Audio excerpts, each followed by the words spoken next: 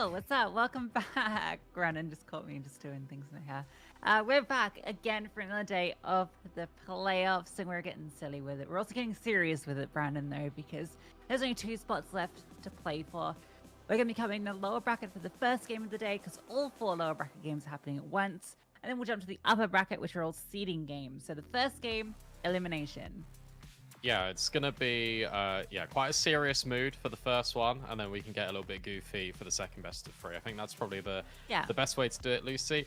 You're right. As we saw 4 teams progress through yesterday immediately, which is really exciting. There's a lot of sort of expected results. I think France making it through was a very expected one. The Spain-Portugal game was really exciting, and Spain actually were able to beat Portugal in a 3-map affair, so they're qualified through as well. Obviously, Team Poland made it through, and Team Sweden. So they're the 4 teams, obviously joining the Netherlands because they won the IESF 2023 championship last year, and now we need to just be on the hunt for 2 more countries representing their regions all over in Riyadh towards the end of the year. And we're going to kick things off with Portugal versus Slovakia. That's going to be a very interesting game. But I guess before we get into that, we can speak a little bit more about yesterday, because we saw some really good Counter-Strike. We obviously saw in the lower bracket as well, Team Denmark taking on Team Belgium, and Team Denmark looked really good. I was really impressed with sort of the youngsters on that team. I think they both stepped up massively. I think Anya as well on Inferno was just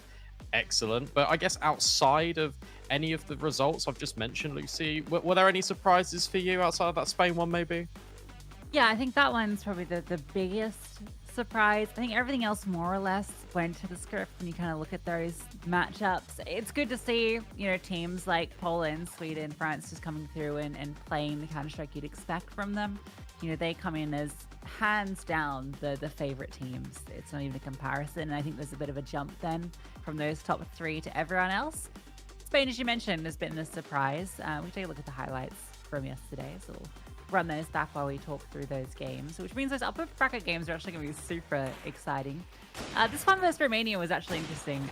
Romania could have won this first map. The second map was all Sweden all the way, but we could see kind of signs of what Romania have, the potential there, and I wouldn't be surprised if they can make this lower bracket run work, because I think they've got a fairly favorable second round game. It's when they have to go up against either Czech Republic or Denmark that it could get a little scary for them. But overall, I was actually quite impressed with Romania. It wasn't just Anna and Melly, and I think that was the key thing. Yeah, no, I think you mentioned it yesterday, but I'll bring attention to it right now. I was impressed with Alexa, a player I haven't really covered too much in the women's scene, and I think she really held her own. I also thought Ratons was really good. We saw a showcase of Ratons in Yash last year, and I think for these players, it's a lot more of like individual firepower, kind of barreling them through across the line rather than like methodical sort of like CS, which we definitely saw out of Sweden, especially on this second map. We saw it a lot yesterday as well for Team Denmark as well when they went up against Belgium. So you're right. I think when Romania get to that point, that's where it's going to be a little bit tricky. But they got the best player in the world, so surely they should be in good hands, right? Exactly. All the individuals are there. It's just kind of making it work. And Sweden was always going to be a tough opponent, because you're just going up against one of the best IGLs kind of in the game, right? Yeah. And such a tenured player. So not to mention all the just individual talent on that Sweden roster. Like, it's not just Giuliano and Zaz. M-San had a lot of really impactful rounds. You were quick to praise her for the high impact of her kills, even though wasn't at the top of the scoreboard. The kills she got were huge in the sequence of things. And in fact, Nia I was also impressed with, just consistently kind of tugging along. So yeah, good squad. For Belgium versus Denmark, Belgium, they needed to win Anubis, and they probably could have if they won either pistol round. But unfortunately, they had such slow starts to both of the halves. The way they got into the game was great, though, with the ninja defuse from Moraltis. And then that was able to kind of inspire something. And they actually put together a pretty good CT half after that. It just came a little bit too late. And they needed to win Anubis to take that series to Ancient. Yeah, no, they really did. And I think that you hit the nail on the head. It was the pistol rounds that really were the downfall, ultimately. Because in MR12, in CS2, you can't not well, you can't not lose every single pistol. Like it's impossible to have a say in the series unless your gun rounds are absolutely sublime. And it's a shame because there are some moments of brilliance. Moraltis in particular on Anubis was just fantastic, and then we move over towards Inferno and it was a blowout. I don't want to take that away from Team Denmark. It was, but Enzi played well. I think Kelly V showed us what she was capable of too in a number of these rounds. And for Inferno, it felt like for Team Belgium there was a lot of nearly rounds, but you can't have nearly rounds, especially when you're already a map down. It's not your pick, and you just kind of get destroyed. This highlight clip in particular, this map of Inferno, this one's going to be quite fast because that's kind of the way the game went. So we've got some new knowledge now about Denmark, which I think is really interesting. So the Astralis have announced their new roster for the women's roster, and KitKat is part of that team. So that actually changes. We were assuming Ramsden was calling on this team, but actually now I'm starting to think it must be KitKat, right? Because she's taken over that IGL role on Astralis. So this is actually a really good testing ground for her. New in that role, wasn't calling on Guild, so I don't think so. Anyway, yeah, this is going to be really, really interesting to kind of see how Denmark goes further when you now have 3 core members from the Astralis playing together. I'll go one step further then, and I'll build on that point. It's even more exciting that we're getting Ramsden performing at this level, because if we're getting this Ramsden performing nationally, with the sort of the high ceiling with this AWPin, that gets me really excited for when we move back just into ESL Impact to see what she can do with NIP, because I know she's not IGLing over there anymore. So if this is what she looks like when she's just focusing on a crosshair, that's a very scary team. Yeah, absolutely. So yeah, Denmark definitely an interesting one to be keeping an eye on. In terms of how the bracket plays out, the lower games, that will all be taking place. In fact, let's just tell you what games we're covering, and then I'll tell you about what other games are going on. Let's take a look at that schedule. Our first game is going to be in that lower bracket. So it is going to be Portugal versus Slovakia, which is a really exciting one. Then we're back to Sweden later, and that's going to be a clash of the Titans. Sweden taking on Poland, who are, of course, the Na'Vi Javelins roster. And the other lower bracket games that are going on at the same time as this one are going to be Serbia versus Norway, Romania versus Turkey, and Czech Republic versus Denmark, as mentioned. I think that Czech Republic-Denmark one's going to be probably the second most interesting, but I'm really excited to see both Portugal and Slovakia, because on paper, particularly Portugal, should be a phenomenal team, but they're having some struggles. They lost to Spain. They had a couple of hiccups in the group stage. And this Slovakian squad, again, we've got 2 incredibly talented players in Zia and Kat. So there's reasons for both of them to be expected to go far, but only one of them can get through. Yeah, and it's a shame because we are losing potentially some very big names at this stage in the competition. I mean, you've spoken about Kat and Zia. For Portugal, it's Zana, it's D7. Like these players have got a rich history in the women's scene, and they've been sort of towards the upper echelons of ESL Impact over the last couple of years, and now we're putting them against each other. And the fact that it is Portugal versus Slovakia for an elimination game is quite puzzling to me, because it just goes to show obviously the level of the competition we've got when it comes to all the countries competing. But this for an elimination game and not for like a qualification game is a little bit worrying, to be honest. I don't think either of these countries would have thought they would be in this position. Yeah, and for Slovakia, it was a little bit of a rough kind of run through the groups, because I kind of felt that they could have done better, but they also had a pretty tough draw of things in a group with France, a group with Czech Republic, even Bulgaria were looking really good. In terms of how Slovakia performed, as expected, we're able to take wins over the teams you'd think, like Ukraine and Turkey and Austria, but they struggled against Bulgaria. They actually lost to them. That was a really close game. It was one we covered on stream. I think it came down to 1 or 2 rounds, so really, really close, and could have probably put them in better steading. You know, they maybe could have gone straight to the upper bracket if they've been able to scrape that win there, so they have to do it the hard way. Portugal, we can take a look at that roster. As you mentioned, there's a couple of stars, a couple of well-known names. I think the cool thing about this team is it's the kind of reuniting of the OG Bigger Keeper squad, right? We got D7, we got Zana, we got Ida in the mix. And I think what was really cool about that team when they disbanded, obviously no one likes to disband, but when they went their separate ways, right? When some of the individuals left, both Ida and D7 went to different teams, right? Went to Enz Athena and went to Guild, and the other way around, but each of them ended up performing considerably better in their new teams. So when I saw this team on paper with these 3 players, I was like, hell yes, we've got 2 empowered new players, and we've got Zana, who is a superstar. This team's just going to absolutely destroy. But it's been some struggles. Yeah, there has been, and it hasn't felt like Portugal's run really should be the way it is. I think that's a fair assessment because you're right. These really high caliber players. You've got Yun, you've got Katie Jones as well that we've got to kind of throw into the mix as well. But it's felt like it has really been just sort of these 3 players trying to carry the rest of the team through. And that can also be the same for Slovakia, right? If we take a look at their lineup, we've already spoken about Zia, we've already spoken about Kat.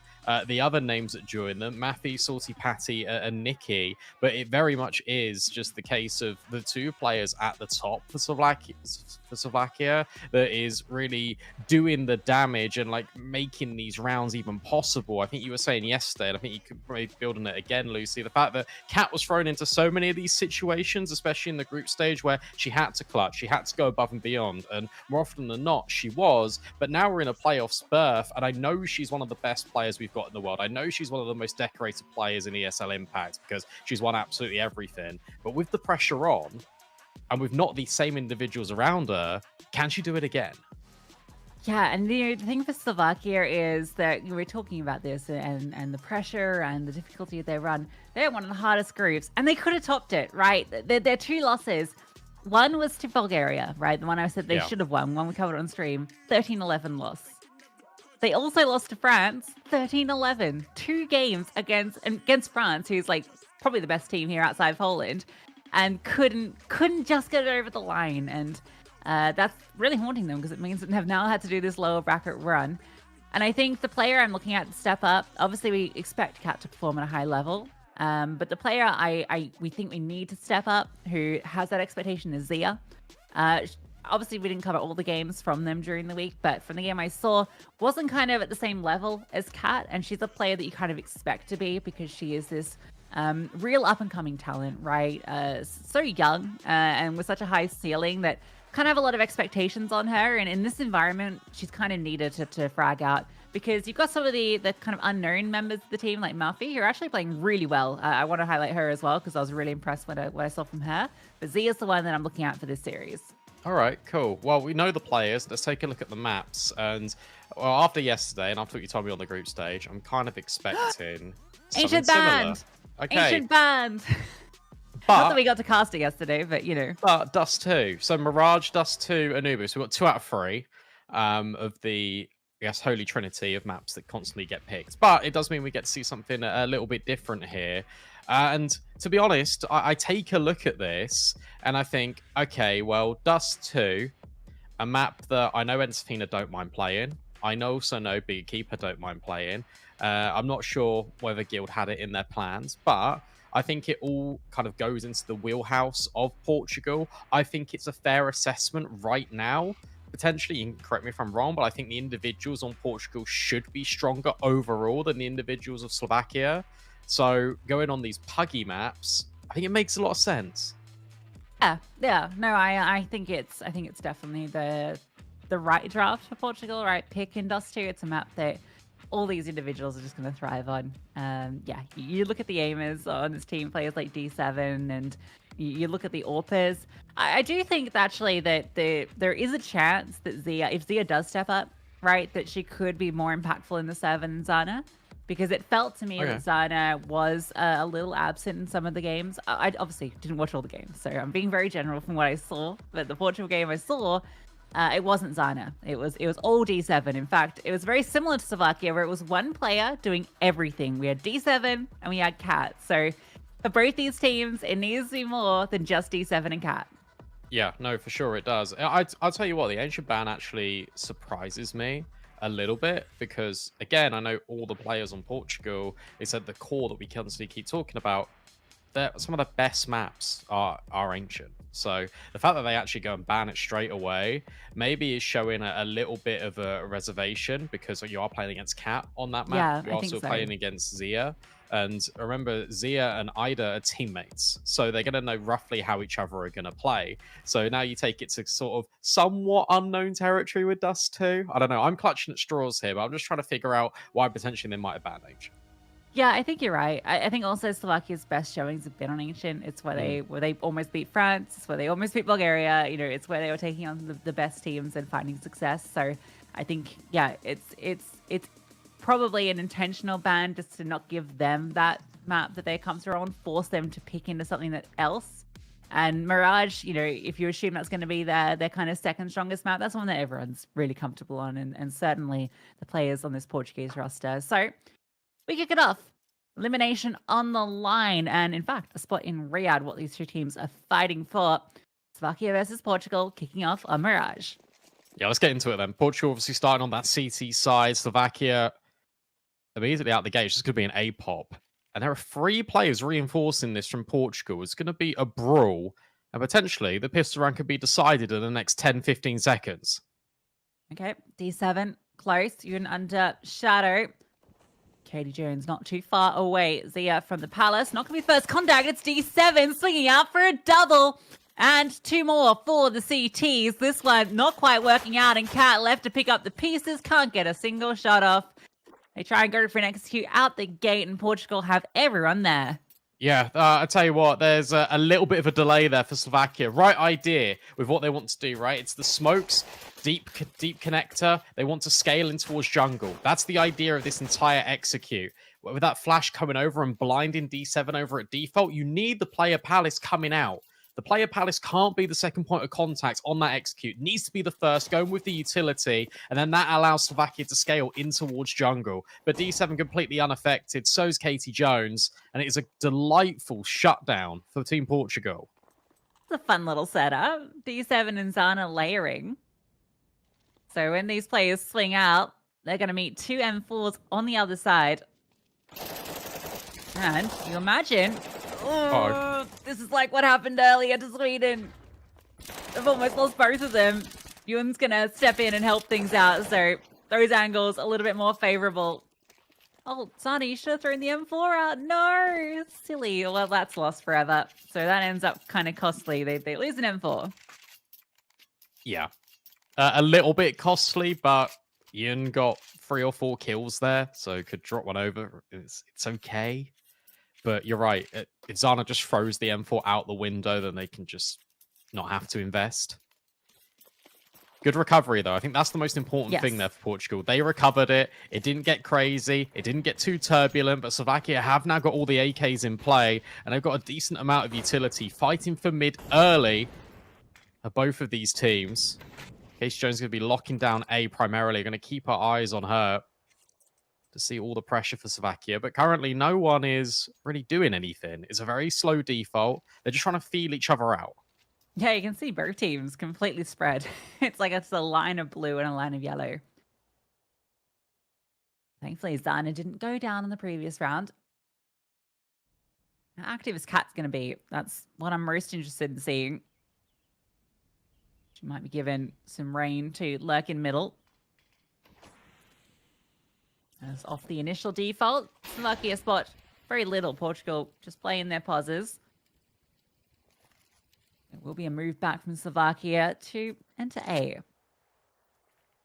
There's not much utility here to really defend this. There's no smokes for Portugal. It's just flashbangs with the utility flying over. Again, it's another tuck right in towards default. Counter flash is brilliant from Ewan, and Katie Jones is able to get 2 kills. That is massive. Now the rotations can come over. D7's dealt with Cat in middle, and suddenly it's a 4-on-2. In fact, make it even worse. Now it's just Nikki trying to survive with 30 seconds. Gun barrel spotted on the first, but there are too many players. That one flashbang sets Katie Jones up for success. Yeah, and it's the exact same problem we saw in the pistol round, right? Where's that swing from Palace? Katie Jones able just to fight here constantly the whole time, and Murphy's just too late. She does get the kill, but she's already lost 2 teammates at that point, and with Cat falling in middle, that was the other kind of critical fight. D7 wins that one, so there's no support coming to disrupt these defenders, and That one falls all right. Slovakia not getting the bomb down at all yet either. Well, I apologize as well. I think it's Catty Jones. I think it's Katarina. So sorry. I'm going to nip that in the bud now, because that's definitely my influence. Which has fallen, actually. Tech9 out. Palace push. A lot of players out and a lot of players dead. Zana cleans up 4. That is huge. Looking for the ace, and she'll grab it. Easy shutdown. It's good to see Zana stepping up. Yeah, nice to see Zana hitting the ground running, 8-0. I had to get to even be needed, 0-0, but such has been the map so far. This little eco ace for Zana. Want to have her confident firing on all cylinders as she gets out the AWP. Zia has the spawn for middle. So this could be the key opening engagement if she's given that fight in middle. The swing and the flashbang's perfect, disrupts her line of fire. Yeah, smoking con means that Yun hasn't got any info in towards mid, and where the double boost came in towards apps, that means that Portugal are a little bit worried, which is why the extremity push is coming in. Ida is now going to clear B and deem it's not clear. Yun re-smokes, or in fact, it goes a little bit further than anticipated. This should still be okay. Double setup in towards Con feels pretty nice. Yun ahead of this utility, taking the first shot and finding it on towards Cat, and now D7 can spring up, but not required right now. Zia catches Ida on the lurk. Gotten very active with Zana holding the deep line with the AWP, and it was enabled to go forward, and Nikki catches D7 getting interested. Zana's AWP fires off. So 2 and 3, Slovakia in the best position they've been in a moment. As long as you don't give Zana chances, especially in towards middle, where she is looking for this fight. Catty Jones does rotate to ticket, so she'll be in the right place. They're separated from a teammate. You can just see that jump up about to happen, and you can visualize Zana hitting the shot. But you don't need to visualize it. It's right on your screen in front of you. And that's put it into a 2-on-2. Oh. I thought that spam had actually denied. Look at this from Zia. Huge advancement. Tries to dodge the flash, and she does, but goes straight into the bullet of Zana. And suddenly Matthew left all alone. Just versus the AWP. A wallbang, a spin on the flash, but it's the AK that prevails. That's a really important round for Slovakia. It always felt like they're in control. Zana tries her best, but it's not enough.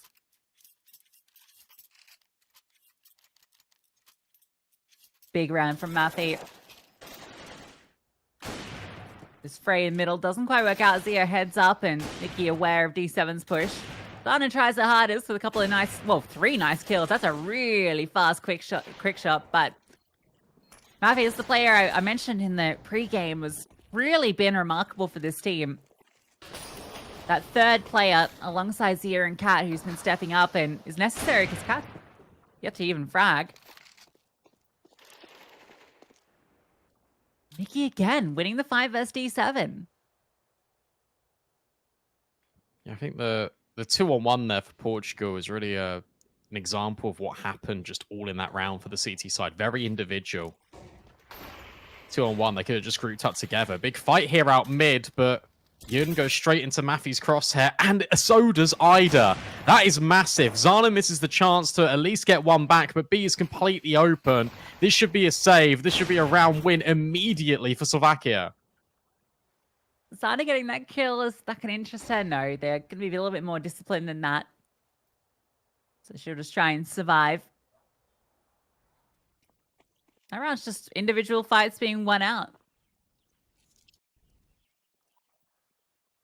Bit of a brawl in middle. Portugal try and wrestle back control with a little play through the smoke, flash over, but it's always a bit of a gamble, bit of a 50-50 as to which way you try and fight from that one, and doesn't work out for the CTs. Mafi continuing to be an absolute menace, and that's going to be massive for this team.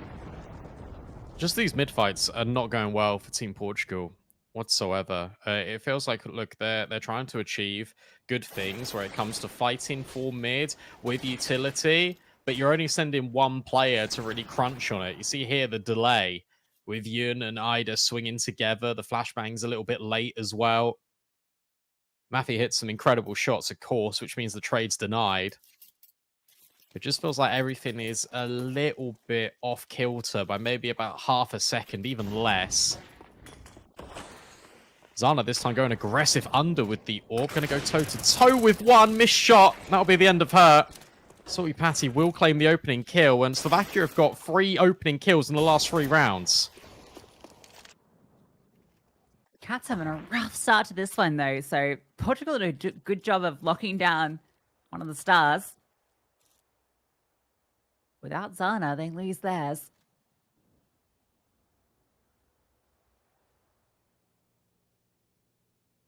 Looking like Slovakia want to move back to A. Oh, Mafia, she heard those footsteps. That's a very fast run back to ticket.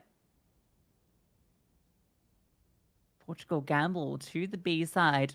Going to be the wrong read on the situation. Caddy Jones going to have a lot on her shoulders, but D7's going to clear this very soon. And that will allow those rotations. So Slovakia need to get a move on, and they start to strike. Utility over the top. Zia spots that ticket player. Smoke in jungle. The rotations are fast to CT. Bomb isn't down. There is time to work with. And Utility, they can lock off this position. A smoke, a flash, something just to give them room to get this bomb down. Look at the flank. The Observer's caught it as well. D7 right in the back lines. As long as the CT players just start adding a little bit of pressure, no one's going to be considering this. D7 starts to make a move, and she got them all lined up. Free, but Maffy, in the meantime, has dealt with the rest of her team. It's a one-on-one. D7, Salty Patty, and Salty Patty's right in the open. D7's not ready. I said that Portugal needed to stay alive, and that didn't happen whatsoever. Despite the backstab, Slovakia is still running away with a round. Like it was the perfect timing. That's such a beautiful spray from D7. Like what a crazy triple kill from her, but it just wasn't enough. Everything looked like it could have been there. But D7 can't do it all alone. With losing Zana so early, felt like she had to. That's completely broken Portugal. Slovakia are about to equalize. That's without Cat online. And that's important, because the moment Cat gets online, it starts to get even worse, potentially, for Team Portugal. Although, Yun, that's a nice shot. And she's found another. Hang on a second. This is getting a little bit out of hand. Looking for the third with the Deagle, but there strikes Cat. But it might not even matter. It's a 4-on-3. Oh, dear. That's D7. so nice. That's a crazy shot, and this is going to be heard. They can get here quickly to try and support. The orb picked up in D7's hands. Doesn't matter that there's no armor. She can try and hit the shots. Ida gets hers. Oh, onto Nikki. Smoke lands. Bray not finding the kill. They're just trying to overwhelm, trying to run her down. She's stuck at the back of the site, but such little HP on these CTs. Could have been a chance. But it's the pistols. This was meant to be the freebie. And like so many rounds that we saw yesterday, Portugal pull one out the hat. Look at these shots. Just so much pressure being applied here from short. And why I was saying that was nice, not only the shot, obviously D7 being taking away the life of Cat there or on towards chair, but it was Zana running underneath. They had this up-down. Cat didn't know where to pull her crosshair. So it was guaranteeing the kill. And just like that, you can then recover the rifles in towards mid. You can then bring them over towards B. You can lock them out. No bomb plant. No nothing. It has to be MAC-10s. It has to be AKs here for Slovakia. That's going to be one of those rounds that might be looking back on in their nightmares later on. Tipping point. Especially if this one falls flat. Portugal quickly run away with this half. 2 MAC-10s. We try and do something punchy. Indeed, we will see a group up to A. Looking like a hit straight out the gate. Are going to be 3 players present. So plenty of defenders. I like Zana's angle here. Pretty much right at the back of ticket, which means the rifles will be a little bit more flexible on the site. There goes the first wave of utility, and they haven't run out yet. Now they will with these flashbangs. Zana gets the first. Again, from default, that's always been the problem point here for Slovakia. But with Zana being overwhelmed, surely you can deal with the rifles on the site, and you can. Slovakia have made it in. They can at least put the bomb down. Bruce, though, A lot of low HP players, and that's a big kill. D7 falls. You could see the moment if D7 was able to strike with all these players so low. The multi-frag potential was there. Ida gets one. Definitely way into this. They got the money after that free round before, so why not give it a look in? Kit on Ida's back. After hearing this player at stairs, Zia ready to swing off contact, so a decent post plant setup, but Ida caught, spammed out, Zia swings forward, and Zia gets both. Easy enough for Slovakia. After losing the pistols, they bounce back immediately. Where I was praising Portugal's counter utility before in some of these earlier rounds, there just wasn't any of it here. It was Zana taking the contact. She's the one that even finds the opening kill. But then off that, just looks to re-swing. Looks to get involved. But that should be when she's pulling out a flashbang, throwing it over the top of CT and getting the players on default activated. Instead, it's all individuals. Slovakia do a really good job after losing the opening kill to bounce back, get that bomb site, and then set up a really competent afterplant. There was no way through for Portugal after that. And Mafi is sick. Such a good player. Yeah, honestly, has just been the real shining star for this team. And will be tested. Stands up for one with the spray. All dealt with. So a rifle that can be picked up.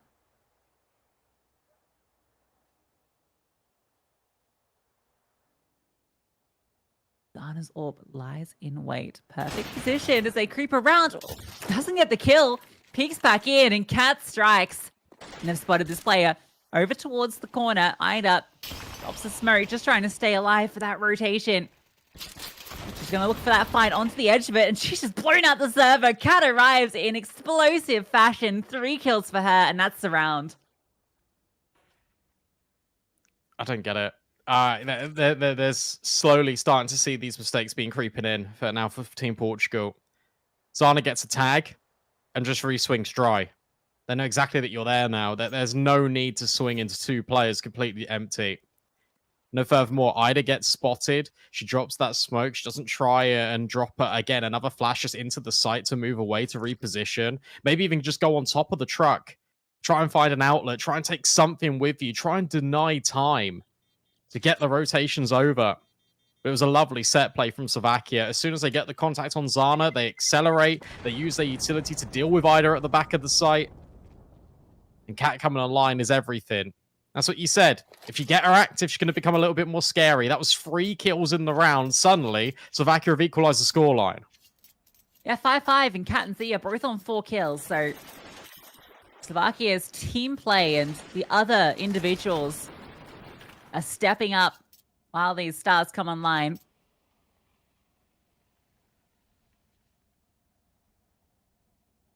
Just don't stumble over this one. You've already had one of these rounds. 2 would be unforgivable. This one's a little bit more bolstered as well with that AK. Brandon, if your team's like this in Face It, right? Someone's got a saved AK, they've got the kit, they've got all the util, and you've got 4 players with, 2.5. What's the call? What would you do? It's one of those where you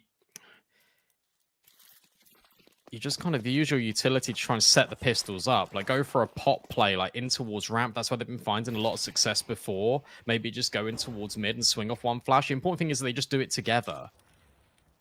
I don't mind. I quite like the fact that you've got Catty leading, and then Yun's going to go in behind to try and guarantee the trade, but that spacing is just so rough. That's not good enough. A little early as well, because D7's on this leg, and yeah, she's just going to be caught. So, but all the utility just wasn't thrown. Yeah, he could have popped that flash down, right? You could have even thrown the utility to a pistol player if you want to go for a play like that where you're guaranteeing your rifles to try and trade. I don't know. There were so many different ways to play that. But that's what they went with. Okay. Doesn't work out. Slovakia take the lead. And, considering how this game started, it really feels like they're the ones that are in the driver's seat. It's their map pick, of course. So, I guess worth noting that. But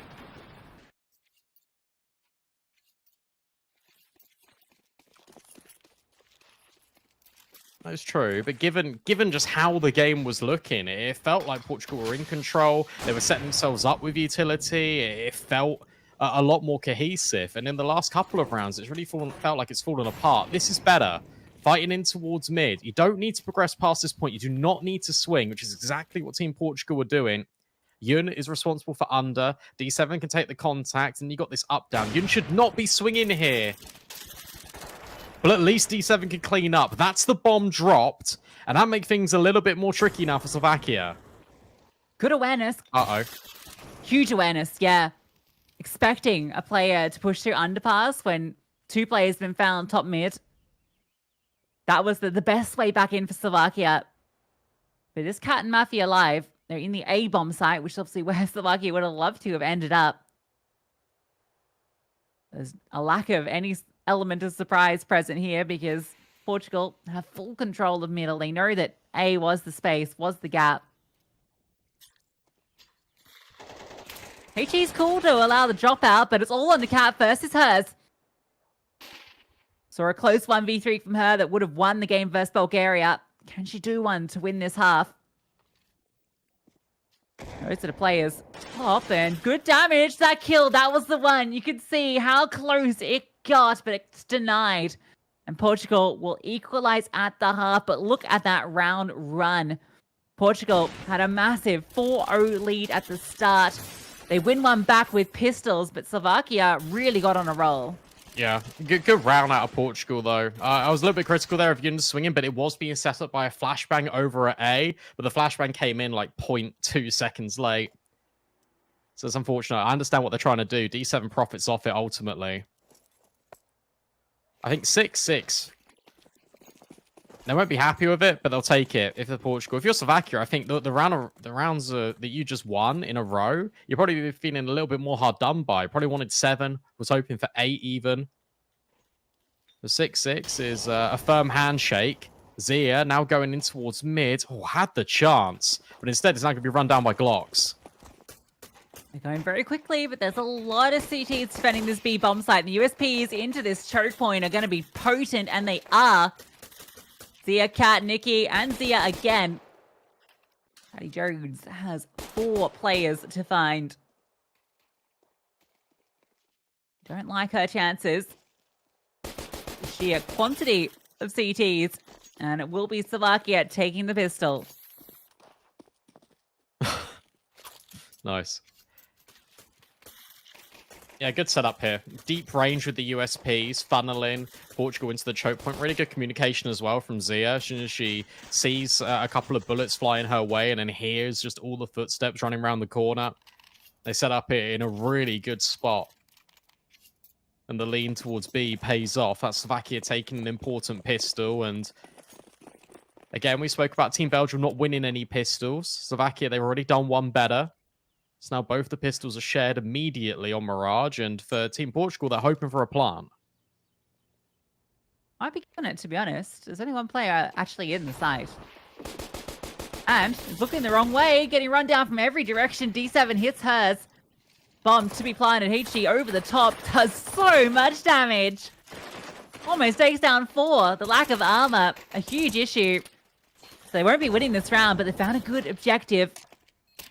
1 kill, a second would be great, but don't think that's gonna... Okay, it does happen, and it's with the MP9. So overall, Portugal will be happy with the outcome. Yeah, this is a very solid round. And also, if you notice, the way that Portugal rushed that, you take a look at the positioning of Slovakia, it felt like Mafia wasn't ready for the speed in which they got there whatsoever. Also, the player in connector, I think it was Kat, while she does come over and she does support, does a lot of the damage, was really heavily prioritizing middle.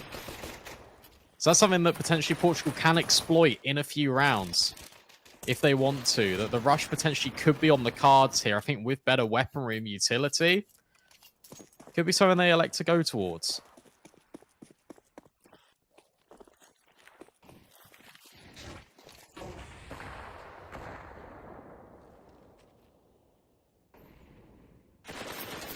Yeah, getting aggro. The MP9, a tough one at that angle. Doesn't fancy your chances. Oh. Yeah, these weapons aren't quite working out. Although, that's a nice little drive-by. sticking around too. And the Molotovs, oh, she's found a little gap. I wonder if that's going to give her any element of surprise. I don't think so, but she's basically locking them out of this side of the map, which is where Portugal really wanted to go. Look at this double ramp push in the meantime. This is really good control by Slovakia. So Nikki has got this extremity. Oh. Okay. But at the same time, look at Salty Patty. Already walking in towards spawn. Portugal know that they're going to have to go mid here. So this is really good positioning, but they need to go now.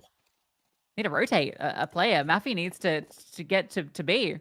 Cat's going to have to do everything and can't get it done. That was a necessary kill. Maffy might just want to leave. You save these 3 rifles. You got a nice buy into the next round. That's a little unfortunate for Slovakia. I can't believe that Nikki loses that fight on Caddy Jones. No, I can't believe it either, but it's really good awareness from Team Portugal. Because once you figure out that Nikki's pushed really aggressively and you've got no control over towards A, well, suddenly you know that mid is probably going to be the gap. You have to accelerate on the positioning and the space that you've got. The only source of space Portugal had in that moment was the B apartments. So that means you have to go into a B play. It was a really good decision to send it Cat, split from 2 different angles, and literally send it in towards Cat. And she couldn't do anything. It's a really important round to win on that bonus, quote unquote, because that was with MP9s in play. Now it's going to be the full investment here for Slovakia.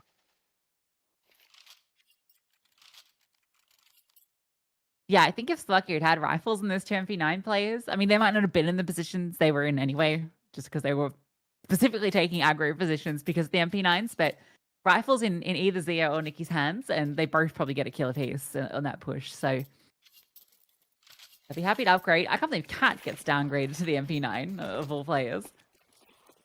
Yeah, Zia gets the ult.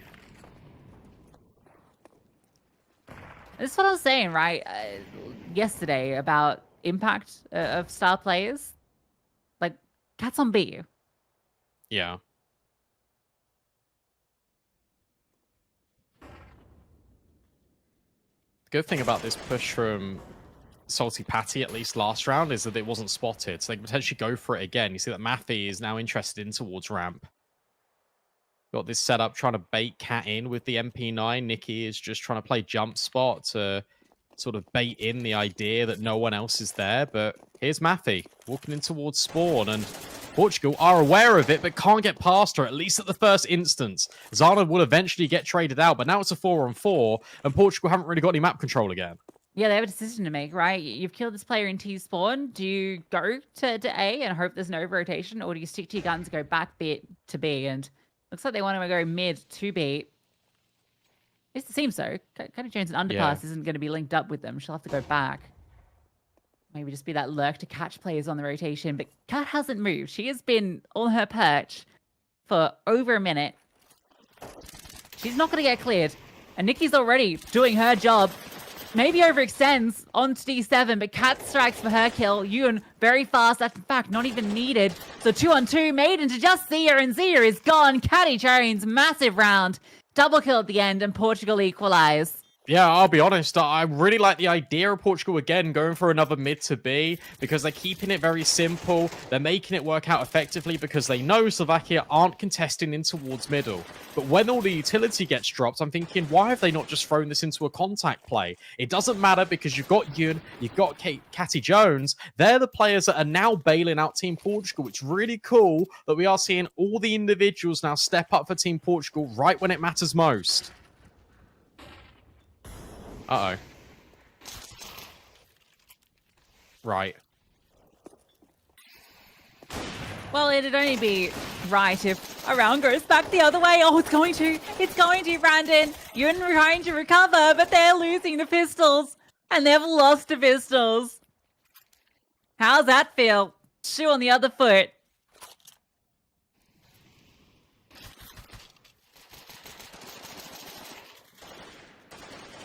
I don't even know what I just watched.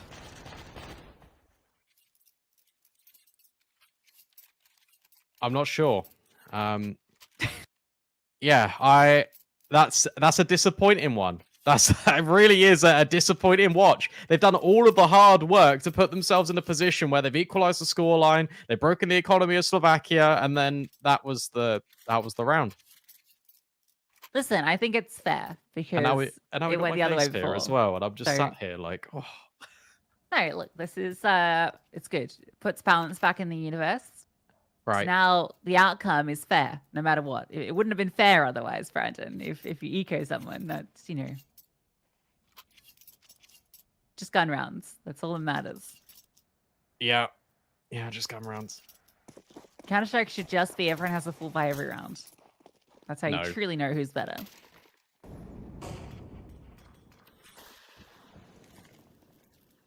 Right, let's see this then. D7 getting aggressive in towards ramp. Matthew looking to take the charge, and she does. Really nice entry kill immediately for Slovakia. And that, again, it's really following like a same theme here. Mid stages in the half. Slovakia start finding these openings. Ida at ladder room. Oh, Will overwhelm Cat. That's a big find. How did she even win that? That's ridiculous. Oh, look at this as well. Nikki's going to have no idea that Cassie Jones is already on the wall towards the end of Apps. But again, this push comes forward from Matthew. Another huge kill found. Now there'll be Apps players there. You killed a player in ladder. Why are you going back to A? They're running all over the place trying to outbrain Slovakia, and they're the ones whose brains are on the floor. Yun and Caddy completely separated, opposite sides of the map. Yun, I think, might not have been spotted because it was Zana that went down and Yun was still running through spawn, but player tucked in firebox.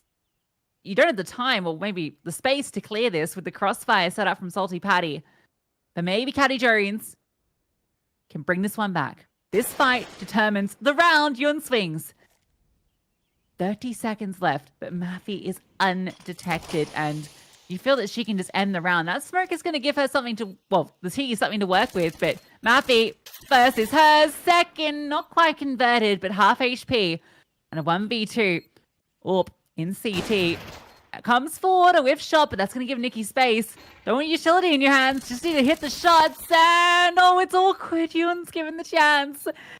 Such little HP, the swing, it's beautiful from Yun, and Portugal pull that one back from the brink. How? How does that happen then? How have you allowed Yun to have this one on free? That makes no sense. This game makes no sense in this second half. You're right. Ida gets control in towards ladder, and then it's so individualistic from Team Portugal, and yet it's an individual that bails them out again. Because Yun has just pulled off a 1v3 that shouldn't have happened, but it did. And suddenly that's your economy now on its last legs again for Slovakia. Weirdly, this works out better for Team Portugal that they got ecoed and then they won the follow-up. Because if they win this, it goes 10-9, then it's an eco, then it's 11-9, and you're potentially only really dealing with one more buy this half. And my brain hurts. Yeah, that one, this is, yeah. Slovakia have been hurting a little bit with some of these rounds like that.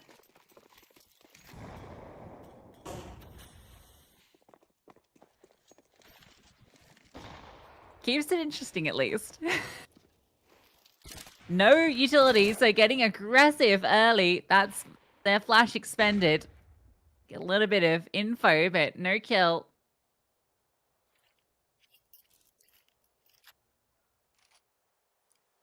I quite like this from Team Portugal because they've realized Slovakia are going to push. They're going to either push B, they're going to go A. This round it was middle. Regardless, they're being aggressive. So what Team Portugal are doing right now is they're waiting for a mistake to be made. D7 is the sole player that's crept, took the mid space. As soon as she gets kind of this break point, that's where Ida can then start dropping her utility. Control can be acquired, and here we go. We're holding for this ramp push. This is so much better out of Team Portugal. And, well, I thought for a moment it was going to be great. Instead, it's Zia that finds 2 kills. Saucy Patty's dealt with D7, and immediately it's a 4-on-2. Zia on this CT side is really doing a lot of work. Immediately makes up for the whiffed shot on the Yun from the round previous with a massive double in ramp. Gets away scot-free, barely any damage done to her.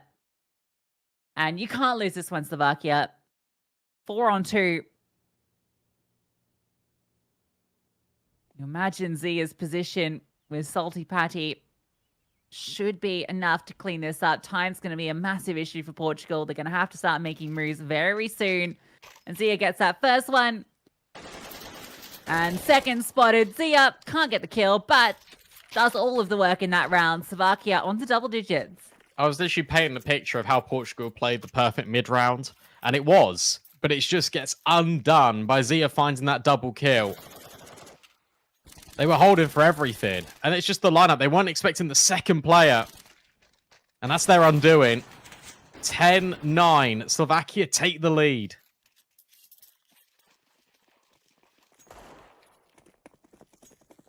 Portugal forced into this round. That's crazy. Surely they had at least single round loss. You'd be having 4.5K into the next round, a minimum. Crazy to force by this. See if it works. There's a lot of bodies here on the CT side. Zia again in a perfect spot. Salty Patty ready to swing if needed, but Zia doing a lot of work. A double kill for her.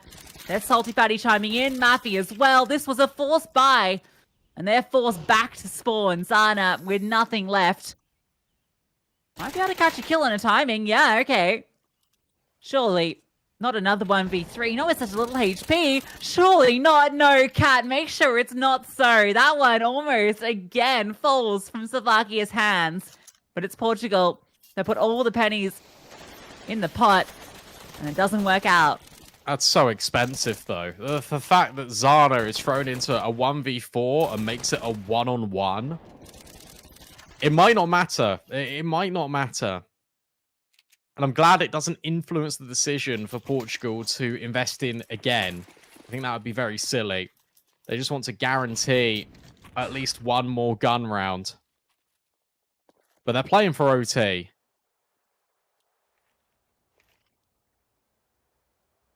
But you're right, with all of them being on 2K, I feel like I should have saved in the previous. At least the economy is damaged on that CT side. But it doesn't ultimately matter right now. Yeah, it's such a crazy decision to force. I don't comprehend it. Could you add about at least 2K to each of these players? But I think they were on first stage. Yeah, so like just over 2K. Anyway, whatever. Decision made. The eco frags get cleaned up. Cat's had a good recovery. 13 for 14 now, and only one of those the eco frag in that round. Considering she was, what, 0 and 7 at one stage, I think. That's map point for Slovakia. Yeah, they've really capitalized on Portugal's mistakes. And also, I think they played a brilliant CT side. Just the amount of aggression, especially in the mid-round, has consistently been catching Team Portugal off. Even when Team Portugal have held for it, it's about the quantity of players that is committed into the idea. And it really is punishing. And now Portugal, they've got to win 3 rounds straight. And Maffy wants to fight mid. Full blinded is D7, but it doesn't matter. She finds the opener, but it's yet again Zia in towards middle, doing all of the damage. And that should be the final nail in the coffin. I said it had to be Zia. She would be the difference maker for this team if she is active, if she's alive. Alongside Maffy, alongside this late stage resurgence from Cat. Salty Patty, Nikki, both stepping up. Put it on the boost. Oh, that could have got out of hand and still can. A 1v2. Made into a 1-on-1. Heichi does a lot of damage. Salty Patty spotted. The spray can't connect. And Slovakia take their map pick. I'll tell you what, that nade is so lucky because it looked like it was going deeper. It hits a pixel and then lands straight on Catty Jones's head for 50 damage. If she had a bit more health, it could have been a completely different story, but Team Slovakia, they deserve that win, to be honest. I feel like too many mistakes being made from Team Portugal. You're right, Zia came online. Maffy had an unbelievable game as well. 20 kills in it. Cat starts to come online. You think, okay, this is what Slovakia are working with. This is why they've made it so far into this competition, through to the lower bracket. We're starting to see everyone just sort of waking up, and that was the same for Team Portugal to certain extents, right? Because Catty Jones had some really good rounds. Yun was top performer. We can bring up some highlights. Yun, top performer on Team Portugal. And Zana, while she had a red hot start, really cooled off. Yeah, I think we're seeing from both these teams kind of the win conditions, and that was what we said kind of going into this series, that it needed to be more than just a couple of individuals, and it wasn't that for Slovakia at the start, but things changed. You know, it was just Maffy chugging along, and she was present enough in those early rounds that it gave time for the rest of the team to come online. And as soon as the side switched, you know, Slovakia really locked in on that CT side. There was a remarkable difference. And honestly, Slovakia, if they'd, you know, been able to win back one of these very early rounds, it could have even been a more dominant scoreline, all things considered, right? They got ecoed at one stage. So, yeah, it could have been even more dominant. So, an interesting game of Counter-Strike. Portugal banned Ancient to allow Slovakia into this. They purposely removed Ancient, a map that they were pretty sure that Slovakia would pick into, given they've been playing it a lot. And I don't know if it worked out. Maybe Ancient would have been better. Yeah, there was also that turning point. I think the big turning point was at 8-8, where Portugal had broken the economy of Slovakia. They're on a full eco, and then everyone just goes one by one into the site, and it's a complete mess. And then we got the cams being put on the screen, and my head is just in them. I actually think if that goes the other way, and then suddenly you get all the confidence, I think this round in particular drains and completely nullifies everything Team Portugal were trying to achieve in this game. Yeah, it's a bit of a rough way to kind of end up losing this. The steam just runs out based off a couple of those rounds. They're getting ecoed, and then the force buy not working out as well. You know, losing that. Well, it's a 1-on-4, so you know it was never high stakes, but it comes close, and yeah, you kind of feel like you've tried everything and it's not working, so the game just sort of peters out at that stage. It's just the first map though, right? We're just getting started. It's the map pick of Slovakia, so expectations were there that it would play out this way. Dust 2 is our map 2, and that's a map that we have high expectations of Portugal on. Yeah, we do, but at the same time, the individuals on Slovakia look very scary. And the likes of Ida, wasn't really performing to the same level I anticipate her with.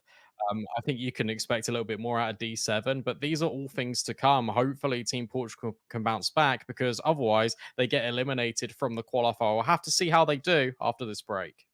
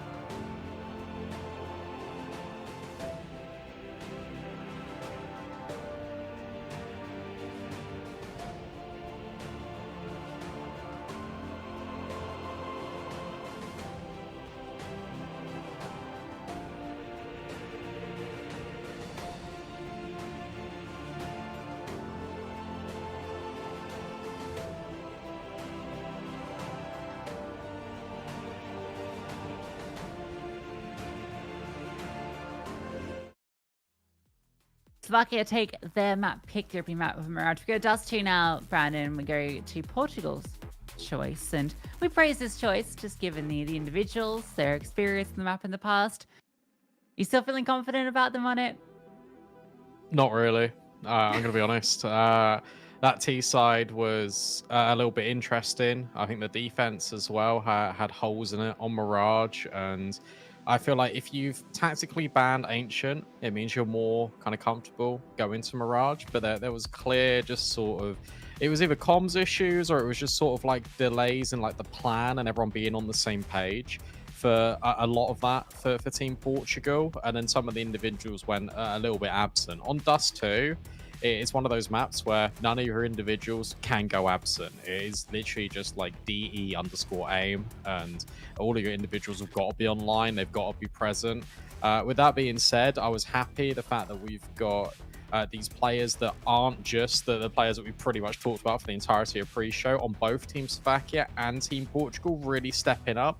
And now I look to this and I think, okay, well, suddenly if you blend in some of the more veteran, experienced players that we've got on this team, if they all start to arrive, we could be in for a really good game of CS. I'm hoping we get that good game of CS because I'm worried this could get really scrappy. I'm worried this could be a complete mess. And I think if it does get scrappy, that's where Team Portugal are going to struggle. Yeah, I think it's going to come down to a few of those key individuals stepping up. And the head-to-head I'm most interested in, obviously on a map like Dust 2, is Zia versus Zana, because it felt like Zia really came online towards the end. She was, I think, second on the scoreboard behind Maffy. So looking at Zana go toe-to-toe with her as we get aggression from the CTs. They're up middle very quickly, looking for the fight, and the Ts are on the other side. It's a 1-for-1 initially. The T's just bail. They're going to head out towards long, seeing all these players, but tucked Maffy hidden behind Car. She can be the thorn in their side. They're not going to clear her. D7's looking that direction as she gets to the corner, but not seeing anyone. Maffy going to have a freebie, looking for the second. She gets it. A massive double up from that corner. Zana's PT50 gets something back, but the bomb not on their back now. That's lost. It went down in that smoke, I think, as well, which makes it even harder to pick back up. Zana in this position relies on Ida. I like this from Ida, though, because she's going in towards spawn. Nikki's expecting a short player. Instead, Ida could walk all the way through CT and wrap up close. And that is something that potentially Slovakia aren't going to anticipate. Kat is checking it. Of course she is. She's going to be thorough on her clears. But Ida's heard this. This gets really weird. Yeah, timing missed by Kat. So Ida recovers the bomb and she comes back at the perfect time. Kit spotted. Is she just going to run to B? Going to pause in CT spawn. This is very awkward. Oh, it's made awful. If she maybe just committed to heading up ramp, that would have been the way back into it, but she dies in spawn and Zana can't do anything from that position. I think there's just too many ideas going on there. I think as soon as Ida gets that kill, she wants to go B. And I think a comm has said we should go A and she stopped. And it's that indecision, it's that split second here that has really cost them. That is unfortunate because I think that the initial attempt to go through the mid doors, catch off Cat, get the bomb, fantastic. And then after that, it just falls apart.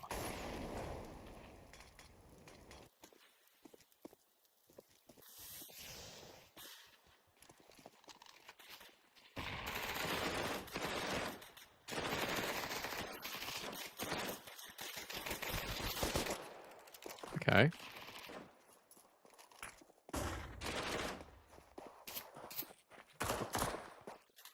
Hang on. This is getting a little bit out of hand.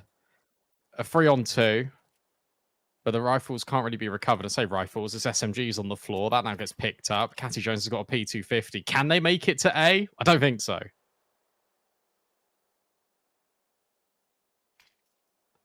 And I might have lost Lucy. No. I'm here. Sorry. Hi. 5 MP9s. Not the coolest bite. And it's getting a little spooky. It looks like it's all going to be recovered. And hey, look, listen. At least you got 5 MP9 kills, but I don't like the lack of rifle. Maffy could have bought one. Yeah, especially on these long-range angles, right? And like, you don't need all that utility. You're going up against Glocks. They're not forcing into that round. No bomb down kind of guarantees is probably just going to be that eco. Regardless, they've been able to get 2 M4s out off the back of it. They've now got all their utility still, but it is definitely a bonus. I like that counter smoke. Now Z is already in lower, looking to challenge and could catch off D7. But you're kind of expecting all the MP9s on show that they're going to get aggressive. Oh, yeah, T7 half checks it, and Zia was spotted. Maffy tries to get aggressive on the other side. Little maneuver to get out. You've lost that first kill, and it's going to be hard to respond. Because again, you just got these 2 rifles.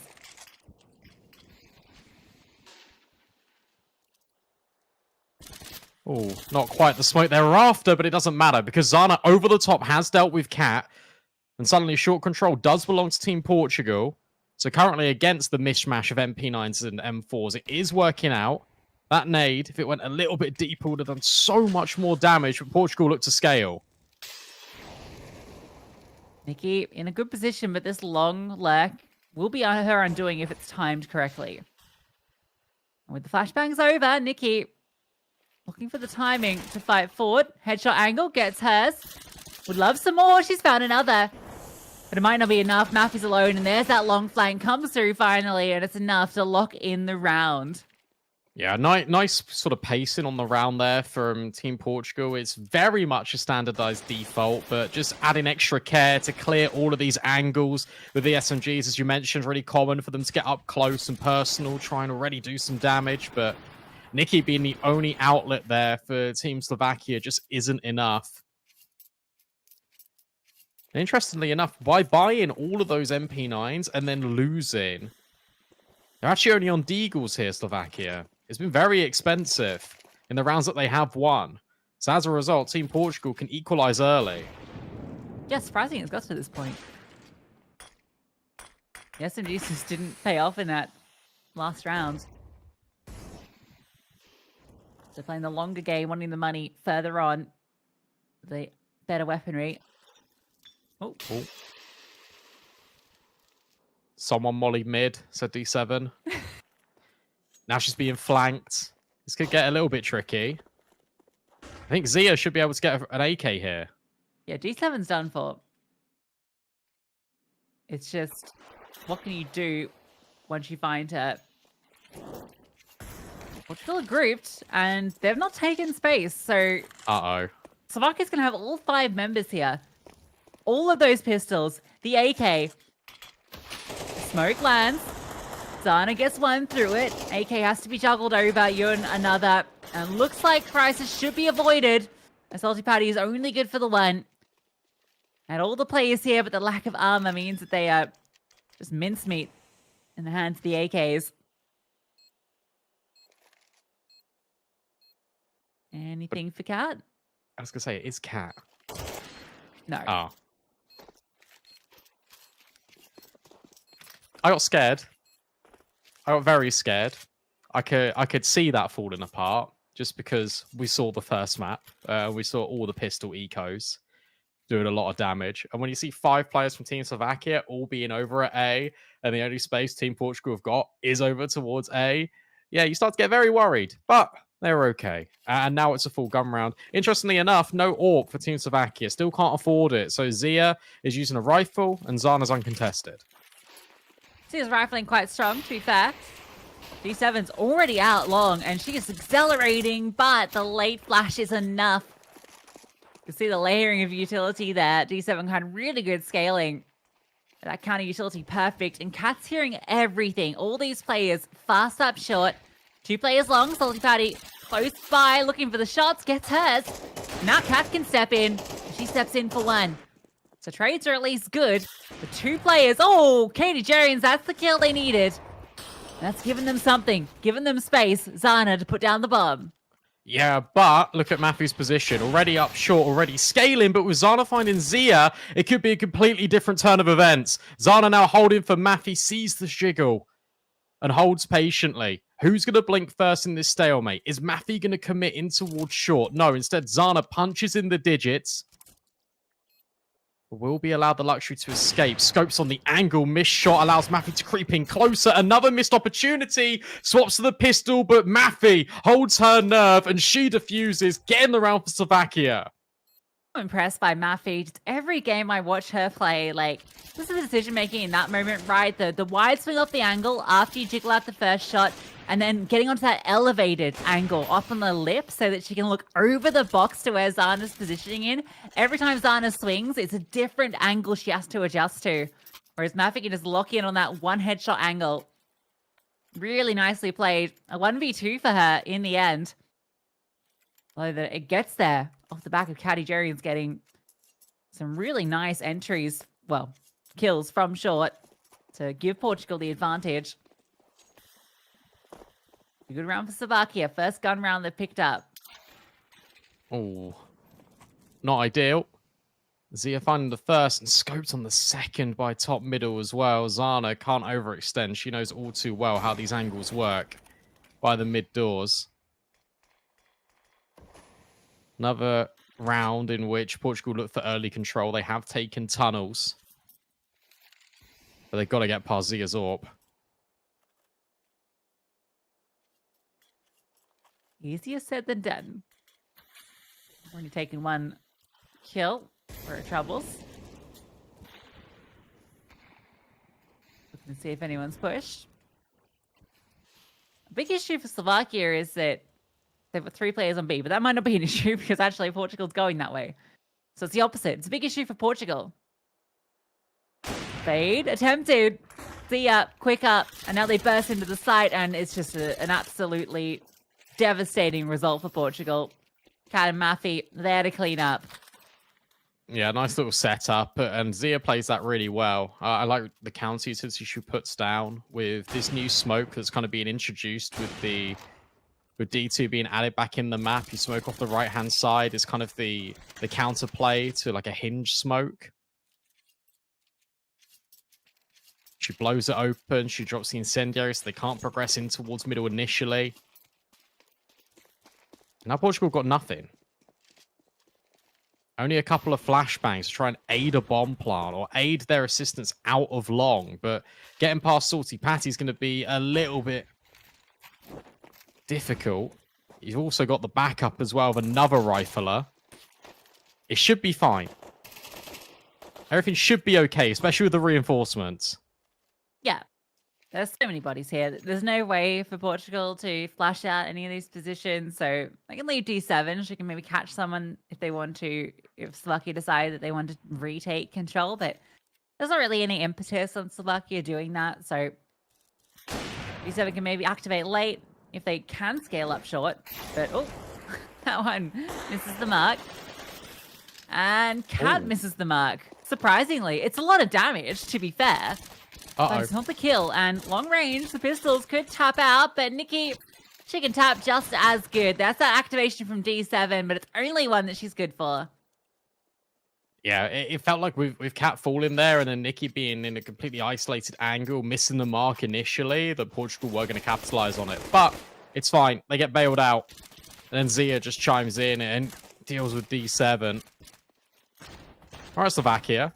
Especially when you consider that D2 is very T-sided. 5 rounds already. They'd be feeling more than happy with that. However, what I will say is that based on what I've seen out of Team Portugal, they're definitely a defensive team rather than offensive. So just get as many rounds as possible, Slovakia. Feels like that can be said for both these squads, actually, in a lot of ways.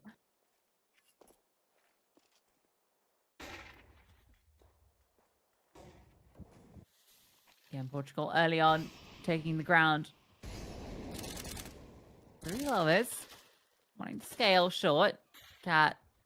Actually not the one that gets the fight. It's Salty Patty advanced in short that wins one onto Ida. So an opening kill for Slovakia. Now you're walking right into the AWP of Zia. Flick up, good jiggle to avoid that shot. She has to fall off. 7 throws the mid to B smoke, but that doesn't look to be the destination. Yeah, Slovakia being a lot more proactive and not so much in their positioning, but like by breaking the utility of Team Portugal, making them feel uncomfortable. Zia's now under threat. Flashbang not good enough. In fact, blinds Team Portugal, but it's a miss out of Zia. Salty Patty still looking at the edge of the smoke, trying to get a kill, but can't do it. And another missed shot out of Zia means that she can be run down. Zana doesn't quite dodge the flash, and instead it's a no-scope. Zia looking for a second, but can't quite make it happen. Instead, it's the 5-7 out, but the kill's not being collected, and it's all suddenly a one-on-one. Yeah, it's some familiar one as well. Zana versus Maffy, and it's almost the exact same positions, but Zana has a problem, and that's going to be the clock. There's flames in Maffy's pocket. She wants to throw them forward. Good HE, though. There's that incendiary. Forces Zana into an active position. Oh my god! I thought Zana was in the perfect spot there. The low HP on Maffy. It should have been an easy fight for her. But Maffy just wide swings her and deletes her. No way. No way that's how that 1v1 goes. You're right. Zana was in such a great spot and she just gets deleted by Maffy.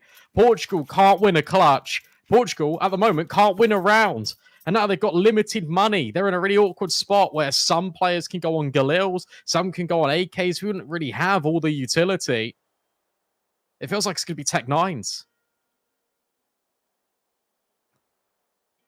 And remember, this is their map pick.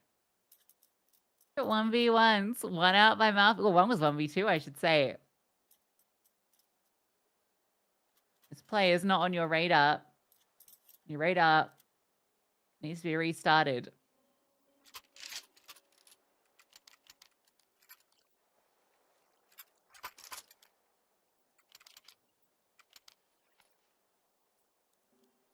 That's a bailout because Zia should have won the round for them immediately, right? I mean, she does get a double in the end, but she had so many opportunities. They have forced. Well, they need rounds, so it makes sense for this investment. And I know the money has got to be kind of wearing thin a little bit on Team Slovakia because every single time it feels like it's a clutch. Bailing them out, double pushing towards tunnels, and Catty Jones can't find a single kill. It felt like she was guaranteed for at least one. Back to short. This has been such a common route for Portugal to take. HE actually does a lot less than I thought. Salty Patty cops a dink. This is messy, but a good incendiary will slow down the T's, force them back. Yunhao's taking good control long. This fight could be everything. If Nikki catches the timing. Oh, Nikki, that was hers. But Yun just edges back around that corner, throws off the crosshair. Maybe Zia can get a kill back. Spots up. And that's a nice shot.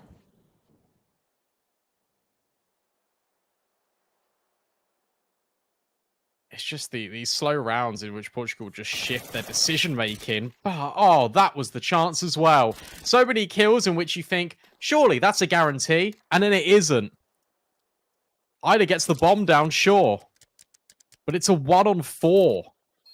Two players are low. There's the first of them. Zia with the AWP as well.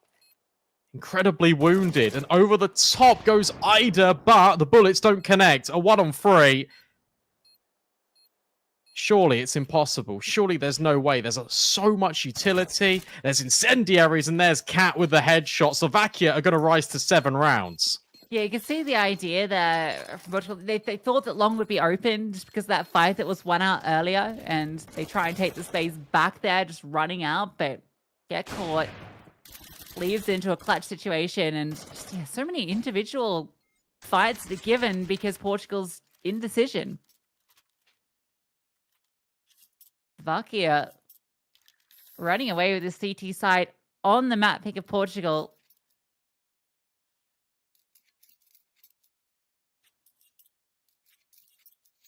We know this is a team, well, not necessarily a team, but a core that in the past did struggle when it came to some of these pressure games. Yeah, true. Cat doesn't. Only good for one on the aggressive angle, though. Good trade. Back to short again. Look at how quick this is. This time it's D7 out long. Zia under an awful lot of pressure, trying to just spot head tops just over the top of the shelf. And D7 on the lurk. Sorty Batty surely is guaranteed the kill. No, it's just the dink. It's not a headshot. It's D7 with both. That is a massive round to put back in Portugal's favour.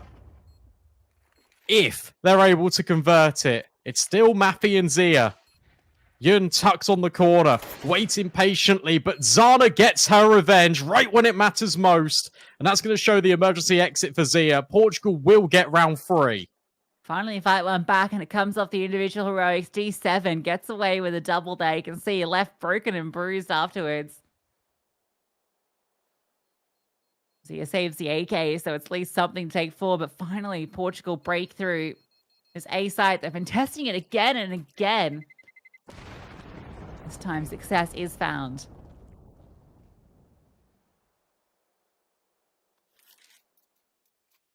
Problem is, I mean, the most they can hope for is 5 on this T side, and the way things are going, I don't know if they'll even get 4. Depends if they win this one. That actually will break Slovakia. So yeah. This is the most important round for Portugal. And I'll tell you what, you take a look at this 7-2. If you are able to stabilize to 7-5, look, they'd take that in a heartbeat. Team Portugal.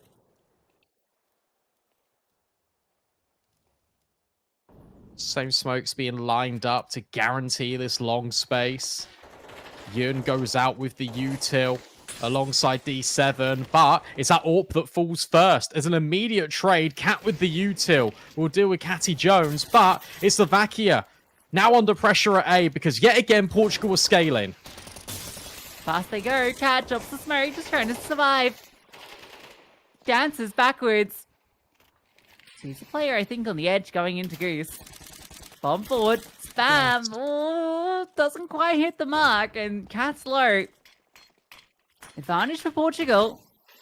As utility falls, there is a way back in. Maffy alive. D7 takes another. And it's all on the Cat. She's got no health. D7's taking names. And she's taken 3. Again, a huge impact round from D7. Yeah, and then some. Because again, she gets dinked. And it's by Cat over at Car. And somehow, some way, she's able to take 3. 9 HP is where she begins all of this. Ridiculous. And you're right, there's that breaking point. It's just MP9s. There's a single M4 on Zia. It's the last round of the first half, so you will expect that force. They're expecting something fast, and they're going to get it over at B. 3, in fact, 4 players have taken all of B. They know it's A.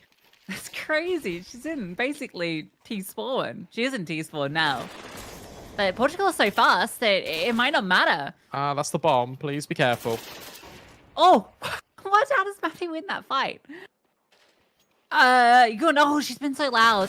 Yun's heard this. Oh, but Nikki now starts to move. Oh, this is weird. This is weird. And Yun, can she get a second? If she does, it's massive, but she falls. So 3-on-3, but they're going back to B. What are they doing? Oh my god. Ida almost falls through the smoke to Cat. D7 walking back into middle. Bomb being planted on B. D7 spotted. Swings back. Nice shot from Nikki. And Ida needs to double her kill count to clutch this one for Portugal and can't get it off the swing. Zia hits hers. It's chaos from Portugal. But in that chaos, Slovakia thrive. Yeah, and that's what we said pre-game. I don't understand it. I really don't. There's a trade out of Maffy. You've got obviously 2 players that are now containing and trying to deal with Yun over at long. Why do you not just go A?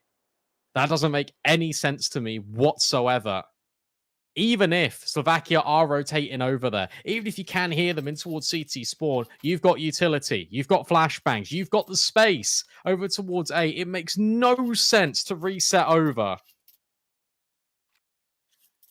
And that's the difference between having a strong foothold back into this second half and potentially your qualifier journey ending in 2 maps.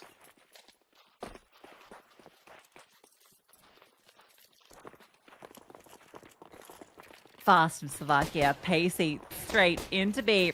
Smoke lines the doors, they're out, but the dualies from Zana in the back corner. They're able to get at least 1.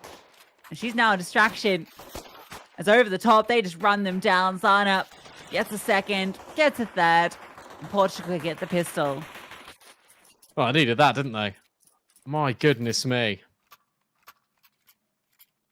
Very sort of standard pistol where you rush B. A flashbang kind of just gets everyone really good counter utility from Team Portugal. Then all the bullets just start to connect and line up. That's necessary. That's a step in the right direction, but Portugal will not feel comfortable until their score hits 13. Thankfully, Portugal have done what Slovakia should have done, and that's overinvested in rifles. They've got 4 rifles. So they're going to be a bit more future-proof than Slovakia were. As long as they don't let too many slip, and a bit of pace in the middle. Ida with that MP9 gets a couple. And D7 adds a couple to her tally as well. Yeah. And again, it's good to see Zana being here, stepping up. 17 kills right now for Zana. D7's on 11, but again, her impact really felt towards the tail end of that T half, getting 2 important rounds for Team Portugal. The issue you've got is that for Team Slovakia, it's a lot more of a consistent effort from everyone. Everyone's performing, everyone's contributing. For Team Portugal, a couple of those individuals need to step up.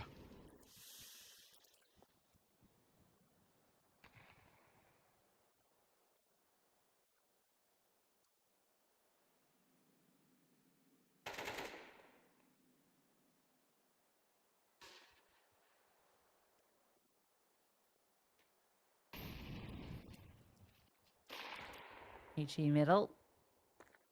Just a little bit. Slovakia not taking too many risks early on their first gun round on this T side. Know that if this one slips by, suddenly that massive lead you brought into this half is dwindled away.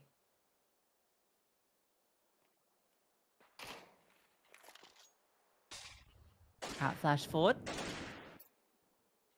And it just tucks. So she's still present. Reflash is going to get her aggressive. Cat's heard that though, so Cat should be aware and yeah, just about able to control that spray. Nice little opening kill. Such a well-timed smoke over at B from Catty Jones, and D7 was there to try and help set up, but because that kill was lost in towards short, that means that Catty Jones is now completely alone, and walking into these players, it might not matter. That's a lot of damage being inflicted onto Matthew and Salty Patty. D7 profits off the first. The bomb still needs to make its way over, and D7 is lying in wait in this smoke. Cat's being a nuisance on that lurk. Oh, that smoke is not good. Yeah, D7 just pushes through, of course. And there's no time. That's the round 1. The bomb had to be planted. There was 10 seconds left. D7 sees the opportunity. She takes it. That re-smoke cost everything for Slovakia. Yeah, it really did. But also huge credit to Catty Jones because she is solo anchoring B after this kill comes in on Ida.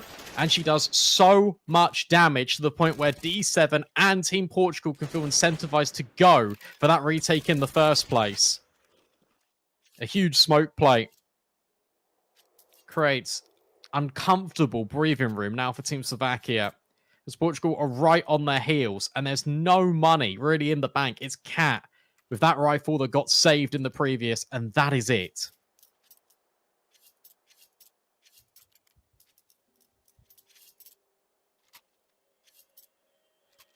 It's now a little funky.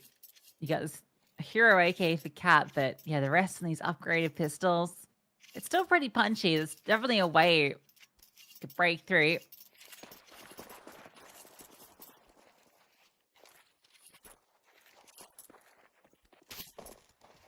Maybe delayed long looks like the play. CT smoke blocks off the doors. Definitely the intent. Yeah, this flash should catch Zana. But hopefully it should set up Yun. Doesn't matter. Orb on the angle, but Cat trades out immediately, and now Yun is under a lot of pressure. So much utility being put forward back by Ida, trying to save her teammate. But Cat with this AK is doing the damage. Ida can't quite get the bullets to connect to any of these players. Yun is somehow still alive, and that's enough of a distraction for D7 to step in at long. Yeah. It's just buying enough time. That's perfectly played by Yun. Honestly, she gets a double as well from that position, but she just stays alive for so long, and you can see how awkward it is for Slovakia. They can't swing on her. They got no smoke. Oh, hello. They got no smoke to allow that swing in to drop on corner to isolate the fight. So plays it perfectly, sits back, buys the time for D7 to rotate, and we're 8 apiece. This has been, so far, a lockout on the CT side. Maybe D2 is just CT-sided. Look at this from Zana. First time we've really seen aggression from her and her orb. Oh, but Matthew's holding, but not ready for the second player. At least that's a trade. But look, Slovakia look to go in towards short in the meantime, but Ida in the perfect angle, distraction from D7. It's more than enough. Ida gets free, and Team Portugal take the lead. That's beautiful from Ida. Had a quite series so far, a hugely impactful triple kill. D7 spamming through the smoke, draws the attention over. If she'd only gotten one there, they could have just accelerated. It would have been game over.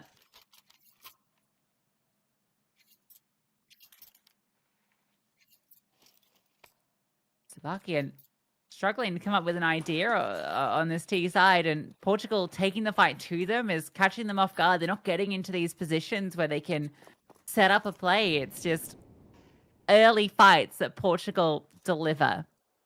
Yeah, and do you know what that reminds me of a lot? Slovakia's CT side on Mirage. And it's what was able for them to win that map. It's a taste of their own medicine right now.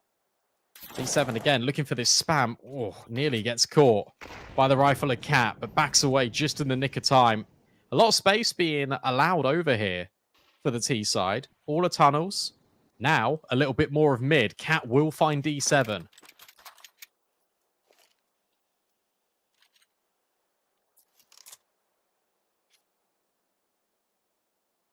Rifle. It can't be collected right now.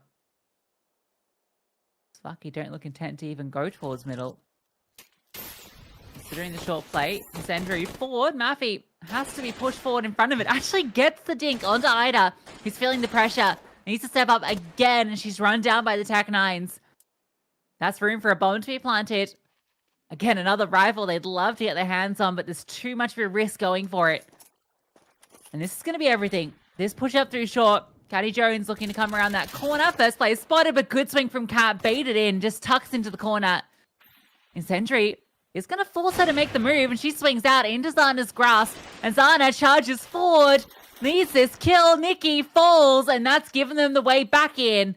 Double digits. Portugal seamless on this CT side. Really well played by Zana. All of that utility. It was even thrown in. Another player that was jumping up there, I think, dropped the HE, Catty Jones. But this was expertly done. And then that allows all of the distraction for Yun to scale up long and just guarantee these kills on players on site. A really effective retake. And suddenly, look, this was 8-4. You're right. Team Portugal, they've come alive here on this CT side.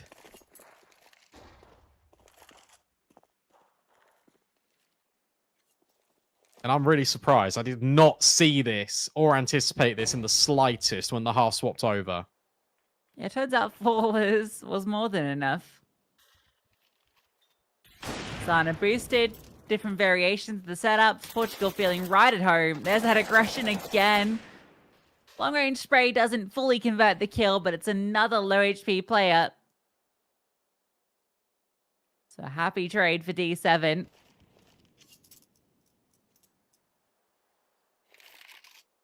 I think the big thing for me is seeing Zana having so much impact.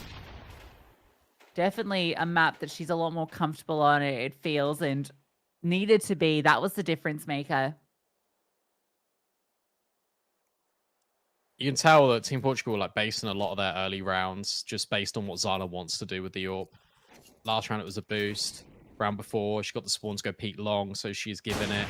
Oh, nearly. Deals with Zia. Zia has another look, and you know that Zana isn't going to peek this angle now because the AWP's going to be trained on the position. And also, the pressure is on Team Slovakia to walk further forward, walk into the crosshair of Zana. Gonna have to cross. Smoke thrown by hand. Oh, that's gonna leave a huge gap on that left side, surely. The fact that the HE gets the job done. Zana's scope gets the second. Zia, good luck, have fun. There's no time. 10 seconds. She can't even save. She's done for.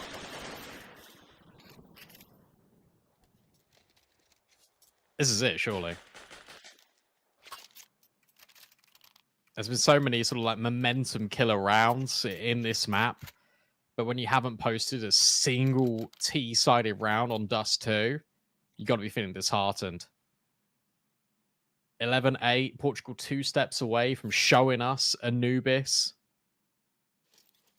Now, of course, you got the loss bonus for your Slovakia. Of course, you can keep investing in with the AKs and get some Galils in play as well.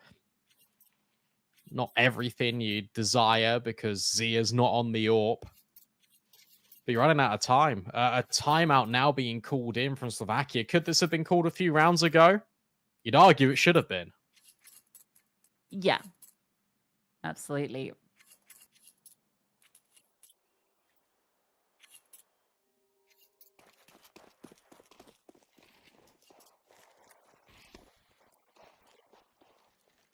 Leaning heavily to be early.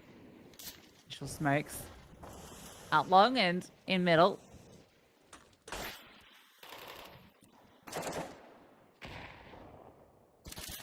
They're just going to try and contact in, and maybe that's the answer. Zia, good kill. Looking for a second. That is sharp onto D7. Slovakia look to get their first round on this T side, and it comes to the back of just contact into B, and Zia hitting her shots. All right, maybe you don't need the AWP on Zia. Maybe you just give her an AK. That is absurd. And now if you're Portugal, look, you've got money. The most important thing is to not panic. You've done the hard part. You've come back. You've basically cemented... Oh my God. You've basically cemented yourself in this third map. Just tap it in. Don't stress. I mean, Zana is chilling, right? If you're Slovakia, you're thinking, we need to make sure we close this map. Because if we go to Anubis, we've got Zana in this form, that is a worry. That is a very big worry. Yeah, this is the Zana that made Bigger Keeper one of the scariest teams, and a big part of how they've been able to successfully get to Lazi's Impact LAN and be a consistent contender. CS2 has felt at times a bit of a struggle for her, but this map certainly not.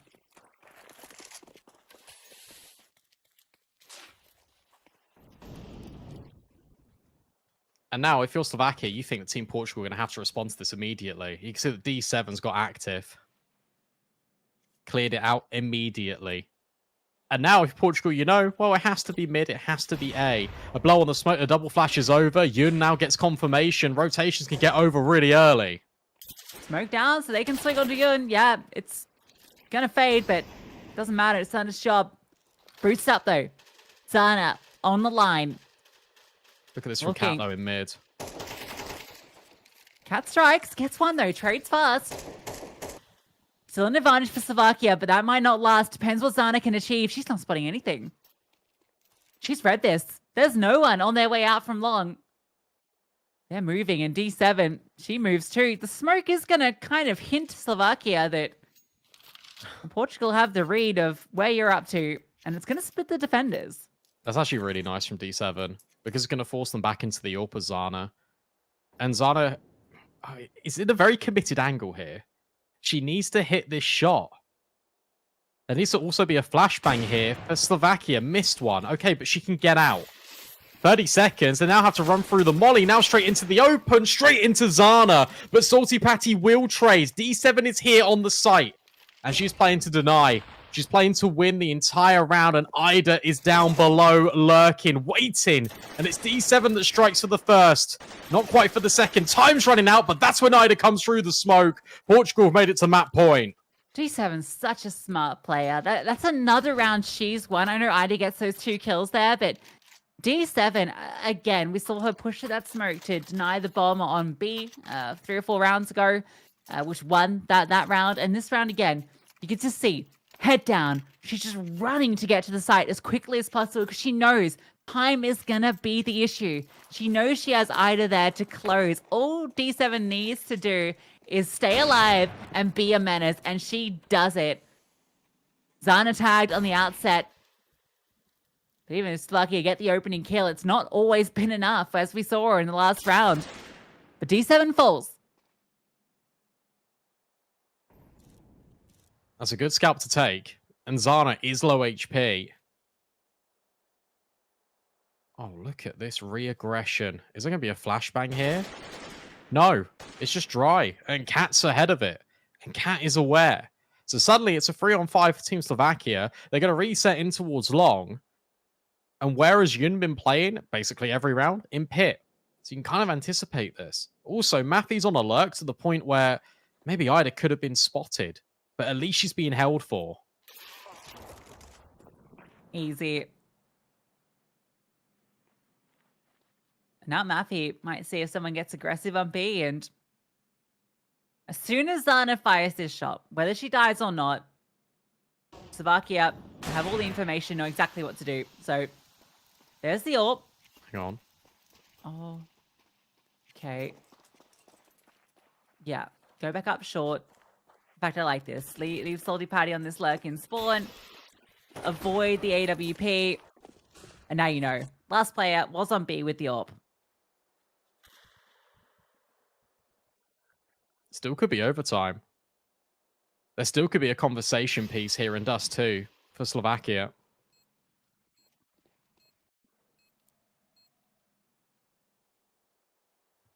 The decision here is to definitely not hunt Zana, because they're going to have money anyway, Team Portugal. You know that. You're better off prioritizing your economy over one AWP. This was the AWP that even got legged at the start of the round.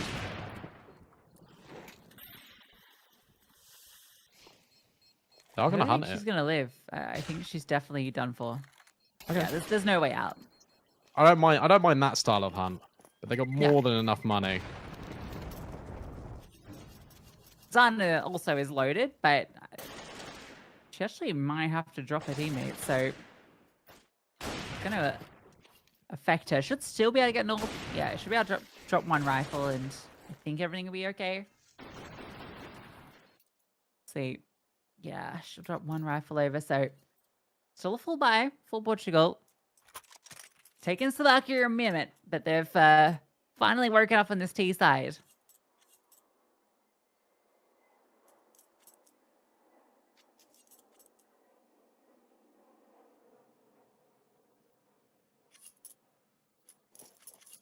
You know what?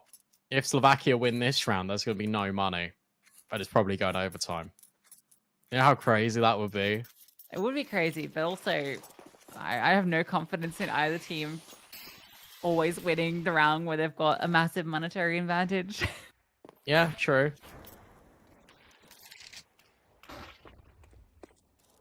That is way faster from Cat.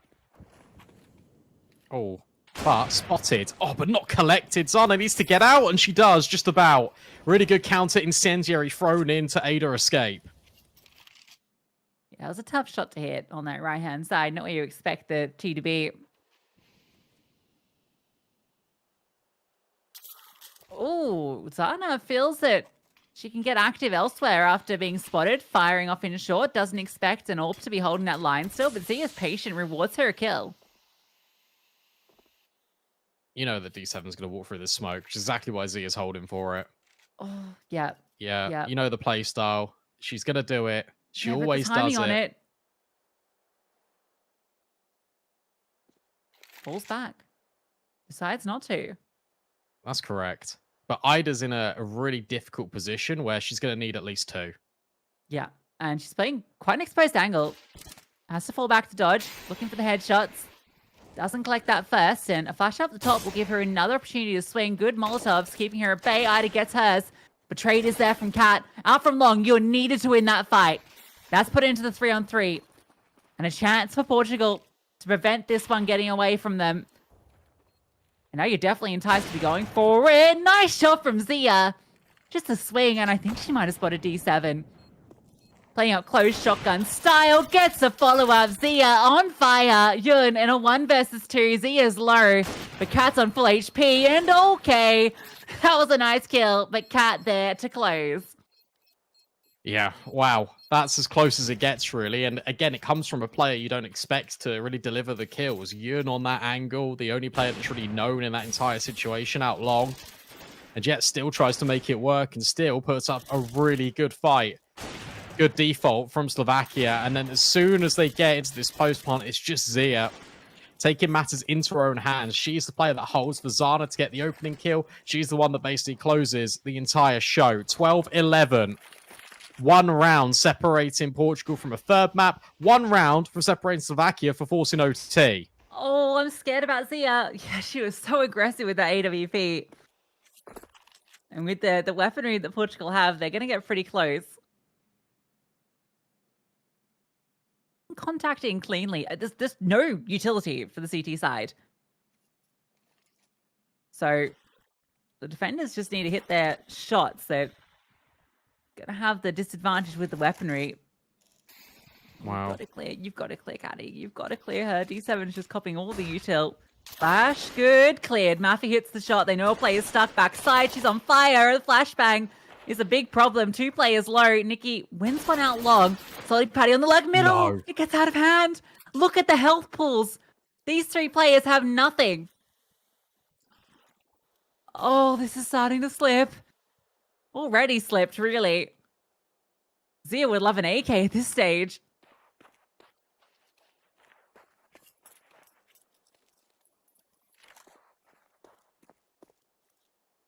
Okay, so resetting in towards B can work here because it's D7 that's isolated.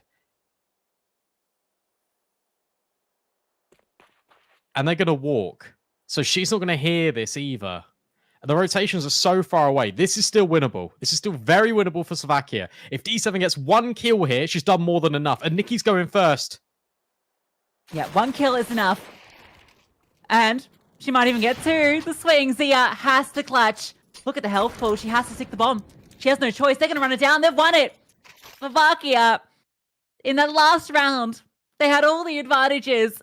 And they fall to a force by MP9s, a couple of pistols, and it's enough for Portugal. I can't believe that. I really can't believe that. They threw like 4 pieces of utility trying to disrupt D7 out of the bomb site, and somehow none of it affects her. And she lives with like 20 HP, just hides behind the box to the point that Ida can come in and swing. And the fact that Ida gets a 2nd kill in towards the mid double doors, I don't know. I don't know. But it's that round that actually, look, they deserve it because of the effort that they put in all of the previous ones. And I know that one's a bit outrageous, and that's a bit of a cop-out thing for me to say because it never should have got to that point. But this was 8-4 on the CT side. They come back, they win like 7 in a row. And then suddenly it looks like Slovakia are going to do it. They're going to bring it back from the brink. They're going to force overtime. It's going to be fine. We're going to shut down Zana. We're going to eliminate Team Portugal. And they just say no. If you're a Slovakia fan, you're not feeling good because this is their 3rd 13-11 map loss. And, you know, the other 2 were in the group stage. So, you know, there was at least they still got through. But you know, this was their chance just to eliminate Portugal and you know, continue on. Obviously, there's still another map remaining, but to have come so close to 2-0ing it and to let it slip at the tail end where you're about to force OT. Obviously, OT would have been its own conversation entirely, but it just took them way too long to start to work out this T side. Like, they lost so many consecutive rounds. It was like, what? 6, 7, 8 in a row? 7, I think. Yeah, before they even found their first T round. It just took way too long. I'm also going to say something where I think if this game ended like 13-8 and Slovakia weren't able to get it going, that would feel better, in my opinion, than getting a comeback, trying to force OT, and then losing to a half buy and making it go 13-11 to a decider. That one is more of a tilter. And now I start to look at some of these players. I'm like, okay, you've got to mentally reset now. That's the danger now for Team Slovakia, is they got to make sure their heads are still primarily focused in this game. Because if you're Portugal, you're loving life. You're on a high. It's a sigh of relief. Oh my God, we don't have to go OT. We did it. But they did the comeback in the first place. If you're Slovakia, you're thinking, oh my goodness me, how has this even happened? And now we've got to go and play Anubis. Yeah. And Portugal is a team that, we mentioned kind of during it when Slovakia were starting to finally get those few rounds going. They're a team that can crumble under pressure, that core in the past. We've seen it when it comes to the qualification matches for LAN. That's when the pressure's on, that the mental has been an issue for the squad, for the core in the past. So doesn't quite happen here. They almost let it get to them, honestly, in those final rounds. They could have been eliminated, right there, right then. But able to get through in the final round. It's enough. They stay alive. They go to a map 3. Now, it's all going to be about whether that reset can come through for Slovakia. You feel, with players like Cat in the squad, with players like Zia, that's possible. We'll find out. Anubis to decide up after this.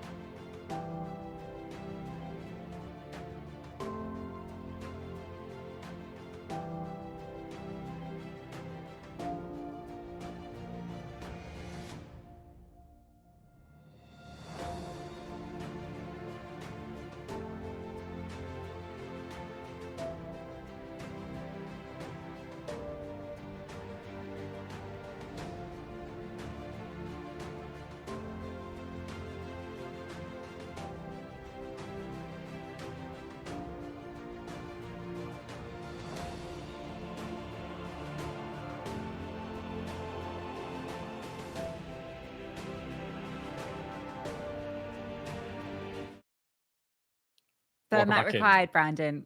Yes. Well, sorry, we both spoke at the same time. Yeah, it's because we're excited, Lucy. Yeah. It's because we're excited for the third map. I think it's the first time we've had a best 3 go with the third map. So, you know, it's good. The level of competition, it's very tight between the two. And Anubis, you got to be favoring Portugal. Yeah, I'd say so. I think mentally, yes. I think the sort of the players that we know a lot more from Team Portugal play Anubis to quite a high level. The Anubis, I would say, is D7's like map. I think this is the D7 map where she pops off the most, and she was popping off on Dust 2. So I would put that as another big tick, right, for Team Portugal. Zana's online, and for the majority of that CT half is winning out the head-to-head against Zia. So that's another one. I already spoke about the mentals. I'm going to put up another finger. Number 4, I feel like it just will be, and that's my opinion. So that's like all of these, and yeah, that's the way I think it's going. You're only on 4 fingers. All right, I'm gonna go on the other side of things. All right. So Slovakia won their map pick. Look good. All right, that's my first one. So that was their opponent's map pick they lost. That's fine. All right. Sure. They were able to bounce back. They grinded back in, so it took a little bit to reset to find their way back in, but they were able to do it. Zia was looking very sharp, and a few massive impact rounds from her. That's big when Zana on the other side is also fragging out. Kat as well alongside her was important. And Maffy, I'm just putting up fingers for each player. Maffy continues to be this X factor for them. Those 1v1 she won versus Zana, who top fragged, big volume. So there's a chance for Slovakia. All right. If you're putting up fingers for every single player, let me just do that as well. Oh, yeah. I've run out of fingers. Okay. Team Portugal. All 11 of them. Yeah, I know. To be from the UK. 135. T side. Going to execute on towards B. And there's only one defender here. It's Catty Jones versus the whole squad. Free plant, evidently. Yeah. Perfect timing on the smoke flash. You're in. It will be a fast flank. That's going to be something to consider. As all our mid players actually went back around through CT, and the fight's coming to them. They just needed to hold, and Yun gets one, Catty another, and D7 has 2. So bomb planted, sure, but only 1 kill, 2 kills found. That was a perfect retake. And that was Slovakia not being able to get space beyond the bomb site. They were completely trapped in. They had decisions about whether they wanted to go in towards Temple or whether they wanted to push in towards CT. But because of those quick rotates, as you mentioned, from Team Portugal out in towards CT, that was denied. You start to feel uncomfortable. Zia goes, okay, well, we should probably try and take some B main space. By that point, the lurk's activated from D7, and Team Portugal, that's a very clean pistol.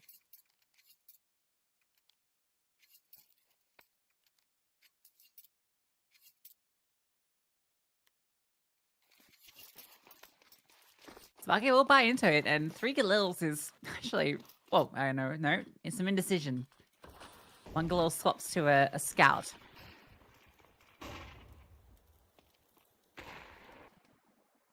Aggression.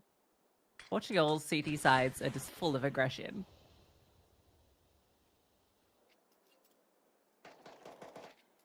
Yeah, and I wouldn't expect anything less. Not the most amount of utility in the world to kind of bail them out of their position. So they're very committed right now, I'd say, are Portugal. Cat swings at the first instance, but it's still Catty Jones to get the first. There's Ida revealing herself, but it comes at a very big cost for Team Slovakia. And that is not a single kill being found, and all of them going the other way. Yeah, this is the force fight too, and you've not got to kill AK. One kill. Yeah. She doesn't even leave the smoke. Just starts shooting. Portugal will be very happy with that outcome.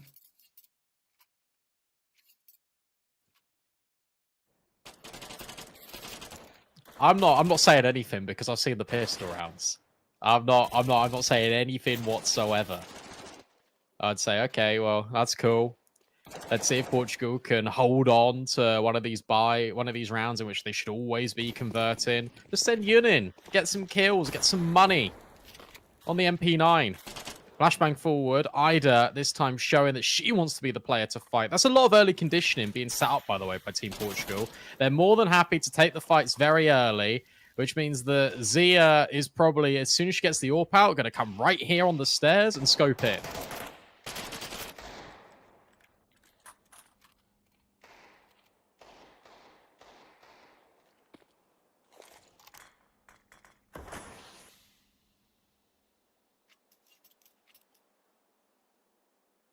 double up in dark, so you don't expect Kat to get much done as she gets close to the PT50, hoping for someone just to overextend on a swing. I mean, Ida is low, so the PT50 can definitely get this kill pretty simply. But the trade will just be immediate, you'd imagine. As Ida actually looks out there. There's the kill. Patty Jones gets the double up and makes sure that one doesn't get any further damaging. Yeah, good to see Ida on the board early. I know that was just against Ecos, but they're all confidence kills, and she was stepping up towards the end of D2. This time it's actually on the other end of things, where everyone is stepping up this time for Team Portugal on the kill count. I'm not going to get ahead of myself, though. We saw this on Mirage, exact same scoreline. In fact, it was one better, 4-0. And then Team Slovakia worked their way into that second half. It's been a story just of the series so far. But now with Zana and her AWP, Ida looks to get aggressive out of B main. And Matthew's the only defender really there holding that ground. Oh. All right. Does deal with the AWP. It's a good start.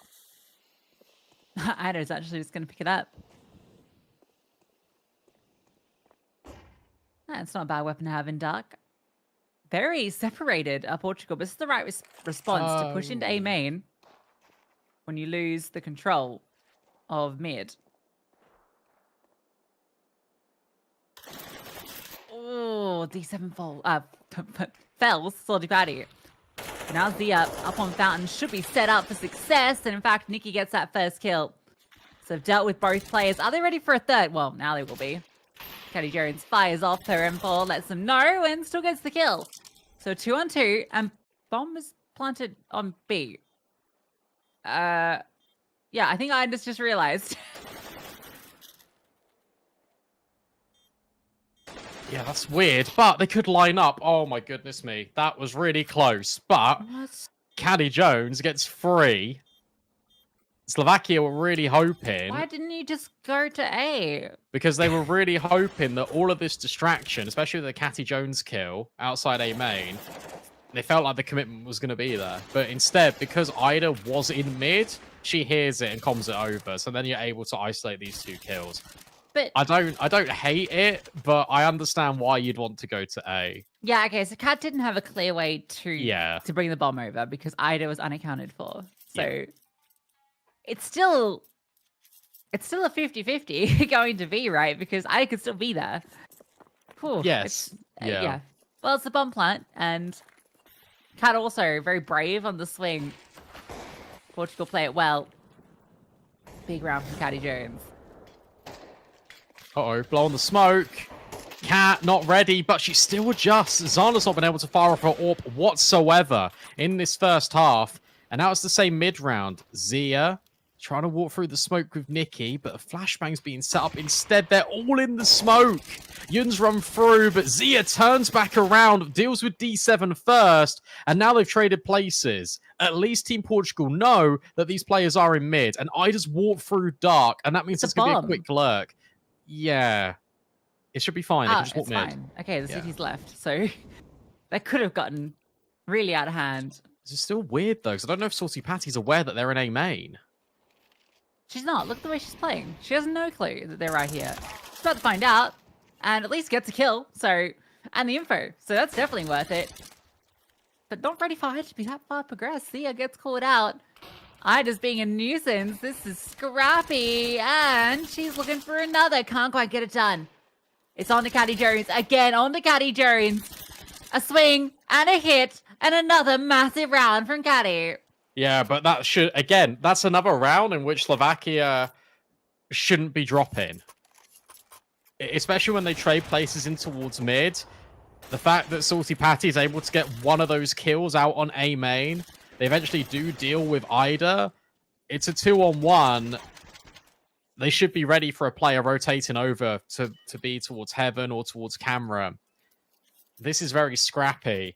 And suddenly it's Team Portugal that are winning all of these sort of like divisive and decisive clutch moments that were going against them in that first half on Dust 2. And this, again, will then play into sort of like the frustration of Slovakia. This is really tough. And suddenly, where you're not piecing these rounds together, where you're not putting the bomb down, you're going to be constantly in this pendulum of, here's a full buy, fantastic. Oh no, now we're on Tech 9s. And it's going to keep going that way until you break the cycle. It's again this T side from Slovakia, like what we saw in Dust 2, where it's just taking them so long to find the answers. These rounds coming so close. So many that they're going to look back on and think, oh, what could have been?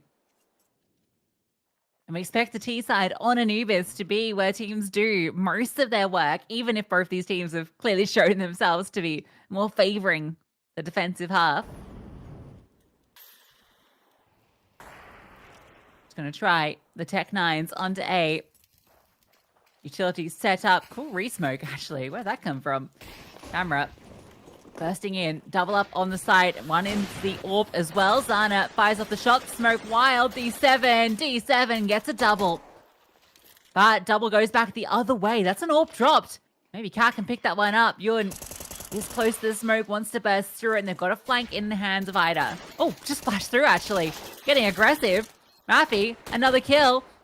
And the Tech 9s, furthermore, the flashbang over, they know where Ida is coming from. She has to get past the AWP. In the hands of Kat, missed shot. Nikki so low. Kat, difficult to support, but Ida isolates it. And another 1v1. Ida versus Kat, smoke forward. There's a kit there right next to the bomb. And she can just stick it. I think she knows. Kat swaps to the AK and it's a defuse right in front of her. Ida clutches up 1v2. Yeah, this is ridiculous now.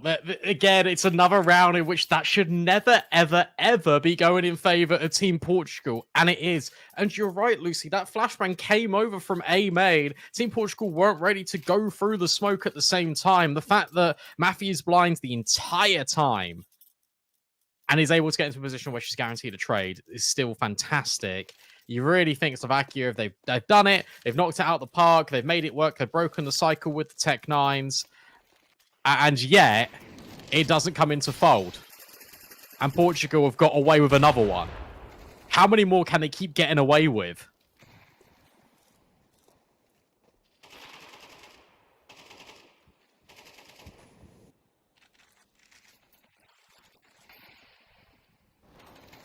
I think it's enough, the ones that they've gotten. That's what, 3 rounds that Slovakia probably should have won.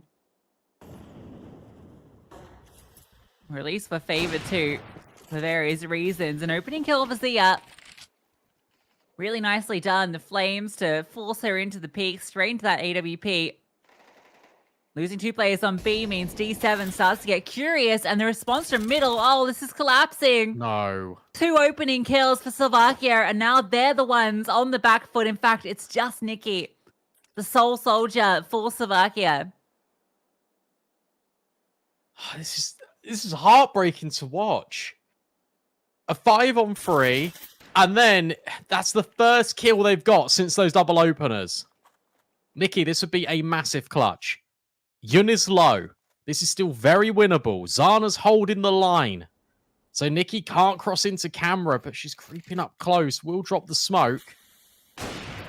So it'll be a timing shot out of Zana.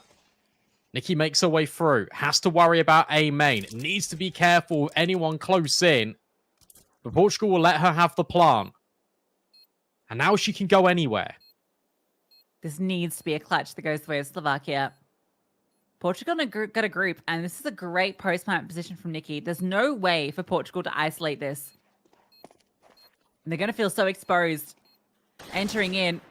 Well, the AWP swapped over. Zana has the rifle. Zana swings, and it's another round going the way of Portugal that just comes down to the wire.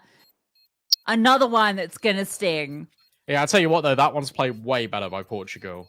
Just swapping, making sure that Zana's the one with the rifle on high HP. You're using Yun as bait, and that's exactly how it plays out. There's no way to go whatsoever after Nikki guarantees that first kill. What a retake. And this was all contact. This was just getting ahead of all the utility. And then D7 activates on that lurk.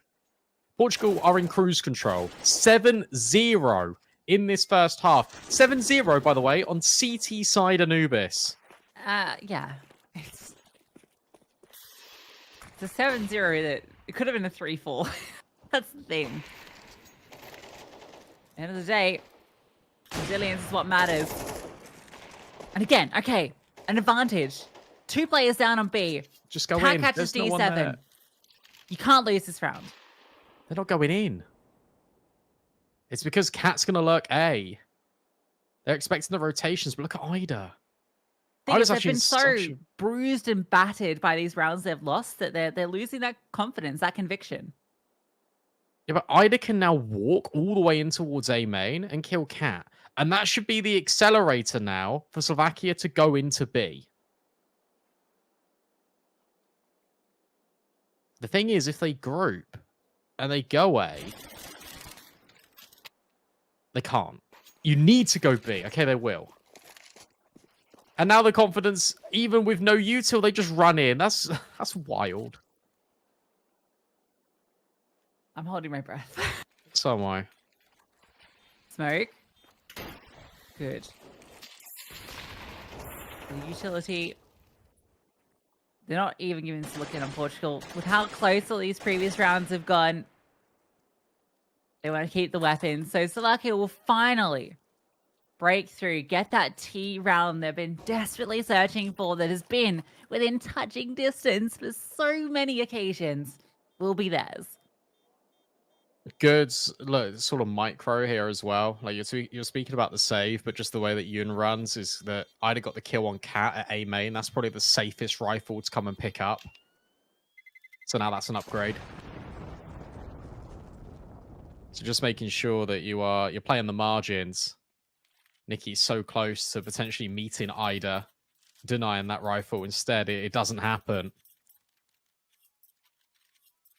Will be the force buy-in, and it's looking pretty decent, to be fair. A lot of M4s, 1 MP9.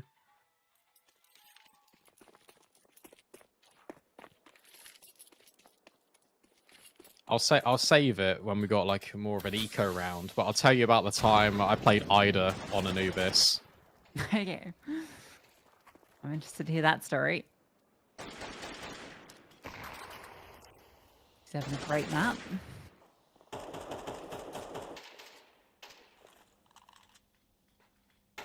going to see, again, a blow on this. Zia was lying in. Wait, how does the... Okay, so I think the dink is like the dink and then the MP9 finished the job. No, it wasn't. It was D7's nade from A. Oh, I see. Perfectly timed. That's cool.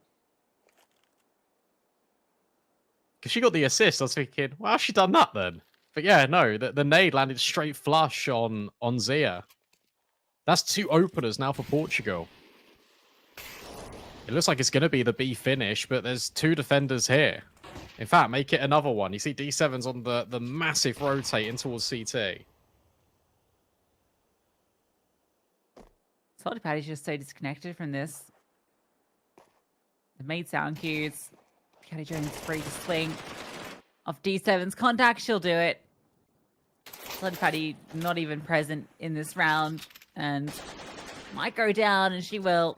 So as soon as Slovakia break through, Portugal respond in kind.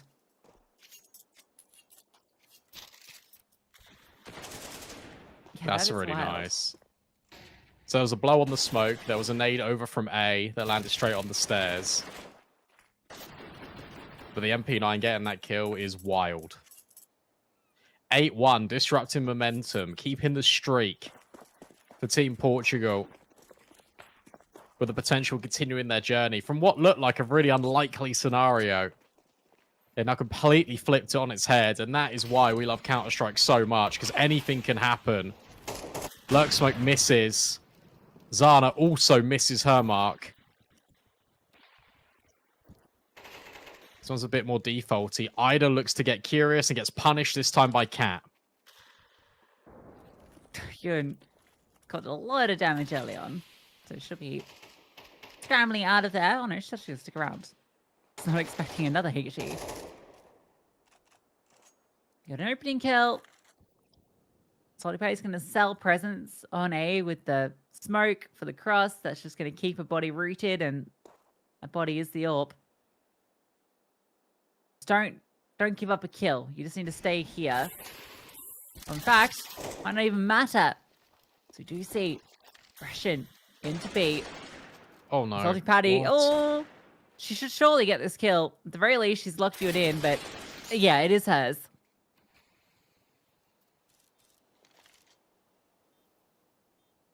Yeah, there is this flank. In fact, there's two flanks. So you got Salty Patty on Zana, which Zana is aware of. Oh, okay.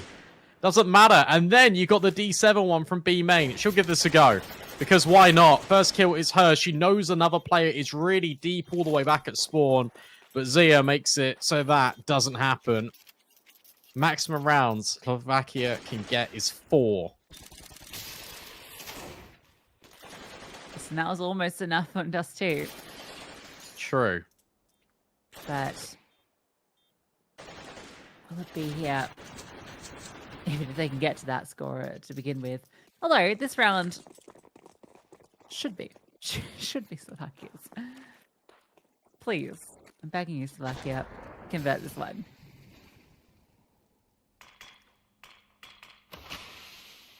This doesn't feel like the right moment for the Ida story. I'm scared. No need to be scared. Okay, good. Yep, everything's okay. Oh. How did that not do more damage? Doesn't matter. She's cooking. Oh, she still gets the kill. But, more importantly, Slovakia have found that third.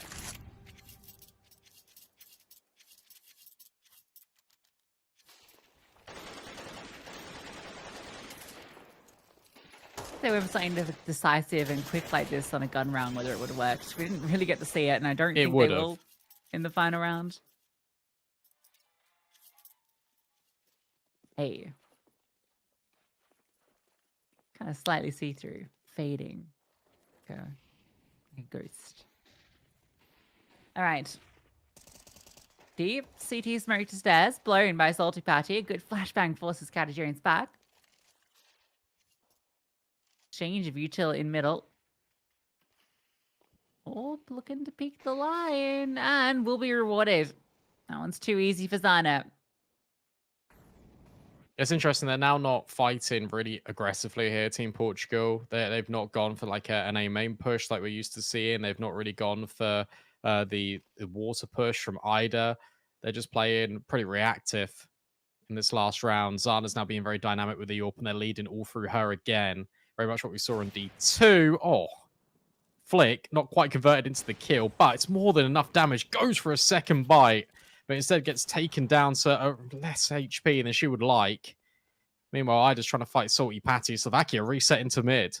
Yeah, the thing is, there's still 2 players on the A side of the map, and you got the fast rotation from Zana to Temple. She is smoked up, so can't get active. This is the fight, though. Salty Patty wins it. Trade immediate. But now the acceleration. And Cat in mid catches that lurk, but Maffy falls with the bomb. Yun is the one thing keeping Portugal in this round, as you see Zia is so low. Cat's going to have to do most of the heavy lifting. And time is an issue. In fact, it might even be it. Because both of these CTs are grouped up with that bomb. You're going to have to fight into it. You're running out of time. Slovakia, you need to go. There's 10 seconds remaining. Why is Cassie You can't win. You've taken too long. It's done. Yeah. Wow. Yeah, you're right. Okay. That's... I'm mistaken as well. Cassie Jones running away is just perfect. So I forgot she's CT because they've swapped positions. But yeah, pretty much her running away just guarantees the round, because even if they get that kill on Yin, they can't pick up the bomb and go. You're completely spot on. That's wild. That's a 9th for Team Portugal. And now they are mere rounds away from knocking out Slovakia. And what a sucker punch this would be. Typically and historically, they've been trading these pistols. And my God, Slovakia need this one.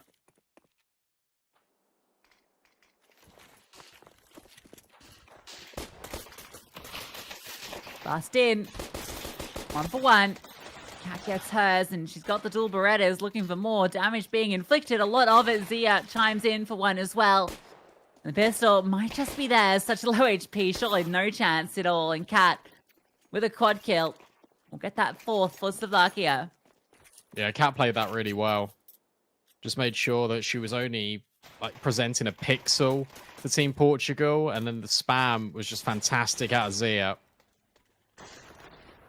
So they needed it, they got it. No bomb plant, no money.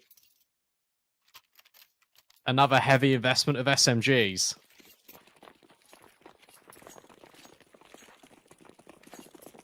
Well, it's a little eco from Portugal. Just a little update, Brandon.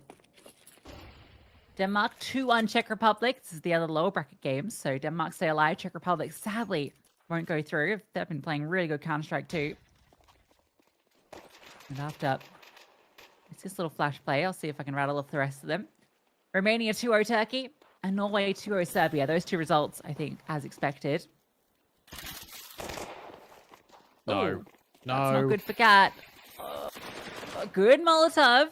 Maffy can't get overwhelmed. Needs to stand strong, and she has. 3 kills. Enough, you think, with Nikki stepping in. Nikki with the double. All good. They recover, pick up the rifle, and a lot of SMG kills. Yeah. Yeah. They did. They did recover. Well held by Maffy. Oh my god. So Denmark on map 3, Ancient, yeah. 13-2 versus Czech Republic. Wow. Ramsden, 22 for 4. Oh my god, okay. Masterclass. She's a beast. Fast mid. Oh, but Zia stands tall, underneath all the pressure and in all the utility. Ida will trade. They know Zia is still locked in middle, but she gets out just in time.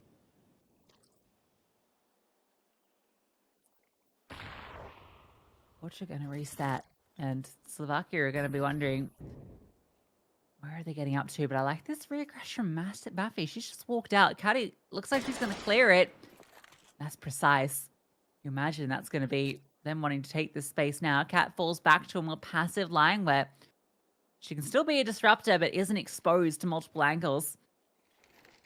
She's going to rely on her teammates who have pushed out A to support, but D7's ahead and is scaled into Dark, although actually does get shot at. So they're fast on her heels, but the smoke, they can't get involved. But Cat's found the double up. That is massive from Cat.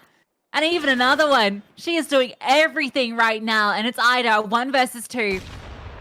Good HE. Further damage, a tap on the bomb, a swing from Zia.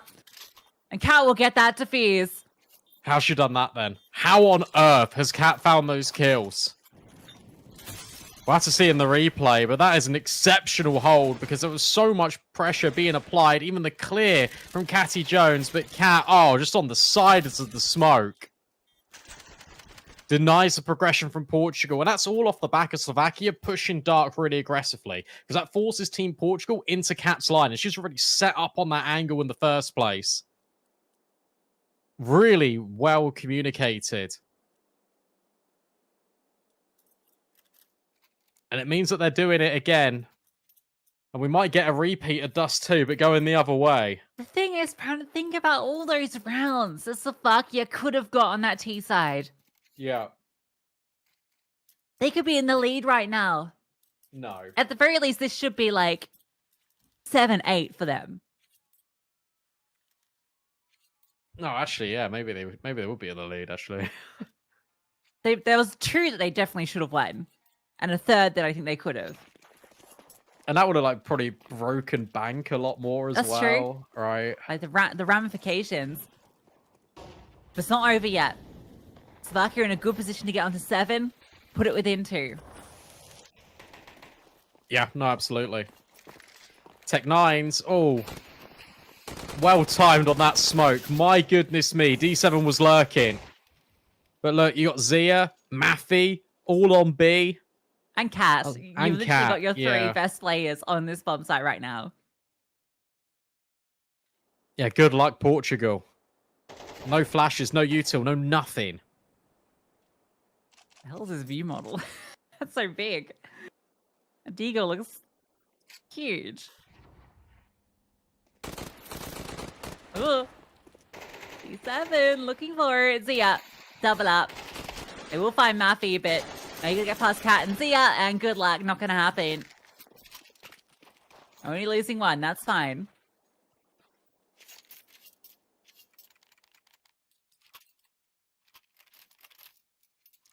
All right, then. 2. 2 the difference. Zia, no AWP AK on CT side. Zana's got hers. That's uncontested. We've not really seen anything from Team Portugal over towards A. So we might start to see that potentially being worked into the default. Instead, it's mid flashes being lined up for a peek on the angle. I think Portugal are really trying to respect the way Slovakia play because they know they're going to push extremities. So they think they're going to have space in mid. Nikki nearly gets caught out by Ida. Oh, so many of these engagements. You can see the scrappiness, the damage being done, but the kill's not found. Slovakia are lucky to have these players alive. Maybe they won't be for much longer. How does Nikki win that one? Reduced to very little, but it's enough. Good timing on the redeploy of the smoke on B as well, because you can see they're setting up to split. Maffy has Cat on her way. They're already up. Flame's gonna keep Cat at bay, and Cat's removed. Maffy only good for the one. A 3v3, and remember, Nikki is low. Smoke comes in at the right time, blocking off these players. Bomb to be planted. That was a really good timing on that exec. Oh. We'll come back to it in a minute. D7 living on a whisker. Zana just about gets out of B main, but now needs to be careful of CT. Yun spots players. D7 swings, but there's Yun for the trade. And suddenly, Salty Patty on 17 health. Might still give it a go. Not with that incendiary. She's out of there. And that's really well done, again, by Team Portugal. Got a comment on that mid round, because what happens is Ida gets really aggressive in towards mid, sees Nikki right at the back, sees another player in camera, knows that they're pushed off mid, which means Slovakia needs to react. And because they've been pushing outside, D7 has taken contact over towards A main. They know guaranteed there's 3 players on mid and A at that moment, so they just crunch B. And they do it with such pace that they're not ready. And Cat's even fallen off to try and reset and help out mid. Yeah, then Cat forces her way in as well, right? Because Maffy needs to be bailed out, and Cat can't get anything done. That comes down to a knife's edge. One of those fights, you know, onto Yun, if it goes the other way, you could see Slovakia winning it. So double digits for Portugal. And if Slovakia lose this one, they're broke. This is the round.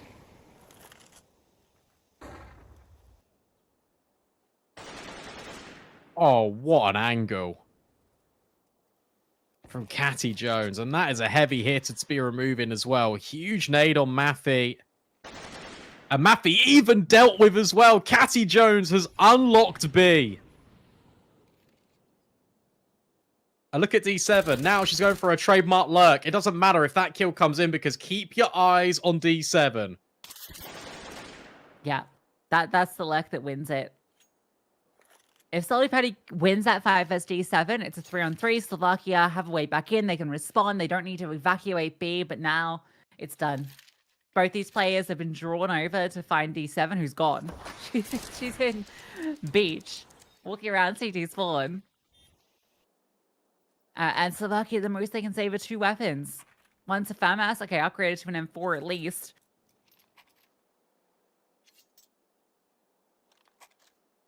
Portugal within touching distance.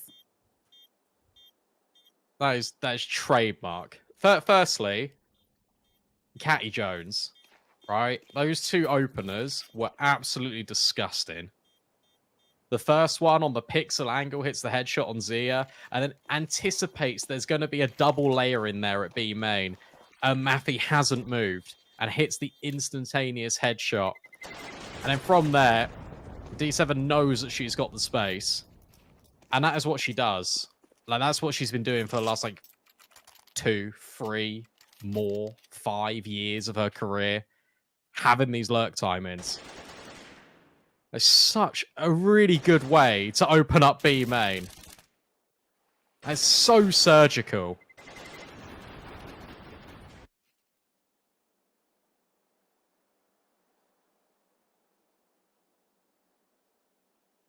What do you do if you're Slovakia? You're forced, right? Yeah, you kind of feel the necessity to do it. Because otherwise you're giving serious point to Portugal. And you know these rounds are winnable. You've done it already. I don't love it, but I think you're right. There's another M4 on the ground. Oh, no, sorry, it's not. No, Cat died at the very end. Yeah, sorry, yeah. But you still feel like you have to. Yeah. You do, because you've been here before where you've been playing for OT. Every single time you play for OT, it's 13-11, it feels like. First in group stage, now in the second map of this playoffs. And here in the third, Slovakia find themselves in a very uncomfortable situation. However, look at Mafi. At least there's a lot of space out B main, and Slovakia now knows it's probably going to end A, so they can rotate really fast. Yeah, why not? With the lesser weaponry, it makes a lot of sense to reinforce one bomb site and try and stack it. Oh, they're going back mid instead.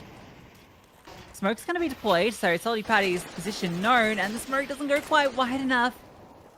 They're just going to burst in. D7 actually still takes one down with her. And that's going to be it. Serious point for Portugal.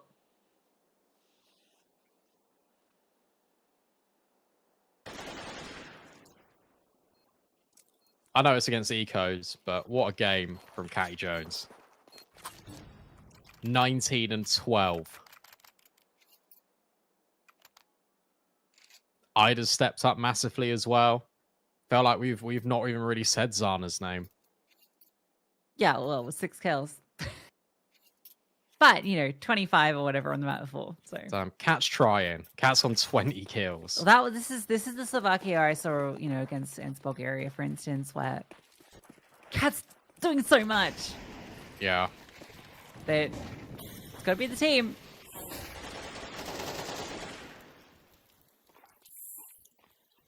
Could just fall apart here. This is much faster. 2 players in water could complicate things here because the bomb's got to make its way through, but Zana's already accounted for 1. Oh, but there's the bomb dropped by Cat.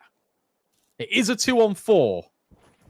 It can get still, maybe a little bit more complicated, especially with Mafi in this smoke, but look at all the space that Portugal have got. All right, Mafi's got a kill.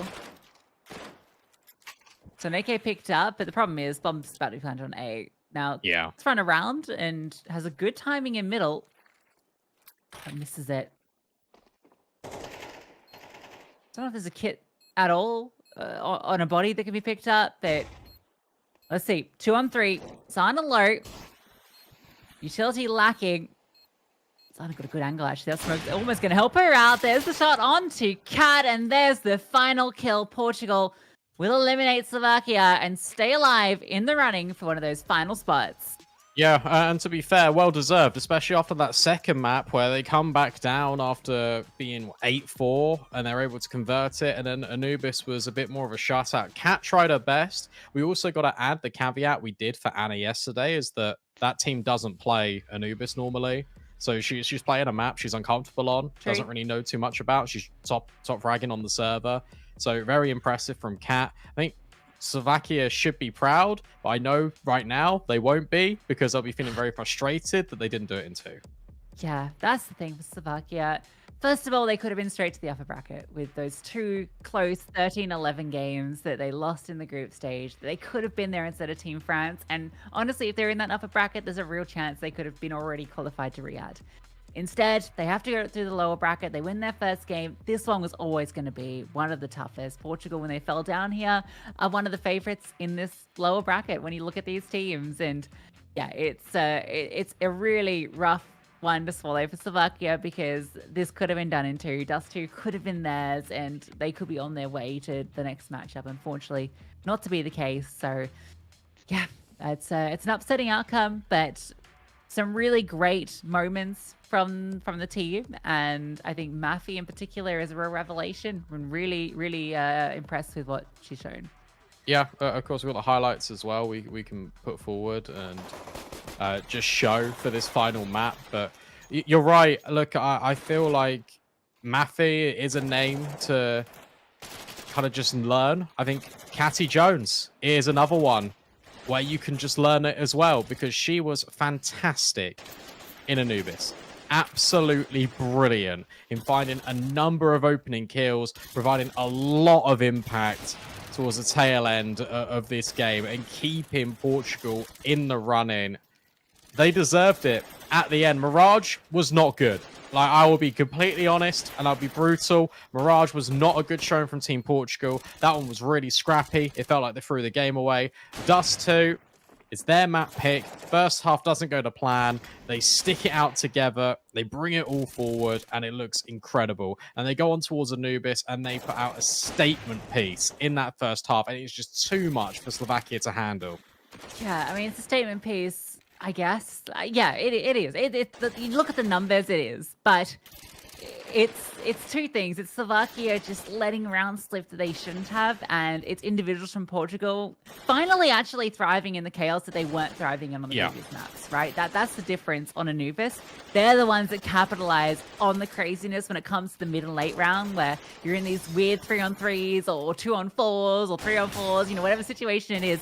Even when Portugal were on the back foot, they were able to catch Slovakia off guard, and maybe that's some discomfort from some of these players on this map. Maybe that's Portugal having a deeper pool and able to exploit that. Whatever it is, it showed in the server today, and it was enough to give them such a massive lead that even though Slovakia start this CT side comeback, they just didn't have the platform to get going from. Exactly that. And I'll tell you what, this game reminds me a lot of that second map between Team Denmark and Team Belgium, where Team Belgium, you think you swap that name out, you put it in for Team Slovakia. There were so many of these rounds that they should have won, and they just couldn't. And if they go the other way, then we're looking at a completely different outcome. Instead, we're looking at Team Portugal building on their momentum, making sure they punish Team Slovakia for allowing them to get on this third map in the first place. And now they're within a really short distance away from qualifying to Riyadh. Yeah, so they'll be up against Norway in the next lower bracket game, and that's a really interesting one. Obviously, we won't be going into that today. They'll have a day to recover. Our next games of the day are going to be the upper bracket games. We're going to have France, Spain, and Sweden, Poland. Sweden, Poland, the game on your stream. So come back in a little bit, and we'll be jumping into that upper bracket game.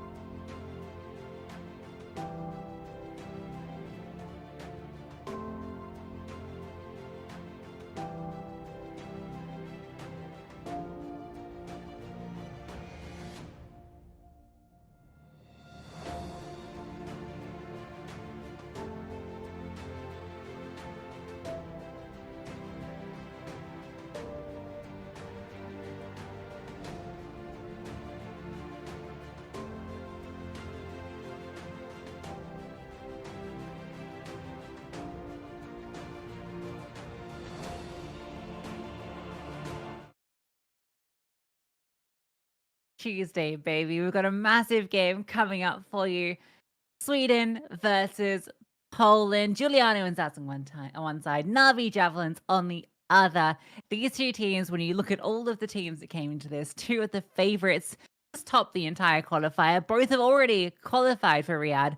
We're playing for seeding, which will be very important when it comes to that LAN.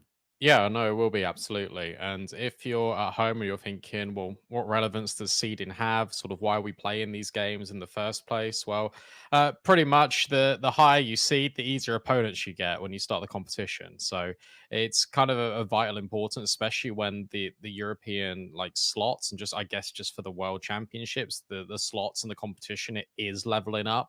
There's more teams. The competition is getting good, especially in the European region. I'm very impressed some of the CS I've been seeing. You want to get as high as a seed as possible to just get off to a good start, especially when it's like first day on LAN. There's always the nervous ones, especially when you're representing your country.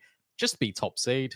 I mean, you can't be because Netherlands will but be second seed, right? Just get as high as you can, and it'll be a lot easier. But for Sweden, for Poland, I'm expecting Poland to kind of be the second seed at this tournament, but if Team Sweden throw a spanner in the works, that could be quite spicy.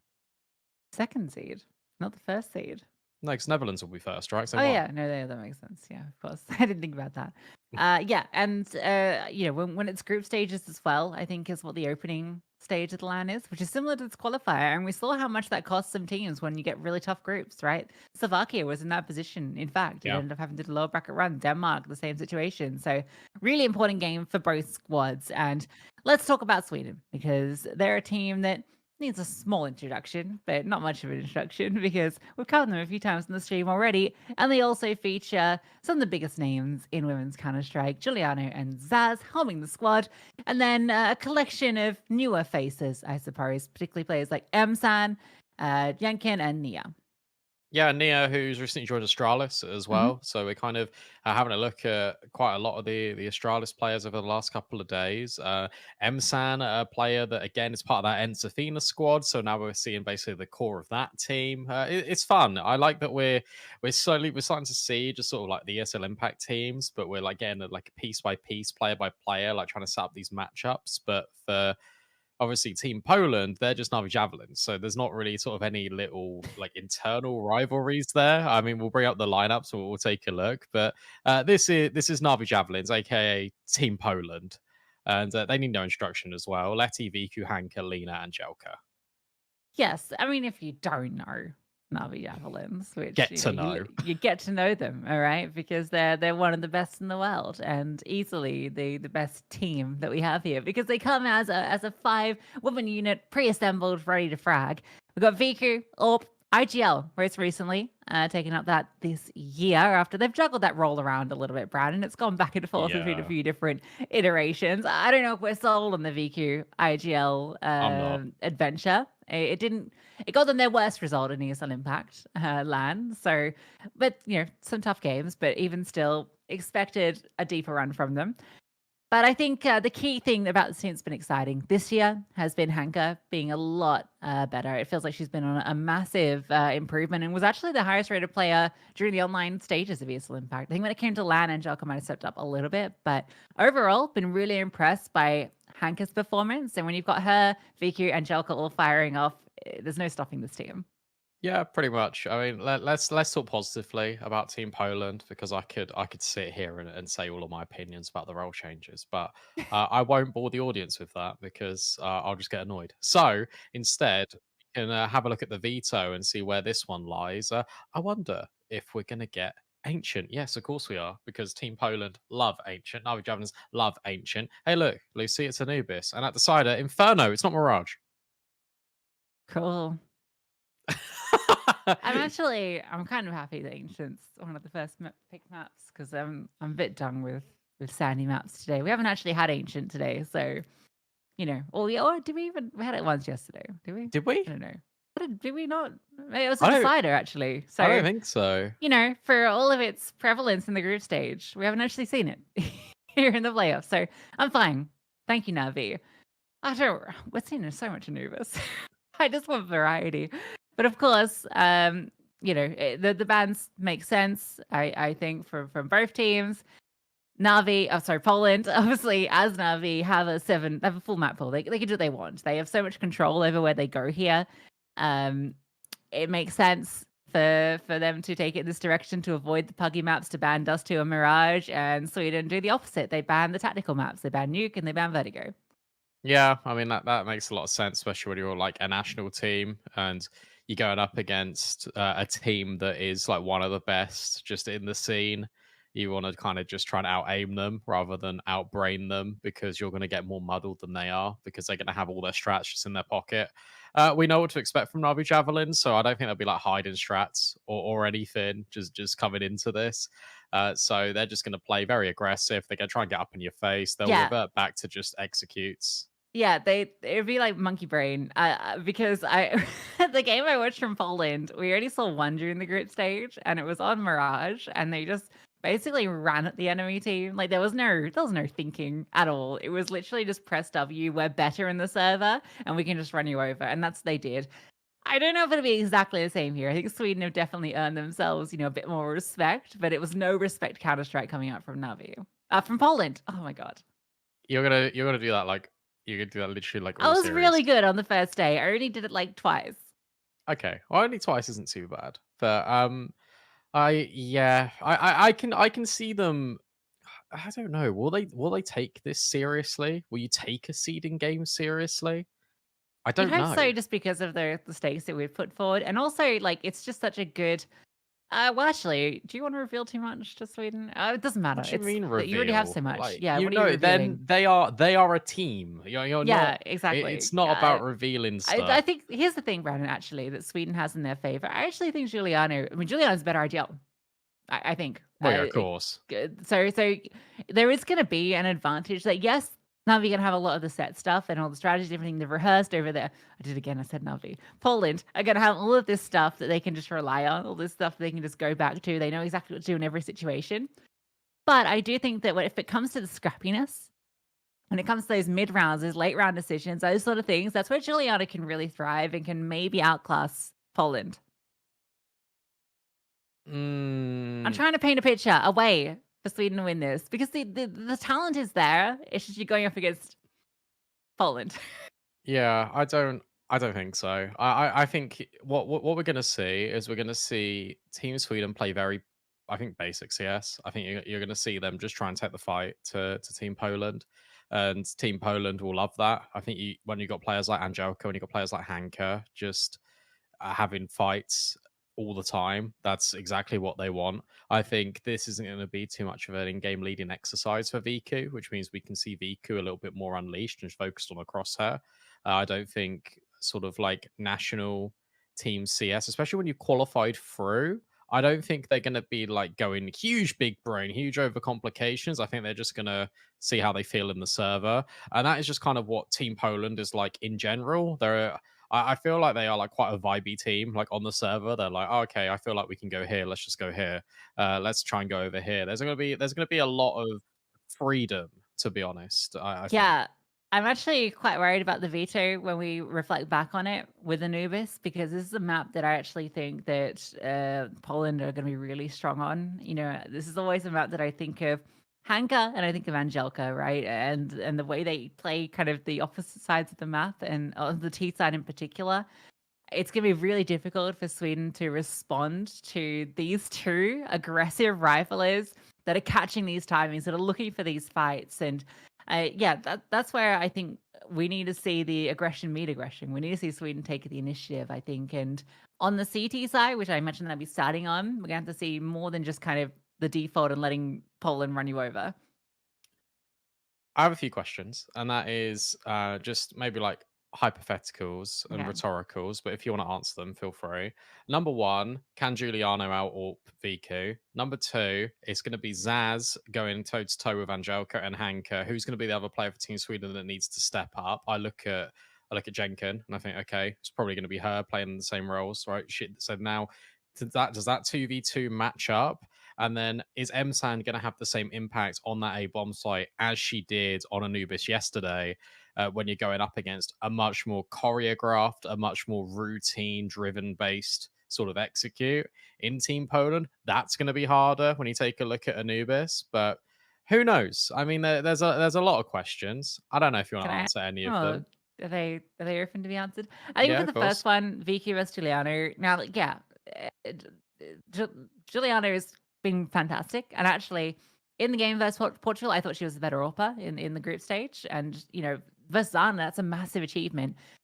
But I think Viku is a step above Zana in current form, and I think that her consistency is just so much higher. And Giuliano is going to have a tough battle against an alpha like Viku. Viku doesn't miss, and you kind of mentioned already with the way that Poland are going to be approaching this. Vicky's not going to have to be thinking too much about the macro of the game, so she can focus a lot more on her individual aim. And honestly, even when she was calling it like LAN, it didn't impact her individual performance. She was still outputting. It was the rest of the team kind of around her that wasn't necessarily. So I don't think there's ever a question about Viku's performance, no matter what she's doing in the server. So yeah, she's going to be winning out that head to head. Giuliano has been impactful, but I don't think she's going to be more impactful than Viku. As to who's going to be stepping up alongside Giuliano and Zaz, we'll just have to see. Yankin has been that player, but I don't think it should be the one you're relying on normally. When you look at her in a team, she's not normally the one that you are looking at. It probably is Msan, to be honest. She had a lot of impact kills, as you mentioned. Maybe some more kills, just more kills. I don't know. The reason why I was asking that Juliana question is because against Romania, I think she was going pretty like toe to toe with Anna. Yeah, exactly right. Juliana's been playing really well. So I think that there's an argument to be made that she potentially could. I think Viku has at times gone absent quite a lot in the first half of this year. So maybe in a game that doesn't have as many stakes on it, such as qualifying through in the first place, there's an argument that could be made there. I'm just speculating, of course. I'm just trying to feel until the game's ready. But of course, for Team Sweden as well, I had this great point that maybe wasn't so great because I can't remember it. So well, AWP GG. consistency has been a big issue, I think, for every team really, except for Imperial when it came to LAN. But even during the online season, I think Anna was always there, and we saw in the games that Anna was missing some opportunities. When it comes to the crazy moments, she delivers, but not always the sitters, So it feels like AWPing really depends on how you're feeling on the day and whether the game is just flowing if you're in that state. Because we saw it earlier from Zana on Dust 2 and then the change up on Anubis. So it can really come down to how you're feeling in that moment. Game's underway though. We can stop rambling. We can start shooting. We're having fun now, Brandon. It's true. It's the vibe BO3. Yeah. Oh, this is just fast like fun at home.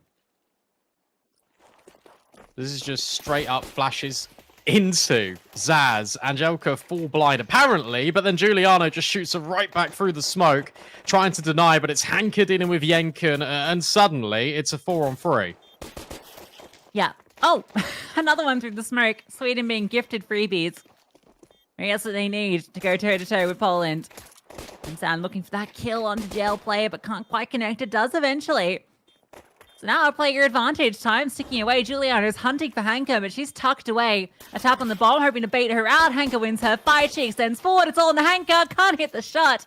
And so Sweden will take the pistol. A couple of kills through the smoke. All they needed to get going. Yeah, that's crazy to me because Hanka has just seen both of those players in the 1-on-2 not be on the bomb. So do you need to swing at that point? Do you need to commit to that 2-on-1? No, these shots through the smoke are ridiculous. That first one from Giuliano as well, where she's literally moving away from the smoke and a bullet connects to Vangelka. That's unfortunate for Team Poland, but Team Sweden, they'll take it all day long. Force buy from Poland, of course. Don't expect anything less. Hanka with the Galil of the kills she got. Able to invest a little bit heavier. Why not try B again? Why not? The MP9's defending it. In fact, 3 MP9s in the server. Similar buy. Angelica forward. Lena gets the trade. Zaz with her MP9. Another kill, so an advantage for Sweden. She's staying alive as well. Letty trying to close down the space. And Zaz comes back. Overwhelmed by VQ and Letty. Giuliano spamming. Almost gets another through the smoke. The bomb to be planted. And a 3-on-3. There are flashes here for Sweden. They can pop through these smokes, potentially. There's a smoke that could also be put on the bomb. But Team Poland just evacuate there for another smoke to funnel Team Sweden on this right-hand side. Viku's even going to go through it. And with Letty's contact, that's going to sell the idea even further for Viku, but she can't line anything up. That's ridiculous. And now this puts Letty all alone. She's not got anything to try and deny the bomb with. And Giuliano puts her to rest. Another retake successful for Sweden. Yeah, with 2 players surviving again. That is crazy. I can't believe Vicky doesn't get more out of that. Well, she gets nothing. Yeah, well, yeah, exactly. More. Anything. Does a lot of damage, but yeah, it's not the kill. And it needed to be, of course, bomb plant. And with loss bonus at another tick forward means that an even better buy into this round. Lacking util, but rifles galore.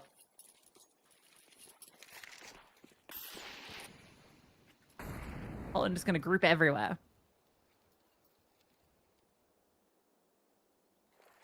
Yeah, I mean, why wouldn't you? Pack mentality CS, I think, is probably the best in these national team scenarios. Emsan feels like she was going to line up and get at least a couple, only the first.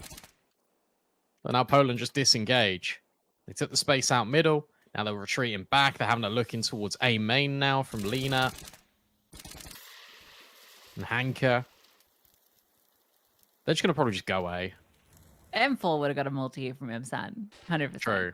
FAMAS does not. Very few people can make a FAMAS sing. I'm not one of them, I'll tell you that much. And you know who plays behind cake? Due to that HE, Viku flashes near out. Giuliano going to slip in. Can't get the kill. Hanka swings quickly. And that's the thing with Poland. They're always going to have that perfect timing on the swing. A well-oiled machine. And they break through on their third buy. Well, second force buy. That was instantaneous. I don't even... That was so quick. I didn't even realize what happened. I looked down for a second. Just to mute my mic because my dog was going off. Wait, dog was barking. It wasn't going off like an alarm. And then suddenly Team Poland have just taken the entire site in a matter of moments. Really good trade spacing just on that initial kill. Lena finding 2 is massive impact as well from her. And finally, it's an afterplant that's a success story. It's a resounding success because not only did you get the bomb down and win the round, but you kept 4 players alive, you killed 4 Swedes. So that means that they're going to have to force back. And it's not going to be great because, yeah, no loss bonus. So luckily Zaz did live, so she can drop an M4 over. So you got 2 rifles, but you got 2 players just playing with Deagles. I'm never, ever, ever going to say that a half buy can't do it. Or I guess it's a force buy. But, you know, pistols, rifles, that kind of scenario. And that's why. Because Jenkin and Zaz have just found 2 kills instantaneously. And there's no trade from Viku. So the player advantage is now with Team Sweden. Really cool. I love that push through the smoke. Right? On both sides, the pistol player goes through where they actually have to walk through the smoke. But then the rifler plays around the edge so they don't have to take the massive risk. And they can trade off their pistol player, but if the pistol player just gets the kill, it's even better. Beautiful way to get that rifle active. Letty almost catches an opportunity against Giuliano, who plays close temple. Ooh, flash, that's neat. And it gets her a kill. Trade immediate, Lena. Oh, caught out. Nia very fast. So the force buy back, well, he said, can never count them out. Viki's not going to win this. Oh, what a flash. Oh, such a good flash from Emsan. No, you can't rule them out. Yeah, you're right. I really like that idea. They also had the smoke that landed towards the stairs as well. So you've got Team Poland also kind of pushing through a smoke at the same time. So it's not like a complete disadvantage situation for them. That's a really clever way to approach it.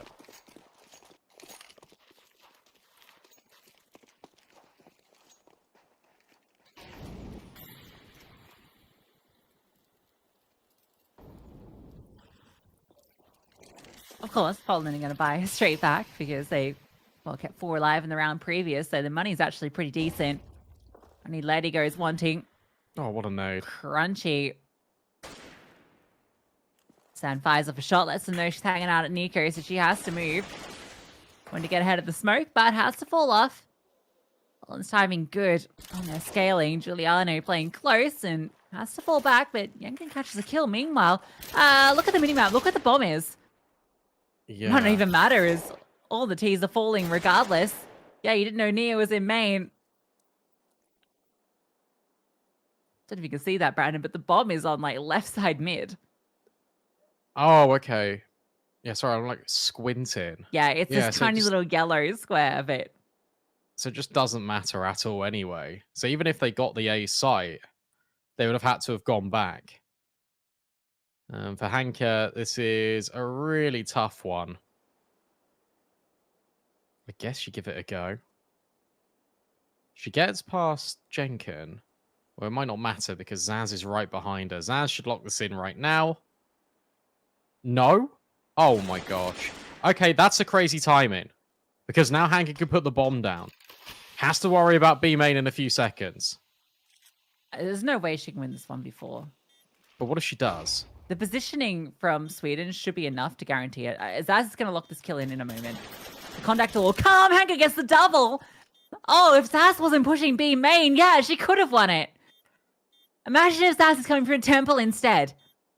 Hanka would have been ready and could have closed it. But Zaz clutches. Wow. Nice try. Really nice try. She hit the timing as well because Zaz had cleared... Well, she thought she'd cleared B main. That allows this first kill. And then Hanka's just playing around the smoke. Spray is impeccable.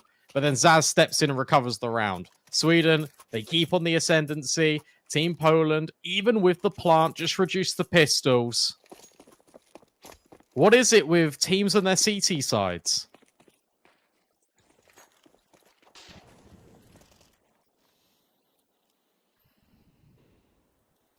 Finally, Sweden break Poland and... okay, Hanka's broken them straight back. Might not matter, as the CTs do pick up 2 kills in response. Yeah, but look at mid. Lena's sure she's only on a deagle, but you could catch off Zaz here. Yeah, if she catches Zaz, the round goes the complete opposite way. But if Zaz gets the kill, different story. Nice shot from Lena. And now you can collapse. M-San's alone, but this is where she had all of that impact. Can she repeat? M4 in hand. Hearing them coming, hearing the pressure, and no head armor. Hanka, her 3rd kill. Yankin 1 versus 3. And Hanka's close by, ready for her quad. Might just find it. She is insane. What a ridiculous round. What an absolutely ridiculous round from Hanka. How does she open this up? I need to see it. Here you go. Sure. Sure. Easy. That's how you open it. First one was helped out by an Angelica flash. Second one is just players not being able to trade. All right. Fair enough. Let's say, hang on. If she inspects the knife again, I'm not 100%, but it looked like it said IESF on the name tag. Wait, on which? On Hanka's knife. Okay. Been loaned, maybe. I don't know. Interesting. Oh, I could also Hanka, be wrong. Again, looking for the fights. Mentioned her aggression over on this A side, how impactful she can be. Is removed by Zaz. Oh my god. Trades fast though from Angelica. Again, look at Viku. Viku's in the winning spot on this round. Viku's going to win the round. She gets this kill. Oh my gosh. Jenkin's staying alive. She might even just swing. If Jenkin wins out this fight with the Deagle, then that completely changes things. A 3-on-2, knows that they're going to come in to try and trade her. Jenkin just needs to try and stay alive, but can't do it. But M-San hits a Deagle headshot instead. And now Lena's put in a 1-on-2. There's a quick flank as well. Yeah, it's the difficulty, right? And the big thing for Lena is the time. She's managed to get through Temple.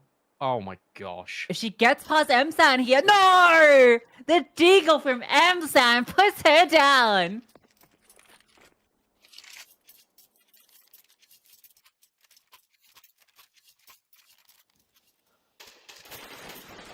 I just don't know anymore. I said VQ needs to get that kill, because that opens up B. Instead, it doesn't, and Msan hits a dynamic double with the Deagle. And now it's over to you, Team Poland. You can be on the pistols. Get Hanka back on the Tech 9. You have got 2 AKs in play. Look at Angelka. Look at Angelka! Yeah, finally get that speed that we expect from her. No! That initiative. And the 2 AKs get their kills. The pistol as well. No one ever wins who's meant to. That's been the rule of IESF. It's just so dumb. Like, not stupid. Well, maybe stupid, but like not on the teams. It's just ridiculous how consistent this is happening. I am lost for words. I'm absolutely gobsmacked. We're getting this round again. Back to back to back.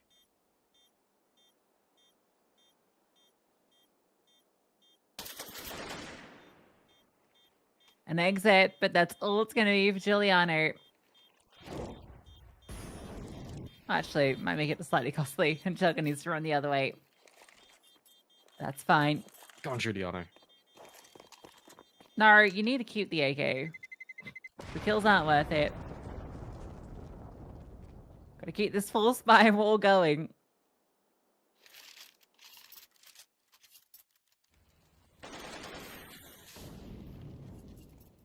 Surprised it's Zaz that's caught off there, to be honest. I mean, she just gets owned by the pace of Angelka.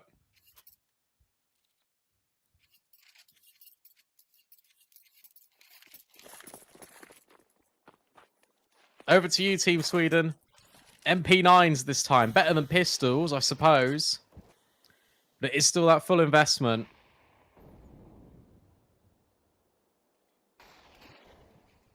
Team Poland now look to build. That's a really cool flash. Line's right behind the pillar, so you can swing if you VQ. Hanka now playing a dangerous game, lying in wait on the other end of the smoke as near.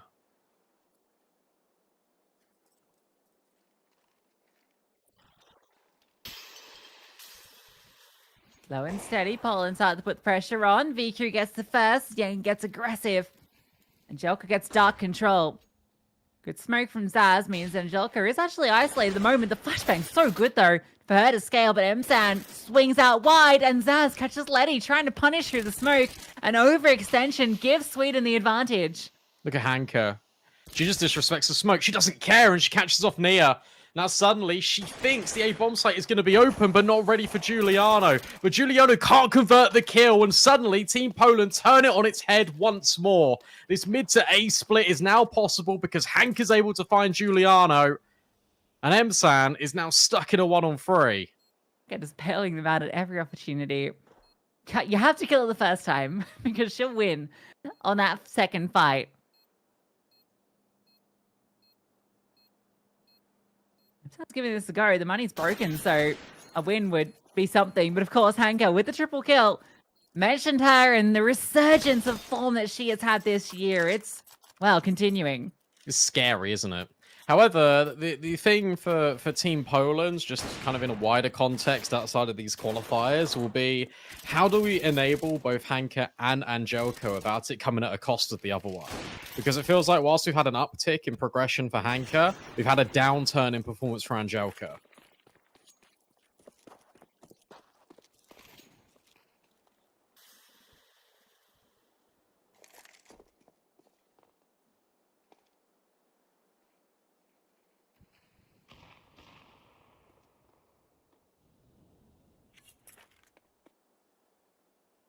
Does feel that way, doesn't it?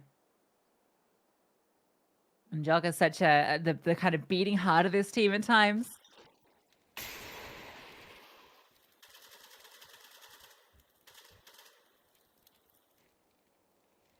Why is the Steam name Angelka 1027? Why isn't this Angelka? I don't know. Is that... Hang on. I got a theory. hold strong for the eco.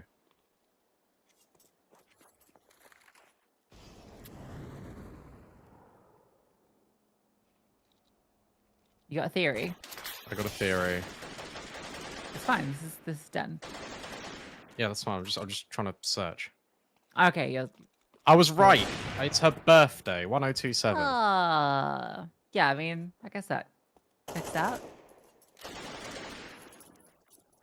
Well, I kill. She was born in 2001, to make you feel old. Wow. I think M-San's born even earlier than that. Like 2003 or 2004 or something. Wait, no, it'd be less than that. It'd be like 2007. Let's not think about it. Let's not think about it. Instead, let's think about the fact that it's 5-5. We've now got another gun round. VQ once again uncontested with the AWP. Oh, okay. Oh, hello. Anchor. Aware. And so too is VQ. VQ gets domed by Giuliano. And now low HP. How has Giuliano found another? Will get traded out by Hanker, but it's a 3-on-3. And Letty could walk B. I can't believe Angelica goes down there. Giuliano's low, and Angelica comes back to secure the kill. But Lena spots you again, getting aggressive on the bridge. M-San's the question mark for them. Obviously, we know kind of she plays toward that mid-A side, but Poland haven't seen her and could have gone anywhere. It's going to move towards A main. Poland to make the right call moving B. So is Jenkin. She's here. But Letty hasn't moved a muscle. Oh, and that Molly isn't going to tick her. Do they hear the footsteps? They're being very thorough. And look at M-San. M-San's on the flank. But it might not matter. They're all really low. It could matter. It could matter. Sharp shot. First hers. Good flames. Keep her at bay. They're so low. They're so low. The HE gonna be avoided, and they've played a perfect position where they can swing off each other. M-San has so many positions to clear. Poland don't over-reveal. Letty close pillar, and then a player behind the obelisk who can easily swing if needed. So low HP. It's a little scary for a moment, but Poland take the lead. Yeah, they play that really well. Good effort from Giuliano. The fact she gets Angelica as well makes this one doable. Oh. M-San put the nade anywhere else. It could have been a kill. But it's not her fault. How is she supposed to know? Look at the money as well coming into this last round of the first half. 4 MP9s, 1 FAMAS.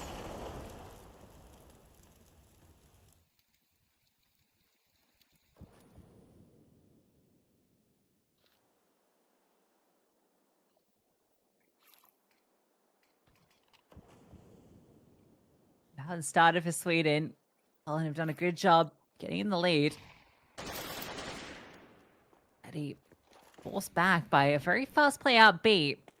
Poland have 3 players that reroute to spawn. They're going to group up and move back around. No way. This is a crazy response. What on earth? Jenkins aware. Oh. But not going to be ready for what? 2 more? Surely not. Oh. I look like there was a flashbang being lined up. Yeah, she's doing really well. And now Zaz is going to be undetected. She could get 2 kills here at A main. Oh, dear. This one's about to fall apart for Poland. Oh! No, what? But, there's another one. Giuliano. MP, no! MP, nothing. And now you've got this space. You've shown that you're potentially going to run away, which means the reaction for Team Sweden is to group up and push A main together. Well, it could still be fine. It could still be okay. Nia's found 2 kills on the SMG. And now Lena's just swinging with the AWP and no-scoping. I don't know what I'm watching anymore, but Team Poland have got 7 rounds. What was that? I could not tell you if I had all the time in the world. Zaz tries to take 2 down and doesn't get any. Juliana turns around at the worst time. Nia re-aggresses for a double. Lena hits a no-scope about half a mile away. And then they just close it. I don't think I've ever seen Lena on the AWP as well. Like, ever. Yeah. It has 1 HP, so yeah, gets her chance to shine with it, and the kill's a no-scope.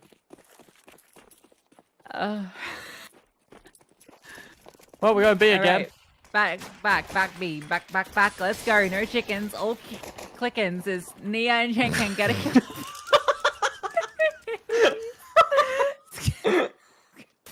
That was fantastic. Into Swan, Juliano takes down Hanka. Viku gets 1 back, and she's looking for more. I don't know if there's a kit. There's just USPs and a great post-slam position from Sweden. Please just kill her. Trying her hardest to find this kill, and it's not going to happen. Oh my god, no. Lena, no. That's a fist around for Sweden. Great job, Sweden. I'm sorry. That's broken me completely. We always said this was going to be the fun game. We're going to, the stakes are lower. It's a seeding game. Trying to enjoy the ride. Put that in the highlight reel.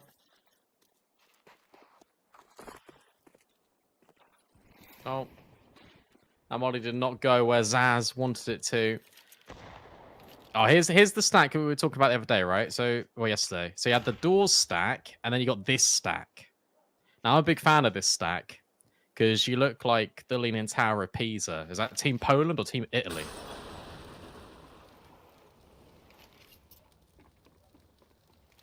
Good one. Oh, come on, that was way funny. No, it was good. It was good. It was good. It was good. Sorry, I was a bit sarcastic when I said good one. It was actually quite good. I'm going to bring that out. I'm going to bring that out randomly a different moment when we see it again. Okay, yeah. Sorry, I'll give it the kind of response it deserves. It's a shame there's like no Italian pro players. Too busy enjoying the sun, no doubt. Still the Spanish though.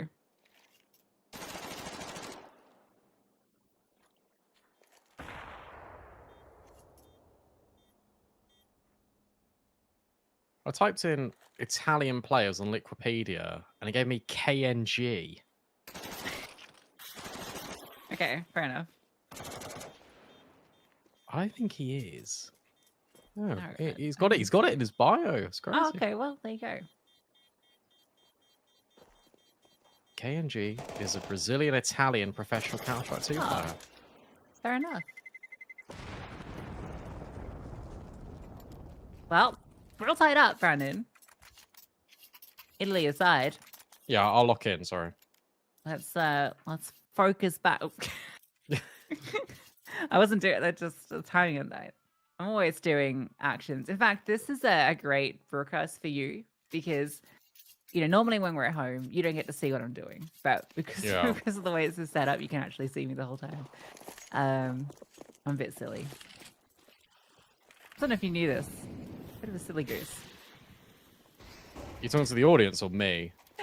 Well, you know it, I guess. So I'm talking to the audience. Okay. Sorry, you kind of broke the fourth wall, and I got a bit confused.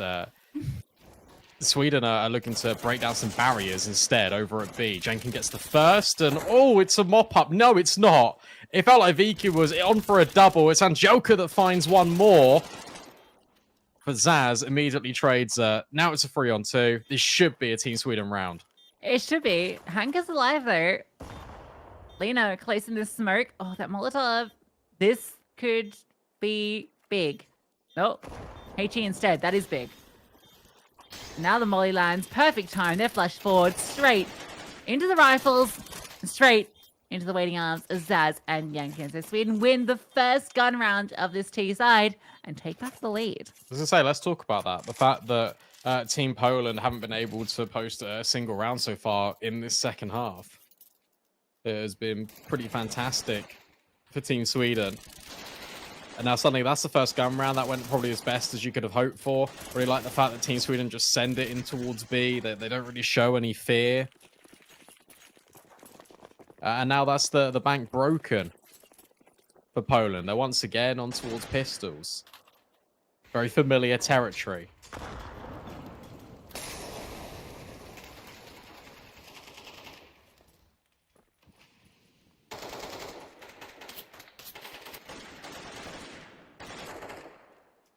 It's interesting. I mean, so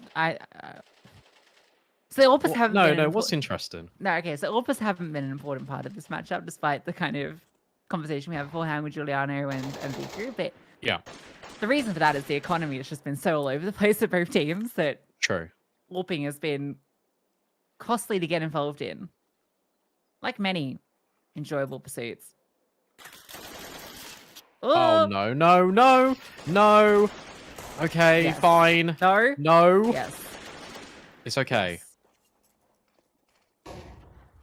I can just see it falling apart every time. IESF has just bored a hole into my head to train me that nothing is safe ever against pistols. Whereas normally in any other broadcast, I'll just sit back, I'll put my feet up, and I'll go, that's pistols. Cast Anna style. I shouldn't do that at LAN. Yeah, I wonder. And it made her play better, so I don't know. Maybe if you lock in, it could just be like if you're AWPing, it's more useful. I don't know. Well, think about GDM. Something about these different positions with the AWP that are. She wasn't AWPing on Let Her Cook, so Well, she was for a bit. Well, okay, yeah. She was LAN. Right up until they went to LAN, basically. Yeah, and on LAN, didn't have a leg up. Did we ever get confirmation if that was just because of the rules or a preference? I would imagine rules, but we never asked.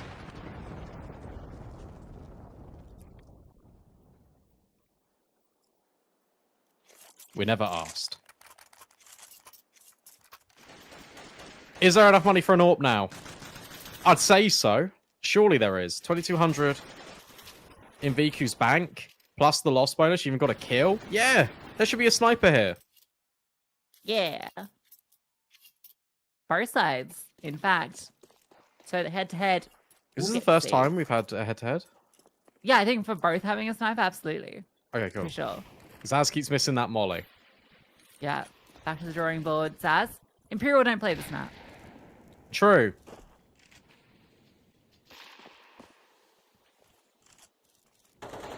Oh, if Giuliano had pressed left click, that was a kill on Angelica all day long. Angelica's been very aggressive. She plays just ahead of this smoke more often than not, trying to punish. It also is good counter utility from her, not only dropping the nade, but the smoke in Jenkins' face. For Sweden, these B hits have just been so useful. And that molly is fantastic from Hanka. Forces straight into Angelica. The dynamic duo doing it all. We've got a cool double setup on A if they do go this way, but it looks like they're going to still commit to the B split. One player lurking middle. The late play, so it depends on what they can get done as they enter through main. Flashbang over. Doesn't do too much from Angelica. And Lady gets one. And it's a cleanup for the T's. Both defenders fall. And a 3-on-3.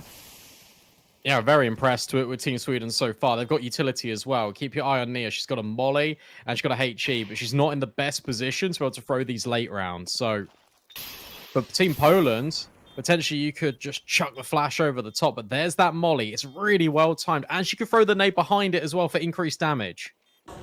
Flash forward. Nia's can take first contact. Run down by two players. Hanker as well. And it's on to Giuliano. With that AWP, we're looking for that impact, and we are being gifted. 2 kills for Giuliano. Hanker trying to stick the bomb. Knife out, stabbing forward, can't find a target. A single swipe would have done it, and would have been the perfect way to end the round. But instead, it's a defuse in the smoke. That's so cheeky from Hanker, but to be honest, when you're up against an AWP, that's the only thing you could really do. And Giuliano goes for the knife. Imagine she pulls out the pistol. Doesn't understand how low Hanker is. And that's not her fault. It's just all unconfirmed damage. You think she might have done enough in the 1-on-3, but not to be. And Team Poland will finally get around in this second half. It's taken them long enough.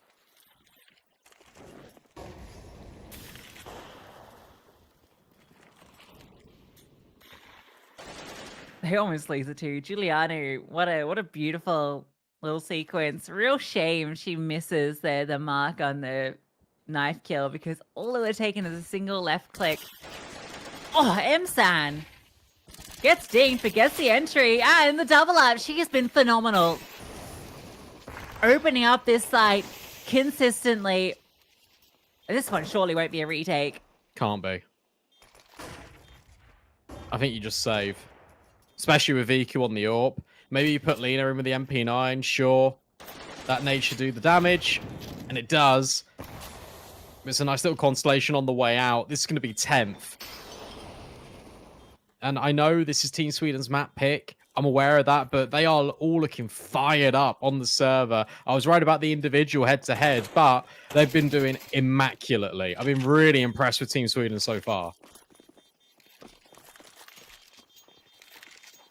And also, you got to remember, this is Team Sweden, and I think probably the same case for Team Poland. I'm going to have to fact-check myself, but for Team Sweden, they've not dropped a map.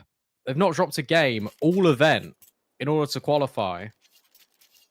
And they're looking to continue that. I know it means a lot to Team Sweden to try and do this flawlessly.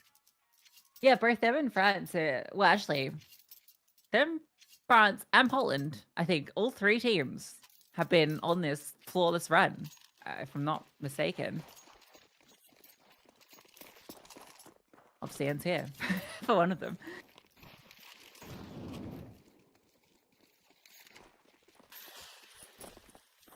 Fast through the flames. Wow. Hanka ran down, takes her own medicine. Aggression in A. They just charge right on through. Oh, Lina gets one back before Zaz immediately trades. You got to save again. I know it's a 4-on-3, but you've got no money here. You're too far away from the fight. Yeah, you can see them disengaging. I think what's cool about this is this is a really nice call from Giuliano here, because Sweden be going B and then B, sprinkle a little bit more B in. The first time you go A, you do it with such pace that Hanka's not going to be ready whatsoever. Even disrespecting the utility is a really nice touch, because Hanka, the last thing she's going to expect on a rush, on an execute, on towards A, is not that level of pace. And as soon as they get it, look at the way that they swarm on the bomb site. They take heaven control. They're already up towards the stairs, trying to fight for camera. It is really well handled by Team Sweden, and that is a perfect time to call that out with Giuliano.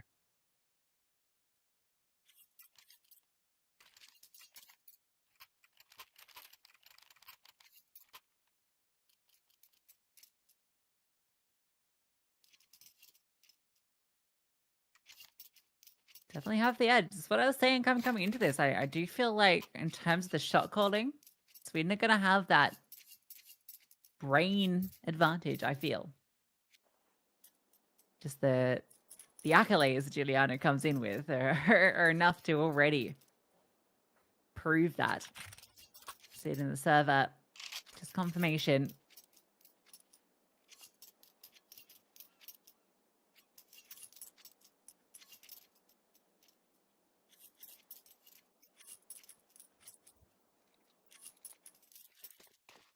Everyone from Sweden is contributing. It can opens that round. Emsan on multiple rounds on B. Zaz with key trades. Giuliano getting her shots. Everything's coming together.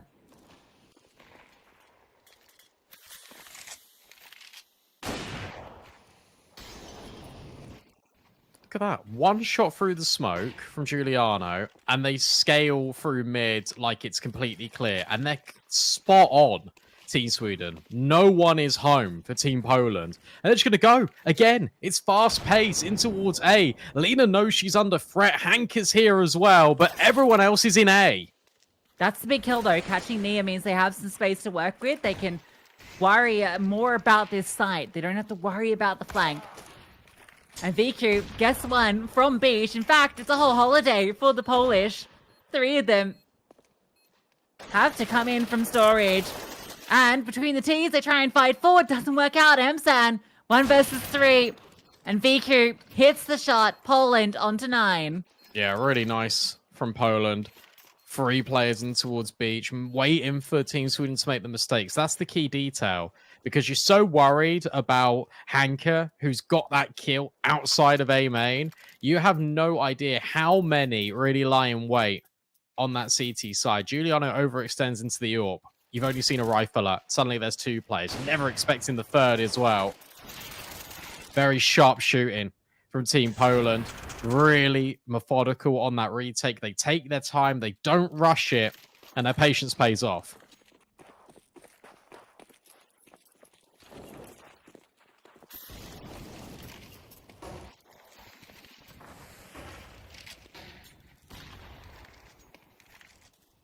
On smoke. VQ sees nothing, so Angelica moves forward. Now, the smoke on stairs will indicate that there is some sort of aggressive play. They don't look out window. Angelica just walks through. So Angelica might get this kill, yeah. Easy as you like. She's in a bit of a rough spot, but might even peek back in perfectly. Sweden are in a very awkward position. Why didn't they look window? That's really baffling to me.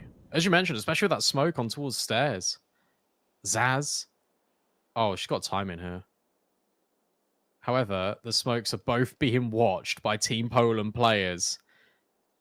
Zaz is hoping for an opportunity and she'll get it, but she aims a little bit too high. Emsan finds 2 kills though, and so does Jenkin. The pathway to A is open. It's a 2-on-2. Okay, they've managed to find a way back through, and again, it's Emsan. Bomb planted. Even a re-smoke that can be deployed towards Cameron, which will be brutal. Where both VQ and Letty have to enter from. Good news for them is that no one's actually on the other side. It's a double up in main from the T's. Maybe a bit of a bait and switch. Heaven not cleared, so Poland are going to be worried about that. A tap on, a swing forward. Viku gets 1, but where's Yankin? Viku just sticking, clock ticking, and wins the fight anyway. Gets off it. If she'd stayed, she was dead. And a clutch goes the way of Poland. Another retake that, to be honest, shouldn't be going in favour of Team Poland. They've played it perfectly, their Team Sweden, right up until the very end. Emsan gets another one. You think, okay, well, job done. But VQ just holds her nerve, gets off the bomb. I think she would have had it. I still think she would have had it if she stuck it. Regardless, gets off it, gets the kill, and defuses anyway. 1 round the difference. That is it. Between Team Poland and Team Sweden. This is a taste of what's to come in Riyadh at the end of the year.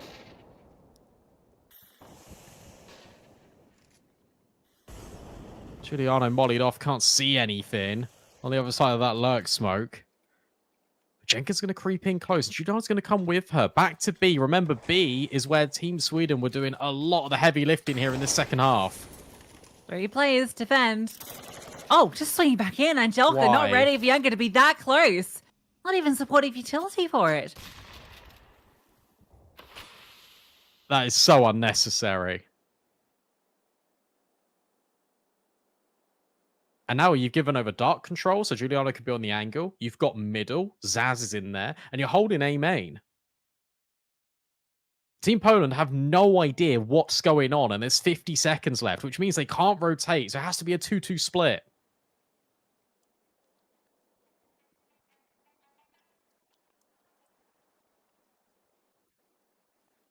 Pom takes its time. But Poland don't budge. They hold this 2-2. This is Sweden's round. VQ needs to do something insane from this position with this AWP.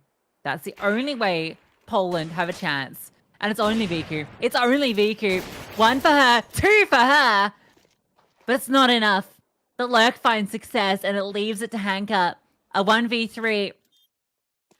You don't fancy her chances. At the very least, a bit of an element of surprise, but as soon as she finds one, even if it is clean, You imagine Trey to be quick, and it's not even one.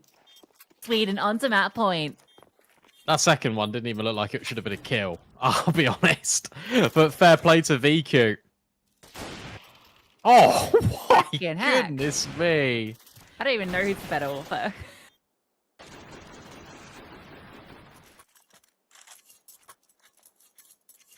You know when Giuliano came back and joined G2 towards the back end of Go, and then she was AWPing, and it didn't really work out? Does this mean that the CS2 AWP is more like the operator? No, I just think Giuliano's having more time.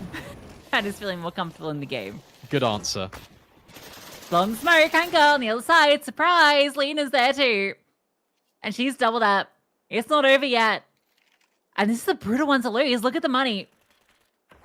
Poland just need to make sure it's clean. Giuliano, another kill. And maybe it's not over yet. Bomb is in the grasp of the Polish. How do you get this back?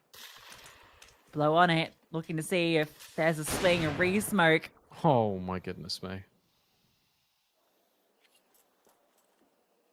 Poland just need to hold tight.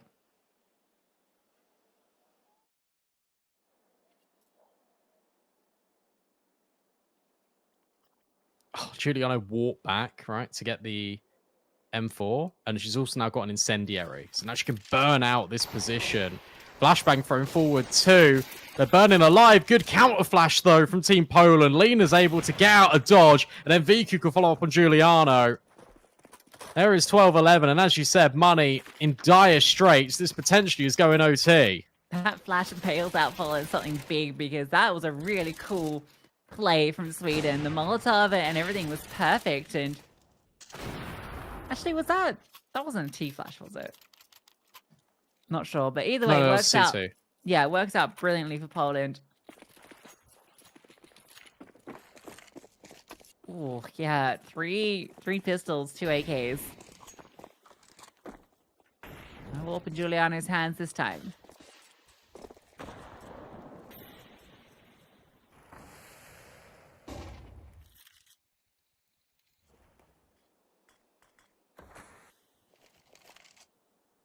Look at this from Angelika, the confidence just to be on this edge.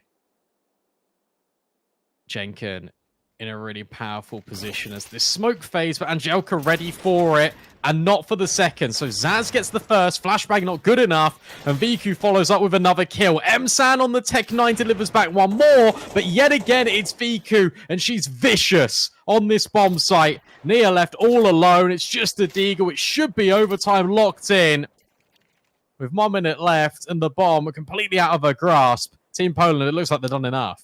We'll get that CT swing if needed, but VQ gets her third in the round. 23 on the board for her, top of the server. Lohanka's leading on damage, as you can see. I get so nervous when Angelika just swings in the dark. She just keeps doing that. But at least she gets the first kill before she does it. And VQ has been so solid.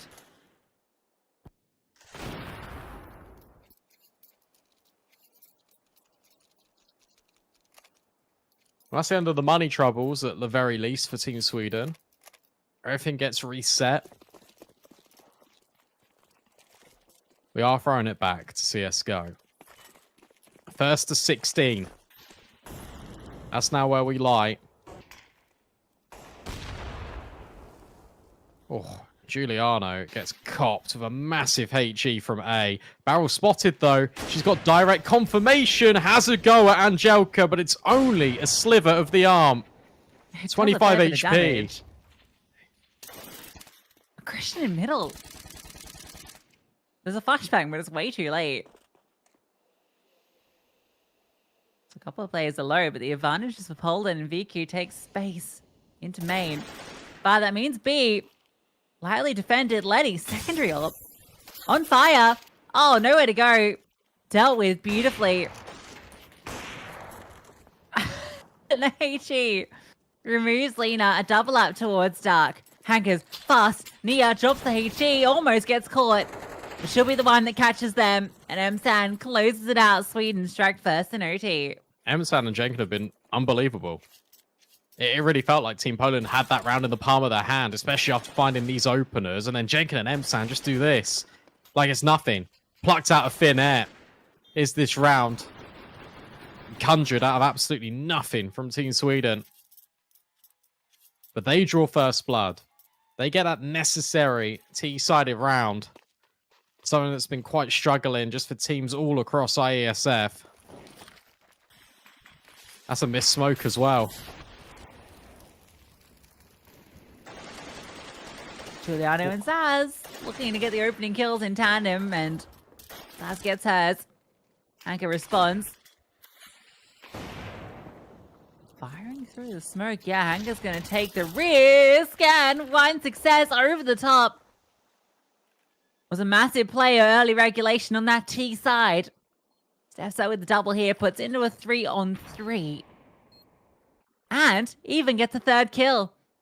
So an advantage for Poland in the retake. So we can move further forward away from Hanka. Letty, what comes down her timing? She's been so patient on when she plays out from storage. And it's going to be rewarded. One, and no, can't get the second. Zaz reduced to low, so it comes back to Hanka again. One of these players leaves the round with a quad kill and with the round. And it looks like it'll be Hanka, but the round goes the other way. Well played from Zaz. That's the experience. That is the experience from Zaz. Because as soon as Hanka taps the bomb, Zaz knows, well, I don't need to swing. You have to commit onto this. It's a slight jiggle. And then she can just commit and expose herself. And it doesn't matter because time has run out. Such an important double up here from Sweden's finest. And look at what Team Poland are working with. MP9s. That is it.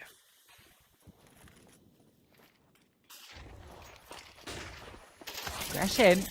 Good flashbang. Giuliano gets 1 and 2, in fact, which is more than you expect from that position.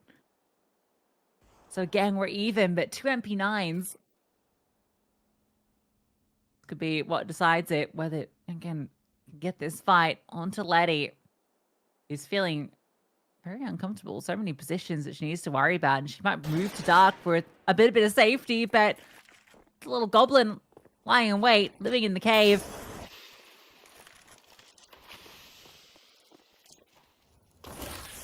Poor Jenkin. Well, you know, it was it's just drawing on the imagery of a cave. Nothing nice lives in a cave. Axolotls. Ooh.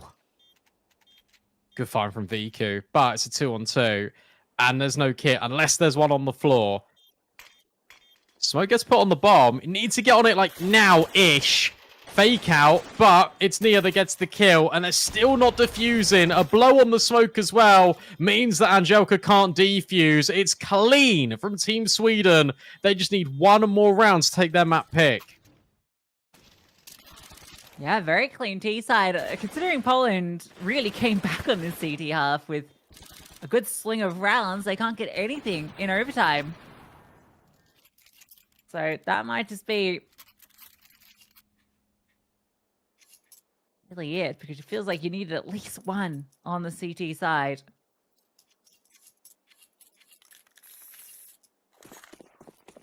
Look at the kills as well for Team Poland. Hanka, VQ, 24. Lena's even stepping up as well. But Angelka has had an uncharacteristically quiet game. And where she's disappeared, Jenkin, Emsan, of course, joining Giuliano and Zaz. In fact, Nia, everyone from Team Sweden has stepped up and delivered here. Oh, and Giuliano, she just keeps on going. That's a missed shot. And there, Angelka is spoken into existence. Oh, she's going to run through it. She is. Yeah, Nia ahead of it. Oh, Nia. A knockout blow. That's going to be it. VQ's been good, but a 1v4, it's not happening.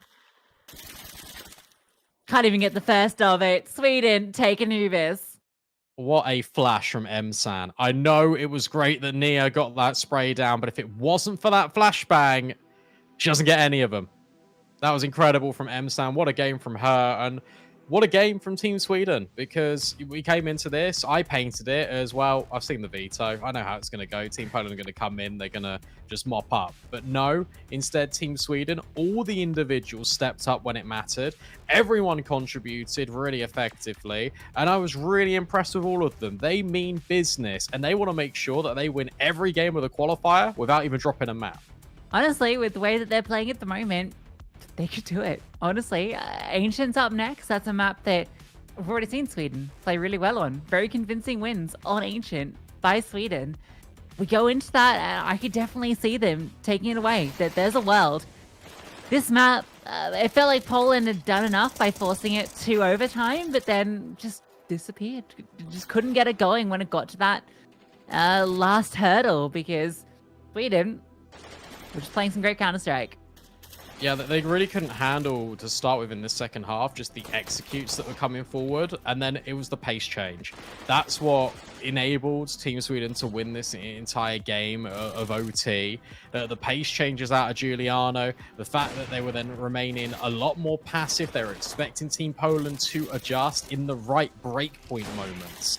As soon as they win like these fast rounds, they go, okay, we understand that Team Poland are going to have to react to what we're doing. And that's where they recline in their positions. They wait incredibly patiently, and they get profited off the back of it. And also, just some unbelievable just first half shenanigans as well from both of these teams, where there was like 4 rounds where it went back to back to back to back, where one team should never have won it, and then they did anyway. Yeah, it was just like force buy after force buy, back and forth.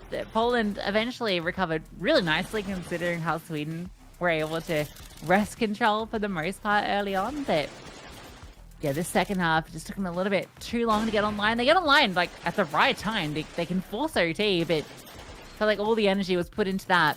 And massive props to M-San, I think in particular. I think she was really the star player of this Swedish side for me, just in terms of, and this is what we talked about, right? It talked about, yeah, she's getting impact frags, but she's also just really fragging out. The amount of entries she got on B, like she won those back-to-back B rounds just from getting clean entries. Whether that's one kill, whether that's the multi-kill, she was doing everything in those situations. And that's great to see, because she isn't necessarily the player you're looking at on this team to step up, but when she does, you can beat a team like Poland. Yeah. Exactly, and it wasn't just the kills as well. Whilst they were really impactful, it was her utility usage. I think it was just Team Sweden's utility usage just way better. For Team Poland, now they've got to bounce back. Fortunately, it's their best map. It's Ancient, coming up after this break.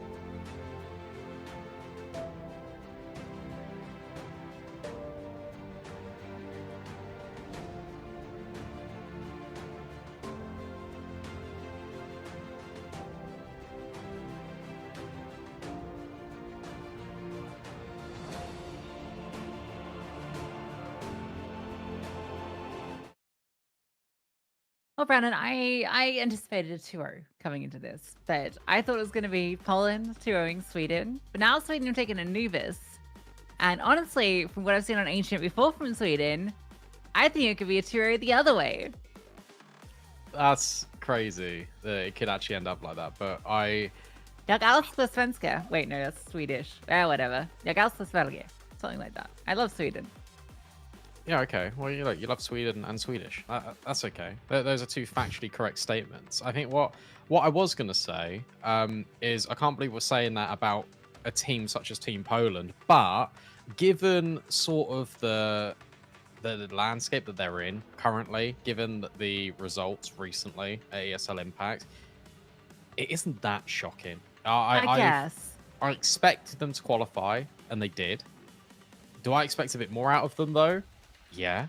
But with that being said, how good is it that we're getting Team Sweden sort of in this form as sort of like a showcase, a little bit of a warm-up before we kind of get into the actual on, like, not off season, like on season for like women's CS as well. Like that's really good. Like, so I'm happy. I'm just a big fan of CS in general, actually. That's what I'm here. Yeah, cool. So, yeah, we just love Counter-Strike. I just love CS. So I don't mind whichever the way the results goes. Yeah.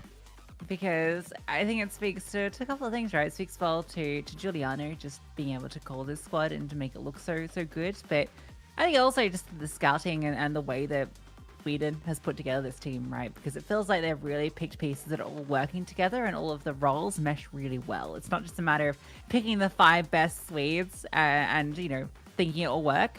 They've actually really, you know, put together a solid team, and it's really looking great in the server. It really feels like the synergy is there. Like when I watched those two teams just play, I don't think it was super obvious that one was a 5-stack out, or, you know, a team outside of this. You know, I don't think it was super obvious the difference between them.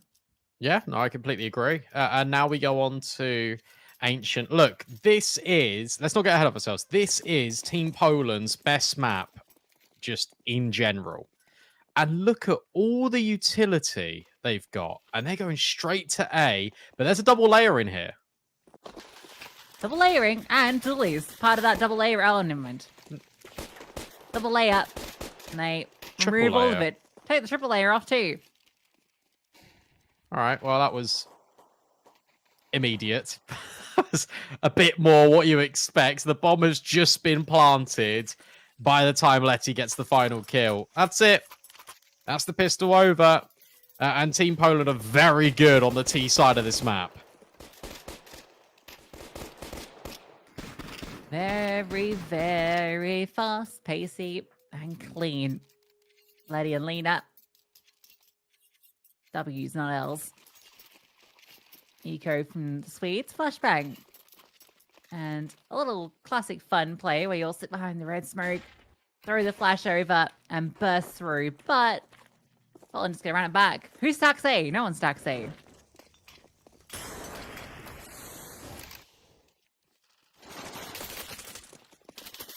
Nice kill. Any more? Any more for Eddie Moore? I don't think so. I think it's the Mac 10 farming up a bunch of cash. Lena gets free. And that's enough money to give Viku an AWP if she so chooses. Will she do it? Surely, right? Yeah. No. AK. Play with the bonus weapons. Yeah, don't mind it. Weapons, right? So we'll keep the 2 Mac 10s. You can afford something pacey. If you have the AWP, then, you know, you'll lose a bit of that speed. Right, the Mac 10s kind of had the mid spawn, so or the A spawn. Oh my god, they're gonna run it back. They're just gonna run it back. I love it. You're not showing anything different. Sweden hear it though. They know, and drop the defensive smoke, doesn't matter. The Mac 10, so many bullets, the quantity overwhelms Nia. Giuliano gonna slot in. And with Letty getting one, Giuliano has to try and deliver. The bomb just being stuck in the meantime, and it's not denied. Goes down. 2 on 3. Lena is low. Look at Viku. Viku should lock this in, though, and she does. Finds Zaz, and suddenly Msan has got no HP. Could try and stick it, but it's not going to happen. Lena's already on the flank. 3-0. Do you know what I'd love? If they just did it again. How funny would that be? They're not going to do it a fourth time. You are against the half buy. Why not do it a fourth time? I don't mind it. I think the reason they did it is because they had the Mac 10 spawns, right? I think if the Mac 10s were on the other side, they might have gone B.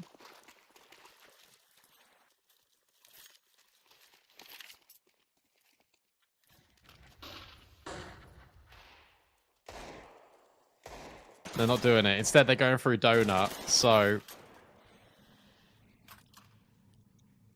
I was going to say maybe it's the same result, just a different direction. But no, instead, Jenkin will find one. Hanka gets the trade immediately. Lena could be caught off guard here with nades in her hand. Zaz! Oh, Zaz, no! That was it. That was the chance. And instead, it goes the other way.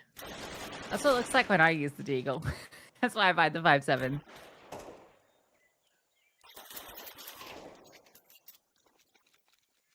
That was just the half buy. I didn't expect anything out of it, but yeah, there was an opportunity for disruption, for something to be sown, but no. Flawless start for Poland, 4-0. Please go away. Yeah, that would be funny, but they're not. Look at the way they're looking. Yeah, this would be more of a standardized default. Try and take shelf. Try and see if anyone is trying to take middle for Sweden. Bar smokes off spawn to land in the doorway. Should halt a bit of progression potentially, although Team Poland are just going to disrespect it. In fact, they're going to rush B instead. Already dropping forward, trying to move in. Emsan! Oh, Emsan finds 3 kills. That is massive from Emsan. And whilst VQ on shelf can only find 1 kill, suddenly Letty is left completely alone. We need to see that back. How did she get 3? She was fully blind for the first. Even an assist on the final player. That's phenomenal from Emsan. We need to see that. I thought she was dead for sure. She's in the open. Look at the position she's in. A second flash, and it doesn't matter. Absurd. Well, that is certainly a way to kickstart your CT campaign into life.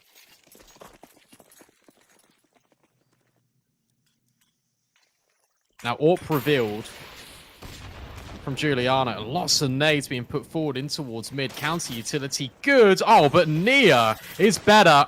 Instantaneous decapitation on Hanka, but Angelka, well, it felt like she'd had enough, but maybe not.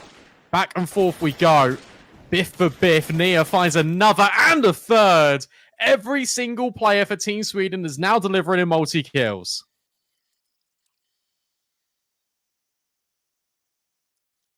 V3 for VQ. Actually, there's a world. Oh. She hits that shot. You can see it. Bomb down. They know it's the AWP in her hands. Void smoke to give room to work with. The Emsan's going to wait for her teammates. Great molly. Great molly. Oh, yeah, it flusters VQ. They will pull that one off successfully, but the hero of the round, Nia, with that triple in mid. Yeah, that was huge, because that was Hanka just behind the molly as well. She found a slight pixel to stand in. Nia recovers it, as you said. Just this swivel. And then the molly just guarantees that 3-on-1 doesn't get out of hand. Enough money in the bank for one more purchase for Team Poland. But suddenly, if they lose this, they're broke. And it would be 4-4.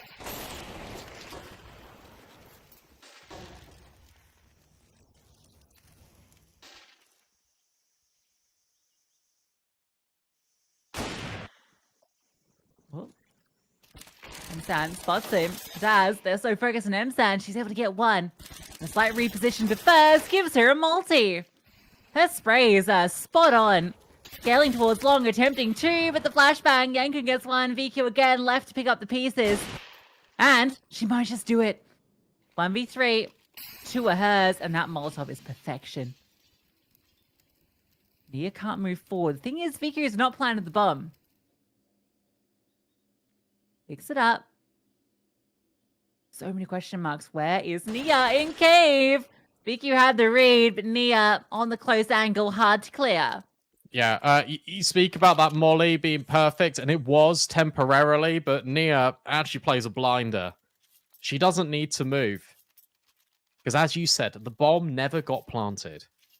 So the pressure's not on Nia, and she knows that VQ is just isolated on the site. Last thing the AWP's going to do is reset, walk ramp, going towards Jaguar. So she can just play the time, wait patiently. VQ has to go and clear every single one of these angles. She's not exposed. Running through the molly now. Here comes the Tech 9s. Oh, and here comes the Tech 9s. Letty. Oh, overwhelms. She's got no HP. And she's done it. And suddenly Giuliano needs to get out of dodge. This is completely turning on its head, or at least it was for a moment, because Zaz has chimed in with an important double up. Hank has found a team kill. This is so chaotic. He thinks Zaz the player that's able to thrive in that environment. Giuliano catches Hanka pushing forward to M-Sound with the final frag. Good recovery from Sweden after losing those 2 players initially. Zaz arrives, puts on a bit of a show before she's shut down. A team kill is unfortunate. You can see how it happens. Giuliano, that's a big one. Very small micro as well. It's the target selection from Zaz, because she could go for that deep player in Donut. Instead, she resets, fights the players on site, because she would be completely exposed to a side swipe. So she just ignores Donut. It's well done. And now look at Sweden. They've got all of middle. Giuliano's on the angle. Smoke goes deep. Hanka gives it a go, but can't see anything. And now Zaz, patrolling in towards cave, needs to back out just a little bit. Spam's not connecting. Reload. Allows Angelka the room. But Jenkins steps in for Lena. This is so chaotic. Favors Sweden.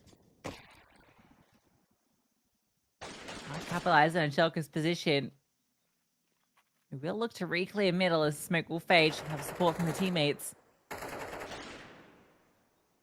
Can moves all the way back to red room, so they've still got very solid setup here if Poland do progress through middle. And spotted, forced backwards.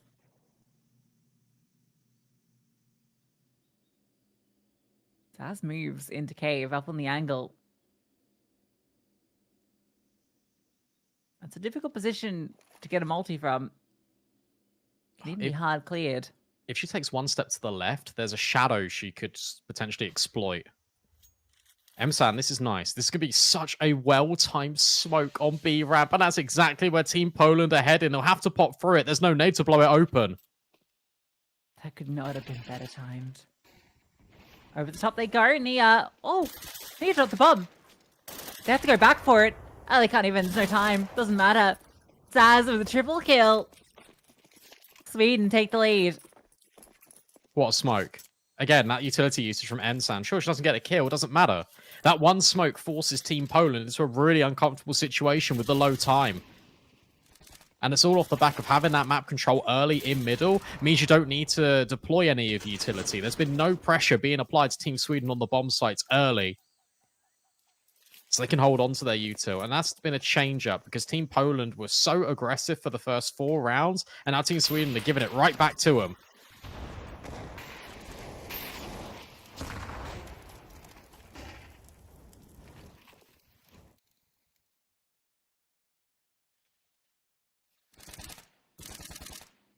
Almost pull off around with the Tech 9, so don't count them out, especially with Sweden so spread. Msan's been phenomenal defending this bomb site. Here comes the smoke over the top. Zaz actually just swings out from cave, so she might be the one that delivers it. Double for her. Or she's punished, but now you have a further swing from ledge. These pistols should be mopped up. Losing 2, but that's okay. This has been a game of just streaks. 4 for Poland to kick things off, and now Sweden have won 6 rounds in a row. Giuliano's yet to really be involved, hasn't had to do anything, but that's okay because all the riflers are stepping up and just delivering when it matters most. And also this map, this time, But Pistols, it isn't getting too chaotic. It isn't getting too out of hand. They've been able to manage it quite effectively. This time, Team Poland want mid.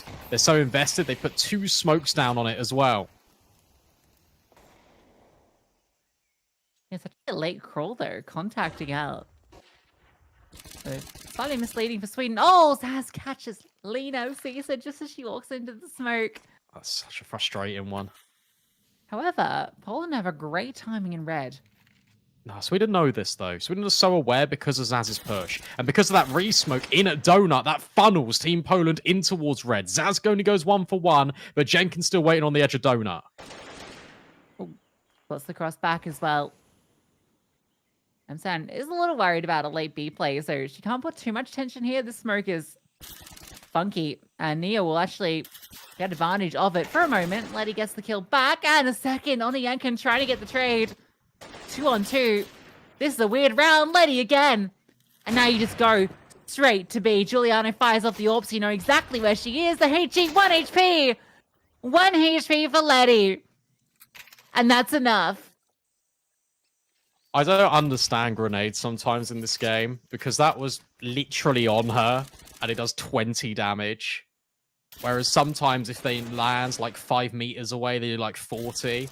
That should have been a kill. That should, like, I'm not being funny. That should have been a kill for Giuliano. And it isn't. That is wild.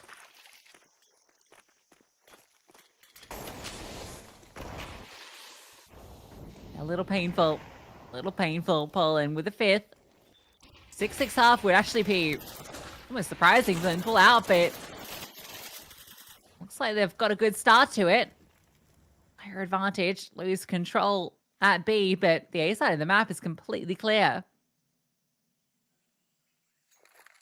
Yeah, I mean, you're going to have to get players shuffled over. Where's Zaz? Oh, she's already pushed all the way through B ramp, but Lena's ready for this. Well, actually, she's not going to be ready for her to be that side of the cave entrance. So now with Zaz's position, you force Team Poland to go in towards A, and 2 defenders are here already for Sweden. Yeah, and once Giuliano with the AWP on the line, this should be easy enough for her to get 1. She can just play back. She's dropped the bomb, and she's on fire. Oh, she's burnt out. Viku gets a double, catches Sam through the smoke. I don't know if that was just a shot or whether she saw her, but it means Zaz has to do everything. Bomb planted. Viku just walks away. Letty's escape. Has Molotov for that bomb. No kit either. Zaz's chance was when Letty was trying to get away but missed that opportunity, and Viku locks it in. I don't know how Poland recover that, but they do. Yeah. I think that's the key thing. They do. That's the most important thing for them. This time they put a lot more pressure in towards middle. Zaz has been pushing the extremities. It's just what she does. Is able just to continue to almost just force Team Poland into the places where Sweden want to go, and then Team Poland are just getting out with their aim alone. I can't really tell you how Team Sweden win this game on T side, and all they do is they fight Cave and they pressure Lena. That is the way to win this ancient game. Pressure Cave. Yeah, absolutely. But this round is going to be a classic pistol round, and that's mid to A, but 3 players still defended. Yeah, you found Lena, but Viku up high, Letty behind the box. You're running through a smoke, and maybe that'll work. A double up on the box. Oh, this is chaotic, and somehow Hanka is surviving through it all. Zaz in a 1v2, and they're going to try and run her down. She gets Angelica. 1v1, can't plant there. Needs to wait. Oh, the Gush, 1 HP! 1 HP, and Zaz finds that final shot. An insanely chaotic round, as so many have been in this series. But it's Zaz that pulls it through. Hey, the fake plot worked, I guess. She did. It gave no audio, but it gave her the sense of confidence. It's this shot here in a second where Hank is alive and then Zaz kills Angelica. I don't know how. And 1 bullet. That separates it between the 2 of them. Sweden take the pistol. Again, spoils shared in this map. Team Poland stack A. Who stacks A? They do. But Team Sweden are going B. Yeah, well, they're the ones that run it. A on the second round, so I kind of like the idea to stack in case Sweden try and do the same thing too. Oh, timing's been hit as well. Jenkin in mid. Yeah, I got no idea. Down this close too, so she can mop up 3K for her. That's plenty of money for that future AWP. So that's perfect. You lose a Mach 10? Sure, no worries. Upgrades to the Galil.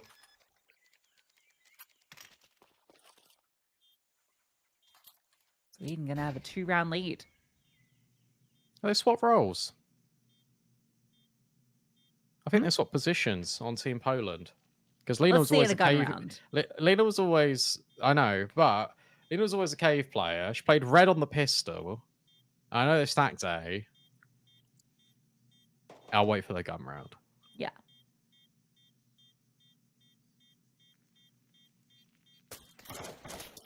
Oh.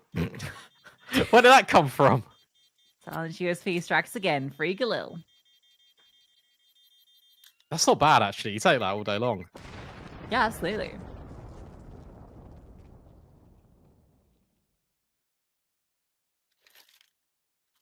Okay. We'll get all the guns out. Now, that means Brandon, sun's out on us. Spotlight. We're here. You get to see us in action as we take you through this all-important round. Poland, to make it or break it, they lose this. Sweden's going to run away with that T side.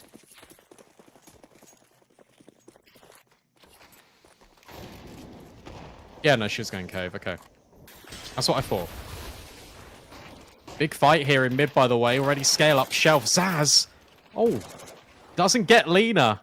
Between her and Viku, they're able to get 2 kills and trade out the damage that Emsan did. Now a pop in towards A in the meantime. Letty full blind. Yeah, great util. Forces Letty back. Oh, they didn't actually know she was there. She's able to get one. She should have been punished. Giuliano swings through Viku with the double. It's all good. She gets herself an AWP. And, well, getting away with murder in Temple.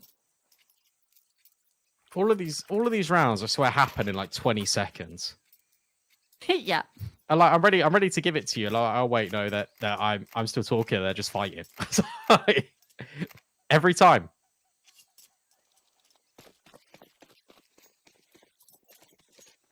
Hard and fast. Nice. How it's going.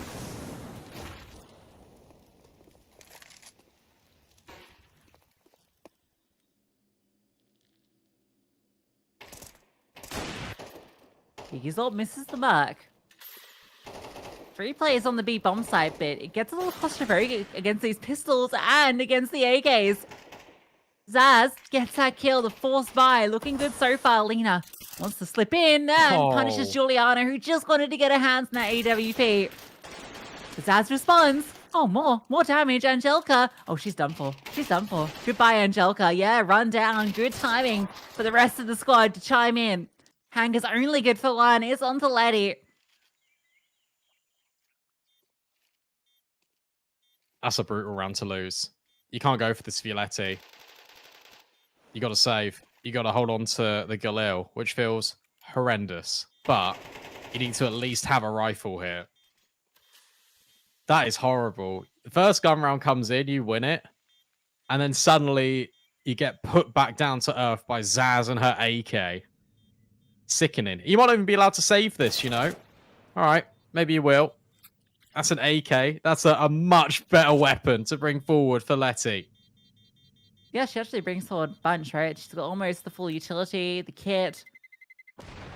Big save. It might have, surely it doesn't incentivize you to buy. You save on the rest, and yeah, she'll save as well, and then you have a really good buy into the next round. Forcing would be insane here. Even though she can drop one, it's not worth it. If you force this and you lose the round, you lose the game. Oh my god, they're doing it. Oh, no. Okay, it's a half force. Fine. No, it's cancelled. Actually, she sold it back. Don't worry. Fine.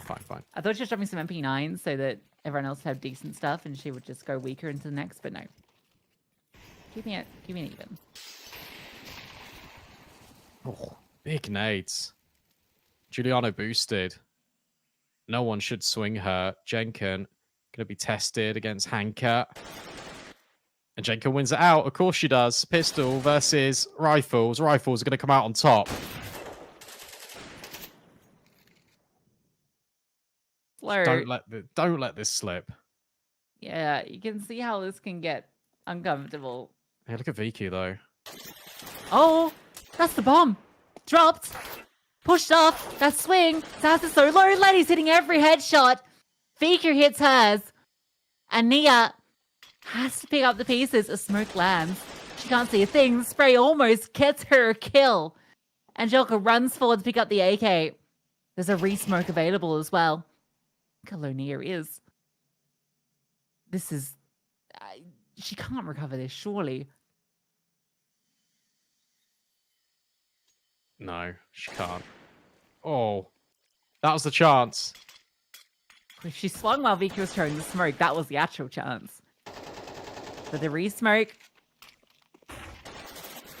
Oh, clean kill. Oh, Nia! That is unbelievable. There was no way that she was able to win that round. Look at her health. But the flash forward is enough. She catches VQ, and Angelica is so low. That's a 2v1 throw, but Nia takes it every day. That's it. That's game. That's game. Even if it is a half bite, even if it is that saved rifle being brought forward, that is a back-breaking round. That is one you should never be losing, especially if you're a team like Team Poland, in brackets, Navi Javelins. Yeah, absolutely. Oh, did Giuliano see that scale? Oh, I think she did. Or maybe. I don't think she did. Oh, no, his ass is looking back too much. Yeah. Definitely didn't. Sanga gets hers.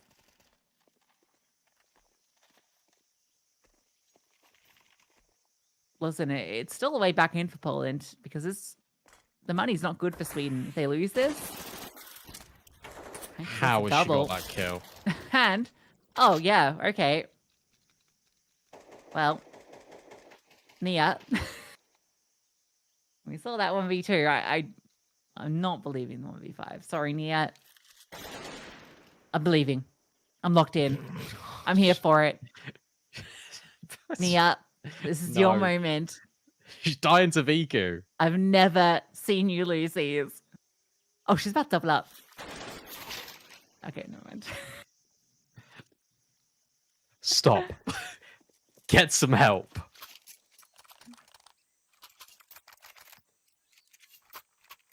You're right about one thing, though. That's not good. The clutch attempt. The money. And loss bonus is 1900. So that means the Team Sweden have to force into this. Where there's so much pressure being put in towards mid and scaling on shelf, I wouldn't hate a rush A. I think they're going to rush B. But I wouldn't hate A. And I think Team Poland are kind of agreeing with me there. They got two. Oh, the flashbang's great. MSA's found the opener. Oh, and the second. Team Sweden are in B, but maybe not for much longer. Hanka. Run down eventually. 2-on-2. Zaz. Watson both running over. And Letty has to finish what Hanka started. Just double up on the angle. No way past. Yanka gets a double. Amsan leading the charge again. One of these massive impact rounds where she just opens it up all by herself. Wow. Wowee. Okay, here comes the pistol rounds that we're used to seeing. Fast scaling up the B site. It makes a lot of sense to hit a site fast with these pistols, considering the way that Team Poland have been taking middle. That is exactly what Team Sweden do. And suddenly the economic shoe is on the other foot. If Team Poland lose this, well, they're going to be on absolutely nothing come the next round. And that'd be series point. Yeah, and what a brilliant game from Sweden. But just when they get in these positions, they try and force these fights, and it does not work out. Letty spotting the shadow, so Zaz should be dealt with momentarily. Brandon, look who it is on the other side. Oh, never mind. I'd already minimized like the big picture we've got, and I was just staring at you. You muted the stream. You muted me. You like. No, I was looking at your reaction. I could see you setting it up, and I was like, it's not happening. It's just not. We're not doing this again. It's not a bit. It's not a bit. I believe. No, you don't. Stop lying to the audience.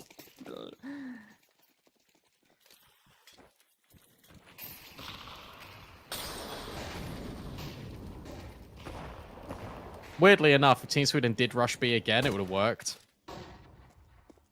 They don't this time, however. They play a lot more of a standardized default with the Force.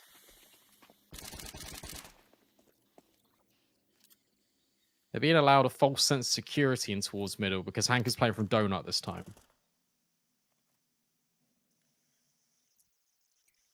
So got that lane control without having to lose players on the way. It's interesting, actually, they did fully invest into this because, yeah, it's not pretty. But maybe they can do it again with these Tech-9s up B. But Zaz leads the charge, can't do what M-San did earlier. They get the opening kills on the CT side, a 2v5. So low are 3 of these players now. Giuliano has to do her best Nia impression. Only good for the win. So Poland on to double digits. Yeah, Poland going to be up to 11 rounds each, surely, because this is now your save. Mm-hmm. Team Sweden, when they've got the advantage in the palm of their hands, when they've got sort of like MP9's Famises going up against them, that's when they completely crumble. They're making life so much difficult for themselves. I don't know why they're deciding to get aggressive against the weak buys. It doesn't make any sense.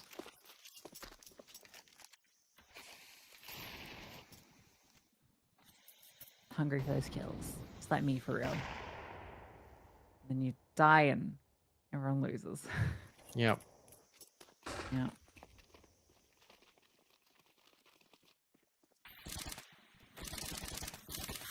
True. At least gets the info and a little messy. Oh, hang on. Should be okay. There's double layering here. Yeah, this is all good. Yeah. Dealt with, only losing the one actually, despite all of that. And we're tied up. We've not seen Team Sweden go A like once. The only time we've seen them go A is when they get forced to go A because they lose mid and they lose B. And then they've got their lurk player by A main. VQ has pushed A main like 4 rounds this half. I wouldn't mind a switch up. True. Yeah, it's considering how much Poland put the pressure on there early.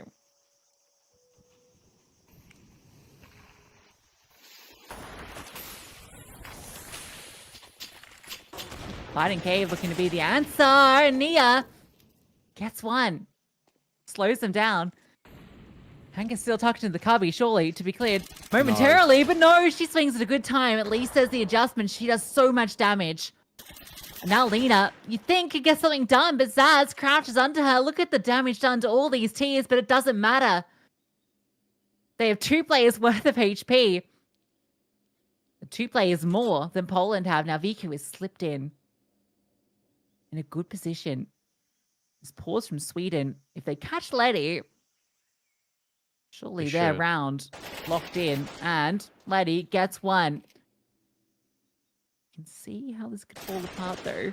Because VQ swings, gets one, and runs away. Nia sees it sees the runaway.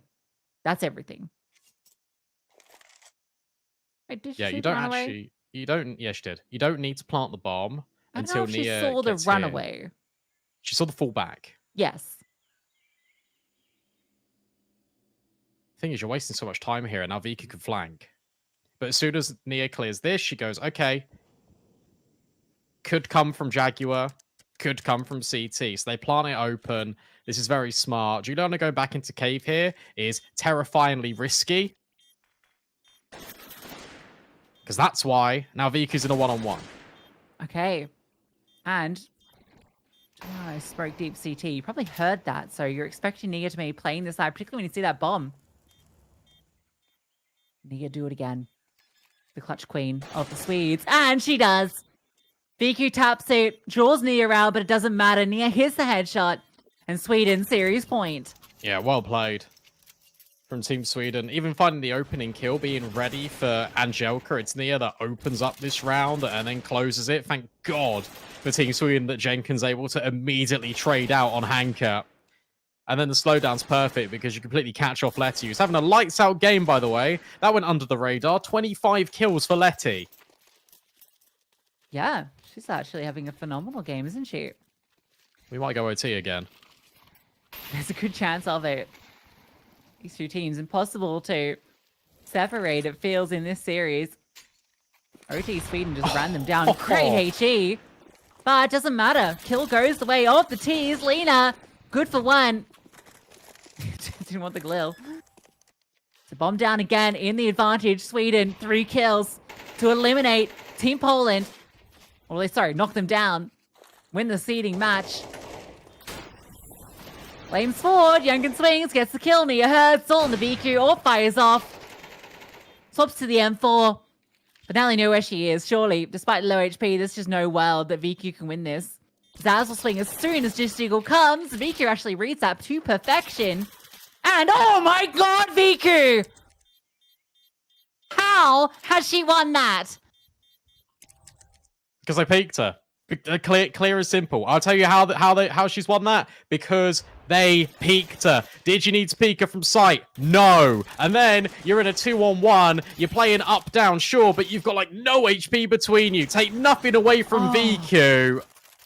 But that is a throwaway round from Team Sweden, and that allows Team Poland back into this series. And at 3-on-1.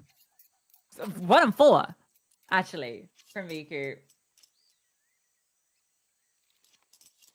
That is a throw and a half. Yep. They almost did it earlier as well. Remember, Nia had to pull that one back from the brink. That is ridiculous. Oh, wow. And now look at the pace change. Look at the pace change. They're not ready. They're so blind. Giuliano gets another go. This is so messy. How did Angelica get a reload up on ramp there? That's ridiculous. Letty through the smoke. Oh, come on. Well, go next round. Next map. Yeah, maybe next map. I cannot believe that. I'm stunned. Absolutely stunned. They have thrown that one on free. Yeah, well, yeah. Yeah. I mean, the setup looked good. Besides, she was supposed to be the trader, not the contact. The site player should never have swung cave and just be stood in the open. Zaz was the closer. Kill, but it's a dink. And VQ, of course, is here. And the whole squad comes to join her.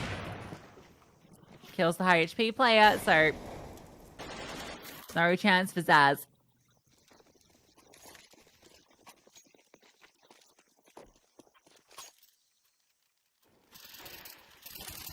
This is a really nice call, by the way, from Team Poland, just to get insanely aggressive in the first round of OT. On an extremity rather than middle, because they've not shown that once all half long, and it completely catches Team Sweden off.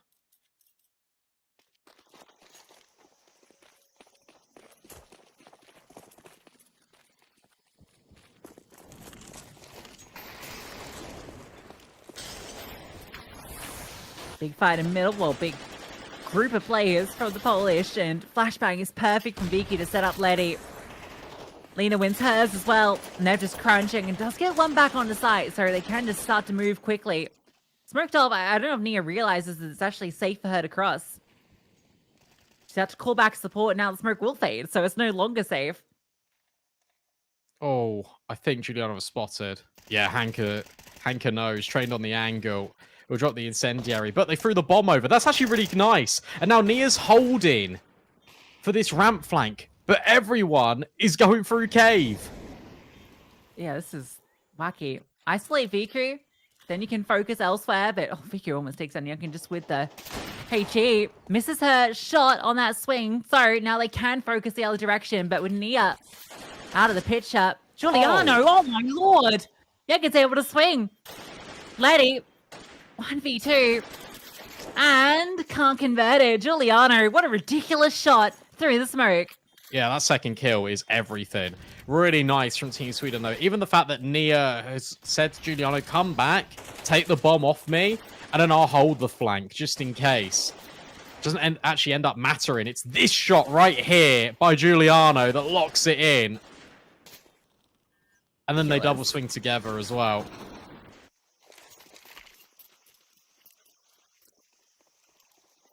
This game's delivering at the very least, in terms of the excitement factor. Who knows who's going to win? You can hear this. Surely you can hear this. Oh, no. Oh, my lord.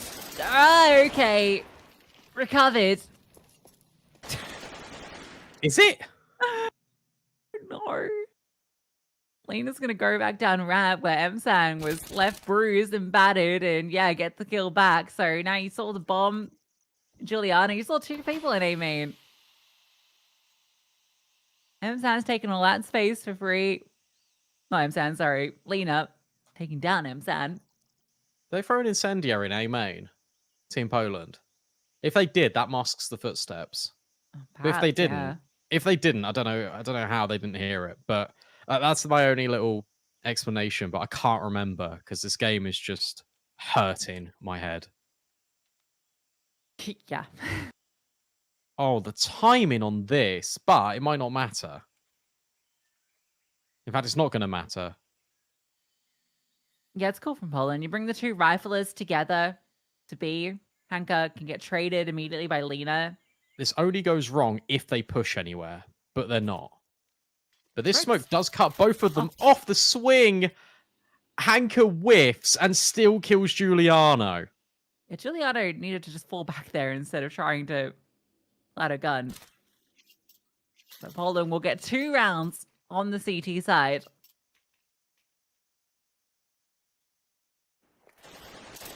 That feels like that's probably enough. Yeah, that's that kill. Okay. So we either go. Oh, actually, there's a lot of scenarios here. There's 3. Sweden win 2-0. Poland win. We go Inferno. No one wins. We go OT2. Everyone wins. We go OT7.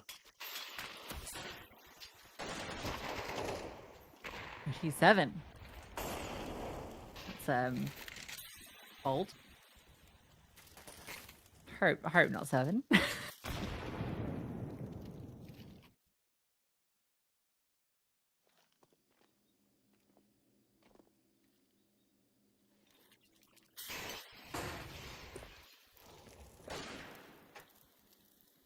Poland get a lot of space. Doesn't cost anywhere near what Sweden had to pay to get this far. Viku missed an opportunity and actually cops a dink.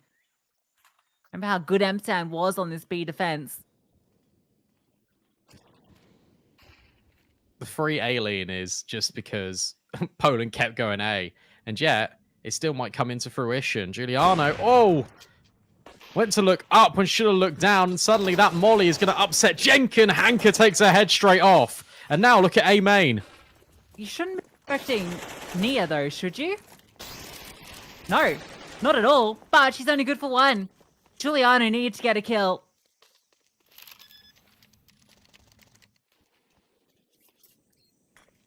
Two on 4. DQ low. There's an overextension, but you don't imagine Poland need a budge. Oh. Wow. Okay, that's a shot and a half from Zaz. Viki's on the line with Yorp and hits her flick. Emsan, yeah, not much doing.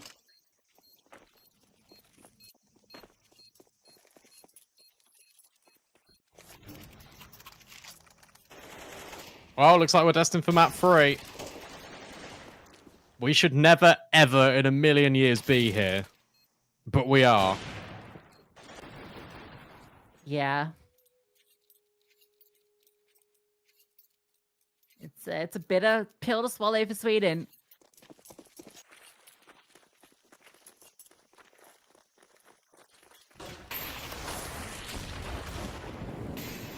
Good damage onto Letty, who wants to go fast and will be denied. Oh, but Lena gets her double up. Oh. Giuliano, there we go. That's the shot we were looking for. A leg as well. Zaz finishes the job. Not done yet. Another 1v3 from Viku. Not going to happen. Just don't need to peek her. just stop peeking her, please. They knew Giuliano was here, by the way, because she got that opening kill by A main. Still a significant damage in from Donut. Dragging Team Sweden kicking and screaming through some of these rounds. This is it. This decides it. Do we see more on Ancient? Or do we move over to Inferno? And they're going fast A.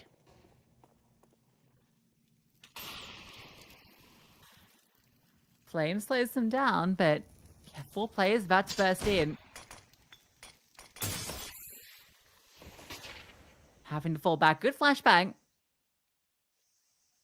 And still present in Donut. They've not overcommitted to this, but equally, Sweden don't have a lot of information. Shadow.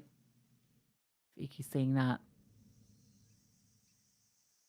Nia's position compromised.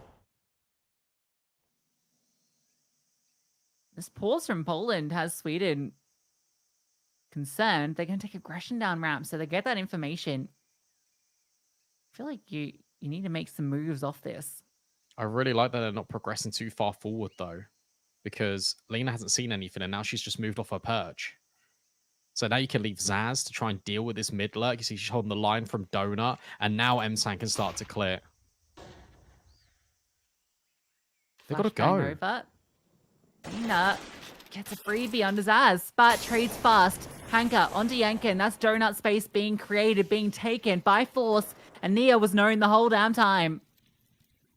Poland pause, and that's going to be enough. Nia and Giuliano, 2 versus 4. Viku's holding Nia. Has held her this entire round.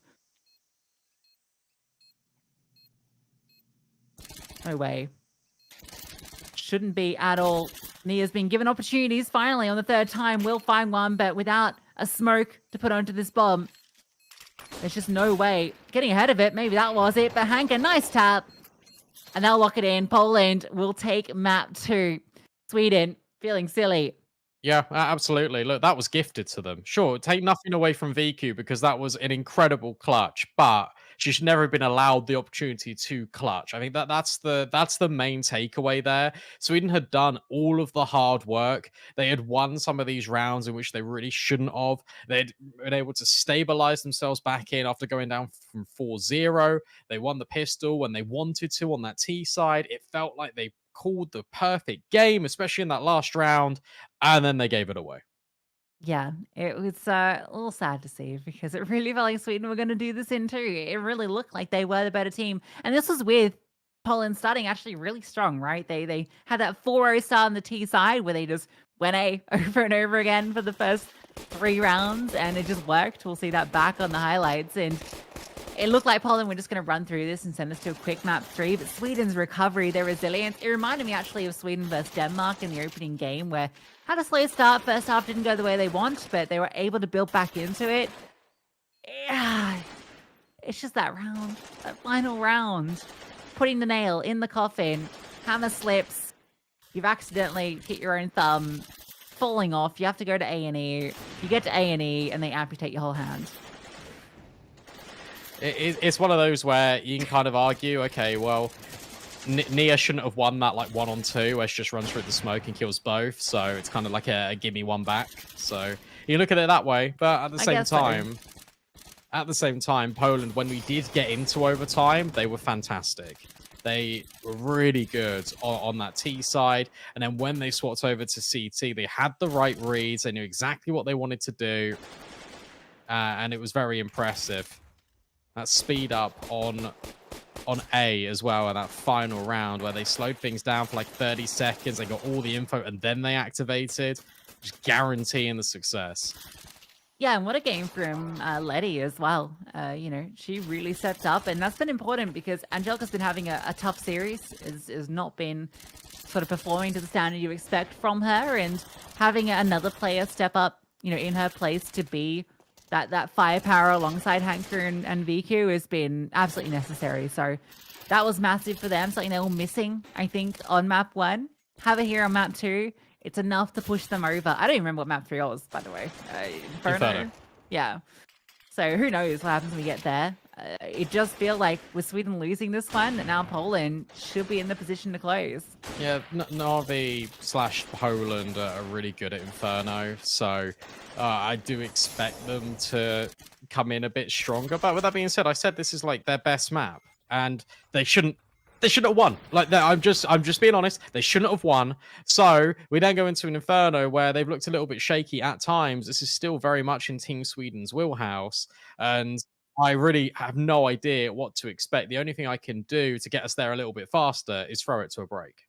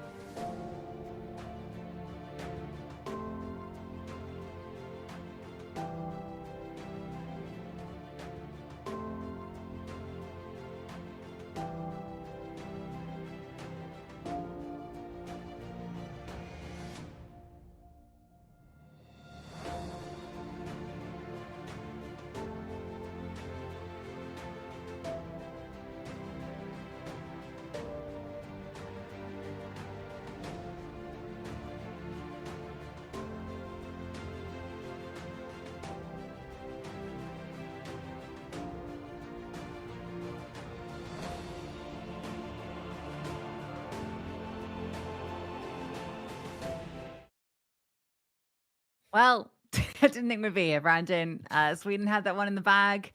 The bag fell from their hands. Spaghetti all over themselves.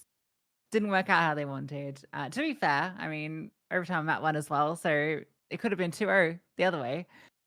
We go to map 3, Inferno. We now favour Poland. I think now that we're in this territory, their best chance for Sweden was Ancient. That slipped out of their fingers. Yeah, I pretty much. I think like you throw that one away now, and it's just like, okay, well, where do we go from here? And sure, look, Imperial have got a really good Inferno in Zaz, and then that's kind of it.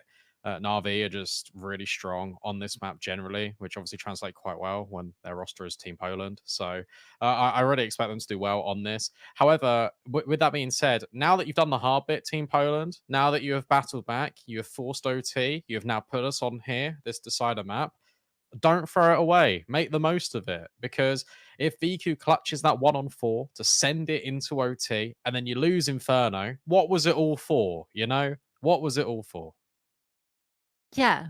Yeah. You really need to close it here. Or just another OT, Brandon. How about that? We just Yeah, maybe. we run it back. It's been OTs all day. I mean, look, we needed these two teams with the caliber of players in the server that it was going to be a good affair and a close affair. It's definitely been a chaotic, scrappy affair. I think I've said chaotic 1,000 times. That word has been overused, but it sums up how this game has gone because so many of these rounds have just gotten insanely out of control, and it's come down to big individuals, which has been really exciting to see. But yeah, it's scrappy. That's definitely the adjective for it. The other game's still going on. Really? Team France, Team Spain. That one's gone to a third map as well. And but the scorelines for those: game 1 was 13-8, game 2 was 13-6, and now they're only at 3-3. So I don't know how we've caught up to them, but we have. That's actually crazy. All right, well, come on then. Let's see. Well, on the T side, and honestly, don't mind it because they can set the pace on a comfort map for them. Makes Sweden feel uncomfortable. Running into A, only 2 defenders, but Giuliano's got the first kill and a second kill. Nia gets one. I don't know how she gets that. Eventually put in her place, and 2-on-3 bomb to be planted. They're so fast. Letty just trying to slow them down so the digits can be punched. Angelica gets it down. And she removes M-Stand. That's massive. Jenkins steps in. Letty can't get it done. Sweden's pistol. You wanna try to break that one down? W plus. Yeah, also pretty much. Shoot. Left click plus.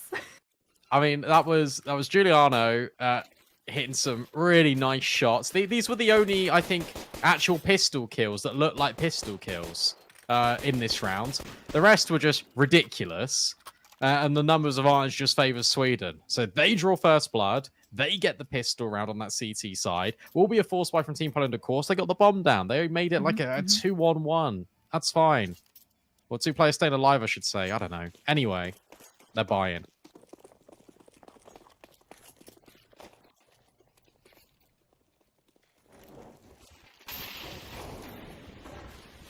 Force buys have been oh, hello, Zaz. Kissing in the smoke. No. Nom, nom, nom, nom. Tease. They come out ahead in the smooch wars. Juliana drops the smoke. Slows right on down. What a shot. And Hanka gets over the top. So, force buy. Yeah, looking to do wonders for them. This is beautiful. Perfect from Team Poland. Alina could potentially deal with Nia as well. That's an awful timing. But the bomb's down anyway. They don't care. Send VQ in to clean up on the MP9. Get the AWP in play as soon as possible. AWP in T-side Inferno. Kind of gross. So maybe we should just AK instead. But more importantly, you're just denying the FAMASes. Put Sweden just on pistols. That'd be horrible for them. Looks like they're going to do that. Oh, beautiful. Take them both down. Mac 10s both become FAMASes. I mean, honestly, I prefer the Mac 10 in this next round anyway, because you know it's an eco, but As it is. Either way, beautiful round for Poland.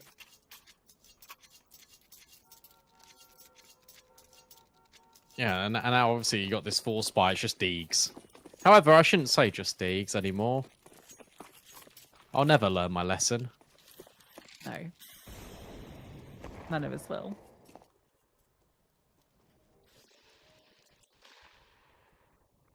This is a good response, though, from Team Poland. Grouping up, hitting a bomb site together, very much like they did on Ancient on T side. But they're going B this time and not A. Okay. Zan has a re-smoke. I think, does she have a couple of them? Is this like the classic drop a billion smokes and just keep smoking it off, hope they go to the stack? She'll redeploy this. I think you just blow it. Uh-oh. Oh, what? No way. I can't believe she's managed. Oh, what the hell? How has she gotten two? I don't know, but you go for it now, don't you? Yeah, absolutely. Look at the 3 players racing up Banana immediately. And then Nia's going to go through CT. Oh, I thought that was like an insane flash lineup. Instead, they decided to cancel that. They put a smoke down. VQ might just go through it anyway. There's so many smokes being used on the site. They're all the key ones. There is no way through. There is no way through. Yeah. One picked up of MSAN, knocks them out, and they drop 2 of their own they didn't need to throw earlier. Smokes everywhere. Oh. Well, okay, they killed everybody. So that's actually a really good outcome, ultimately. Not the best outcome, because it was a force buy, but if you can pick up any rifles, anything? No, I don't think so. What a shot from MSAN. I can't believe she gets 2 kills. Goated.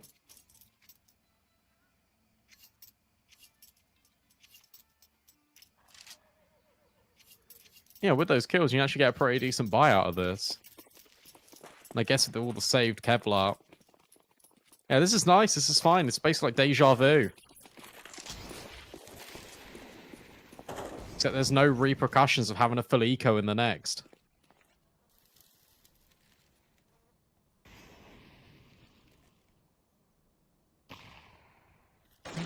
Cleared. Oh, she was not ready for them to be right there. Juliana uses that opportunity to swing, and she gets double up. Can't believe she gets that. Flash play, trying to get something on B as well, and that's punished. Oh, but MSAN's Deagle. Nico? No. Just the one this time. But very separated are these T's. Letty drops the smoke. The bomb is a long way away. She heard both. But you group. The 2 AKs. I mean, Nia's got no armor. Oh, no, sorry, she does. Read that. A re-smoke. This is very even. These 2 teams. With the weaponry they have, the bomb planted now favors the T's. At least they can fall back into a crossfire here, Poland. It's the strongest crossfire in the game. You can't break it if you're Sweden because you haven't got a molly. So it feels like Juliana will just go straight into this setup alongside Nia. They need to try and isolate these kills, but it's so tough. Contact being taken from both. And between Lena and Letty, they make it work. Team Poland overcome that mishmash of save weaponry and also just force buy pistols. Yeah, when it came to the 2-on-2. Well, actually, when Juliana got that double kill, MSAN hits the deagle.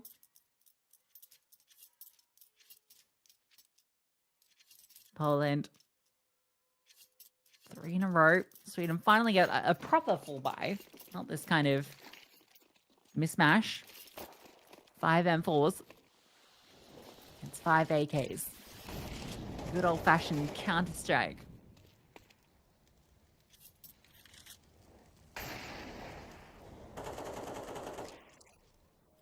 Apps pop. That's what it feels like. Bomb making its way forward there. Nia on the jiggle. Spotted. Will drop the smoke.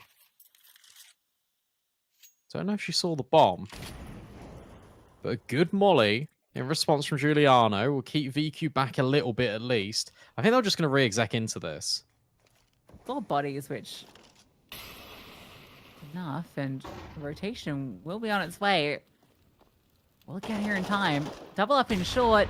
One part of that is spelled. Second stands tall. Giuliano gets the multi-kill. Not done yet. Zaz on the rotation. Letty activates, but it's too late. Almost a double up, which would have been massive if she got that, but it was Viku that got the kill. Teammate was down. It was all under her. Zaz arrives at the perfect time. Yeah, Giuliano's been just stepping up in such a massive way in this series. Feels like whenever she's alive, she's guaranteed at least a multi-kill. It's absurd the amount of impact that she has, and it's such a disadvantageous position, but she's able to isolate these kills. The trade spacing not good enough for Team Poland when they swing in towards short after getting the opening kill. I think they wanted to fall back a sec, lay down their utility, and then go in. They weren't ready, but Giuliano was. A fight in Banana. Zaz. Oh, HG will get it. Force buy from Poland as well. She even blocked the molly, so it doesn't go in towards sandbags. Now Letty needs to clear that as well. It's going to be a massive deal because Sweden aren't advanced. But rotation's interesting, isn't it? Player was close half-wall that you killed, and you've moved 4 players. That's a crazy gamble, and yeah, Poland just commit to B, so they're going to get the site. Yeah, I don't mind the molly there from Ensan because it's just preventing progression. But they can just further layer the utility here in Poland. This force buy is paying off. And it's going to net them the round for sure. I can't imagine Team Sweden going for it. No, you can see the backup. They do not know how low Viku and Angelka are. Why they ducked B there in a 5-on-4 with no information.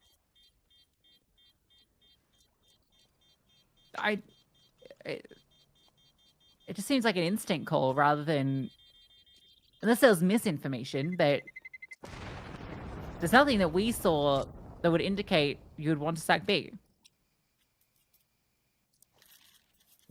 No, it's just it's just quite like it's a thing teams do. Yeah, but in a 5-on-4? Yeah. Don't love it. Cost them the round. It's because Team Poland keep going to A. Like, on the gun rounds, they've been going A quite a lot. So, by having that lean in towards top brackets, you're preventing Team Poland easily having access towards, like, apps, for example, and the second mid. That's justification, because Banana has not been, like, a great source of pressure, really. Especially when the util has been coming out for Sweden. Well, definitely going to be a lot of pressure there from Poland this time.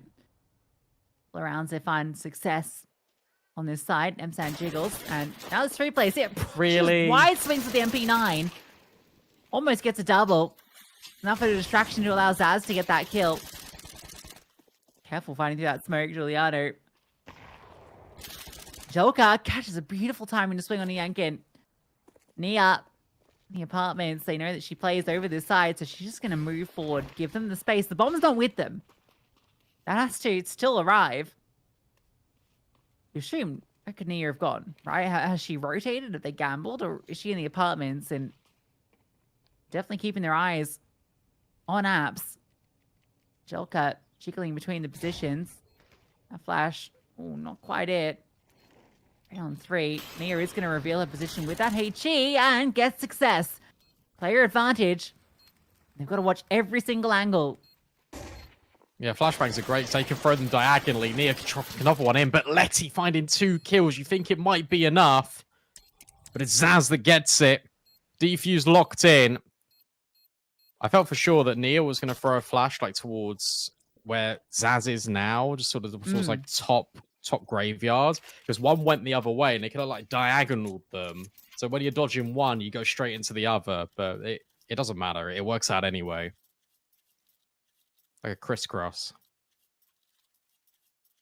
Yeah, Nia does a lot of work there, like moving into the apartments when she loses her player at long. So she's not playing a committed position, and she can then set up in that post plant to support the team.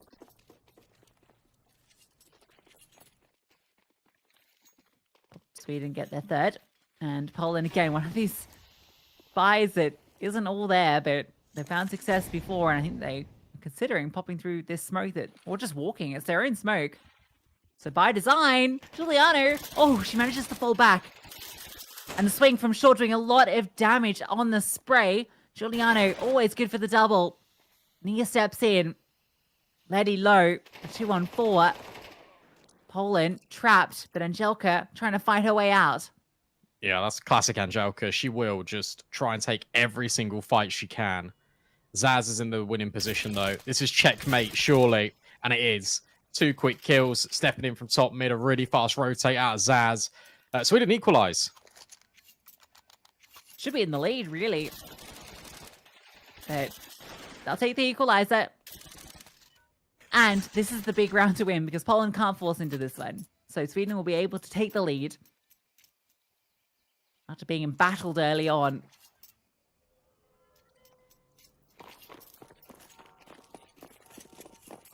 Finally, some breathing room for this team.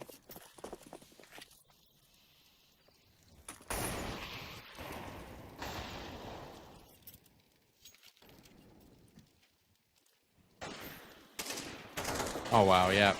Should just be a clean up. Zaz smells blood in the water. She wants ecos. M-San will get a couple instead. And, oh, B's kind of open. But it's not really. Because suddenly plugging the gap is Giuliano. She's on such a wide off angle that you don't expect her. But with Letty finding that kill, this is expensive. And this is a bomb plant. Picked up another smoke. CDs are separated. Please, Sweden. Don't get glocked.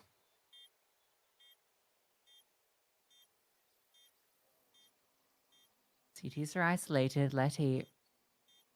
There's only so many positions she can be, and she saw her. She's caught the timing. Hearing them as well. However, Sweden should be able to isolate. No, Letty's first kill confirmed. Smoke on the bomb makes it a little tricky for her. Yanga's just gonna stick it. Just gonna stick it. Oh, Letty spams it. Sweden, not like this.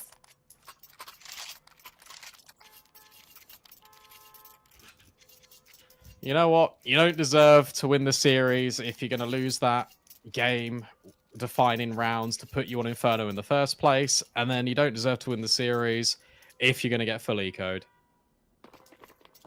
You eco that was just Glocks. That was just Glocks, and Letty was like a 1-on-3. Yeah, it was in the end, yeah. Can they answer back in their own kind? Don't do this. Please, I'm actually going to be so annoyed if it just gets eco'd back. They won't. No. No. Too hard to retake. Save 2 AKs. Get out of there.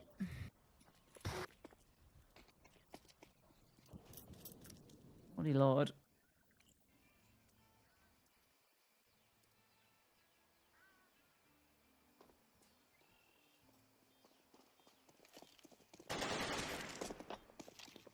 I think keep the AKs. Let's not lose those. That's what they'll do. Poland, 6 on the T side. Shouldn't be here, but they are. And T side, in my opinion, is the more favorable one right now in CS2 for Inferno. So 6 already feels pretty great. I think that's kind of the magic number you're sort of looking for here. Maybe 7, considering I forgot the game can end 6-6 because doing maths on stream is really difficult. So 7 is fantastic. 8, it's kind of the magic number. I think magic number 7, everyone picks 7 because I don't know why. Do you know why that's a thing? Why on a scale of like 1 to 10, everyone goes 7? Well, in some cultures it's just a lucky number, but feels good, doesn't it?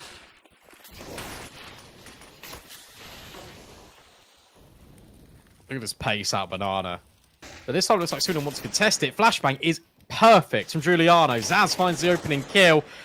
Team Poland want to fight this back, and they're just taking lots of lumps out of each other. Look at the nade damage. This is a brawl. This is a complete mess. Look at the yeah, that's an insane amount of utility damage, like 140 just with the util. Smoke though, a problem. Flash, Letty gonna be dealt with. Angelica gets the trade. So they do fight their way forward and take control of it.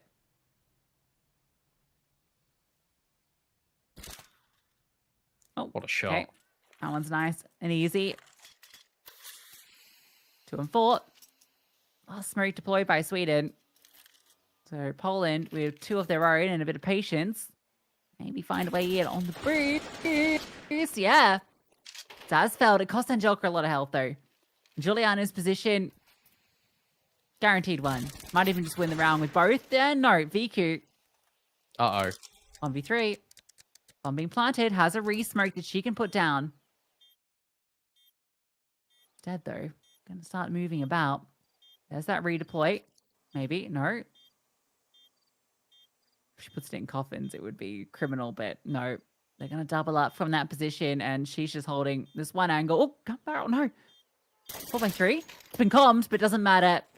Swings there. Clutch denied. I don't know why she didn't deploy the smoke. Yeah. I guess it's maybe she thinks it will reveal her position. She's worried about timings, the swing on banana potentially. You don't know whether Team Sweden are doubled up, but make it a little bit easy for yourself potentially.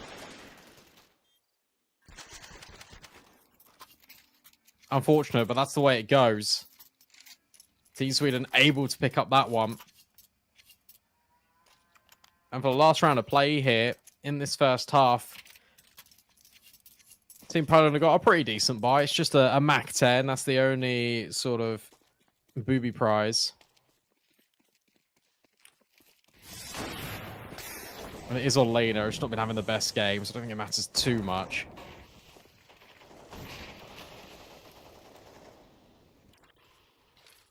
Six would be actually great recovery for Sweden. All things That'd be considered. really good. They should be on 6 right now. Yeah. Yeah. To be honest, could be more because I wouldn't have got E-code then. So... Yeah, not E-code. And then there was the 5v4 with a extra rotated beat. Oh, yes. Well, damage done to some players, but 3 on 5. All then just need a group, really. To be honest, though, it's been in this player disadvantage situation where Team Sweden have been doing their best work in the series. I think back to Ancient, and there were so many of these rounds where they shouldn't have won them, and then they did. Same on Anubis. But Angelica finding Giuliano, I think that is just kind of sealing the fate now. 5 on 2. M-San would need to go massive. Monstrous. I can't see it happening. I can. I've seen her do it. I believe in M-San. And, oh. Nearly. Nearly. You can see it. Lena's so low. Double up. Would have been enough. And now you know where the final CT is. So, we'll be 7-5 for Poland momentarily.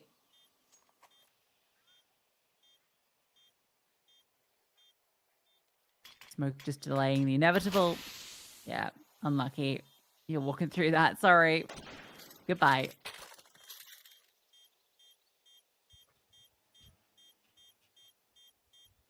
Yeah, if that was 6-6, I'd be talking about this a little bit differently. But 7-5 is completely fine for Team Poland. Now you're going on to CT side, and I know I just said, look, this map feels a bit more T-sided at the moment, but Team Poland have got a really strong defense. But with that being said, look, I think just in general, Team Poland, they're one of these teams that actually do better just on the offense anyway. So maybe the fact that they've only got 7 might come back to bite them. I don't know. We'll have to see. I'm not a psychic, unfortunately. I wish I was. That'd be nice. Make casting boring. Not gonna lie. Can they do it? Yeah. Yeah. I believe in them. Yeah, I think they're gonna do it. All right, fast. And hang up. Removed. That was the only defender over here. So bomb planted. Post plant favoring the T's. I have a vision. Okay. Poland don't retake. Wrong. Well, they're going to retake, just not successfully. That'd actually be a really fun bit to do. Just pretend to chat that you are psychic, and then you only say like, "Oh, I'm getting something," when it's like really obvious, and then technically you got 100% like right, and then what? I don't know. Okay, well, Paul and Force. I'll work on it.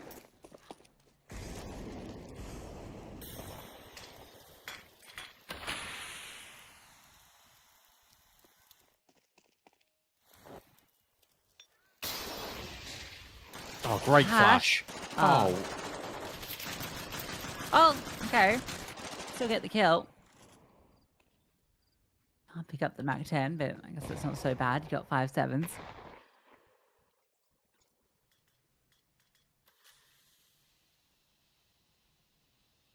I don't hate this from Team Sweden. Just resetting in towards an execute. Yeah, I think Poland should stack. They're not going too late. Oh, nice kill. Any more? No. Not to be. M-San gets the trade. 3-on-2. I don't think it's worth sending the Deagles in. Just save for the next because you're ecoing anyway, right? Yeah, or I guess hold for an exit. I mean, you've gotten away with so many unbelievable rounds. I can see why why not? You got to smoke.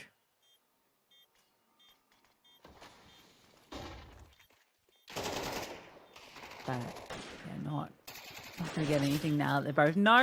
Okay, it's a little kill from Angelica. Smoke limits her options further, so they take down 3 off the Force, but that's not enough for a round.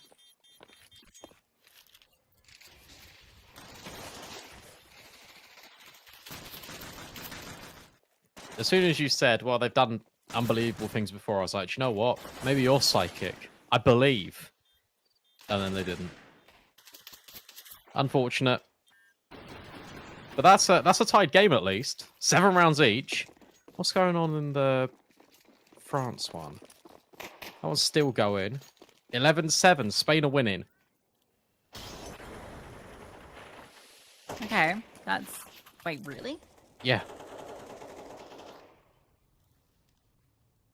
That's just crazy. She mean really? No, I've lied. You're just lying to me, just for no reason. It's crazy to me. Both those teams are actually on boot camp as well. Are they? That's cool. Yeah, yeah. It's a picture of all the Spaniards together.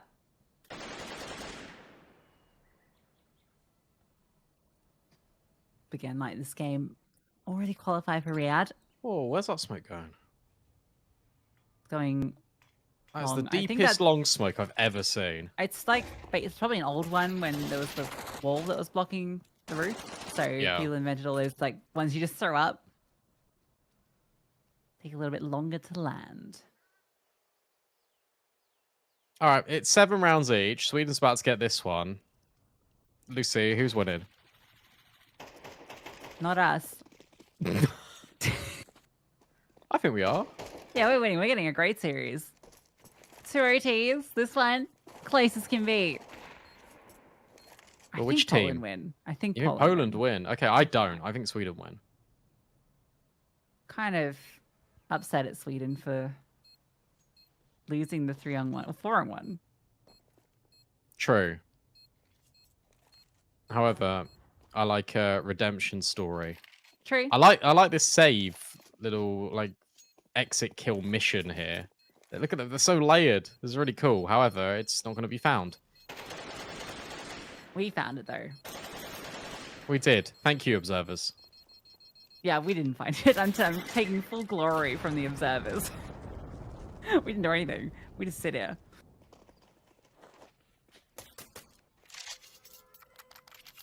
Yeah, we do, and we appreciate you so much for listening to us. And well, T-sides have always been just the staple of this series so far, and Team Sweden are making that no exception. Now we're here in the first gun round. can get this show back on the road.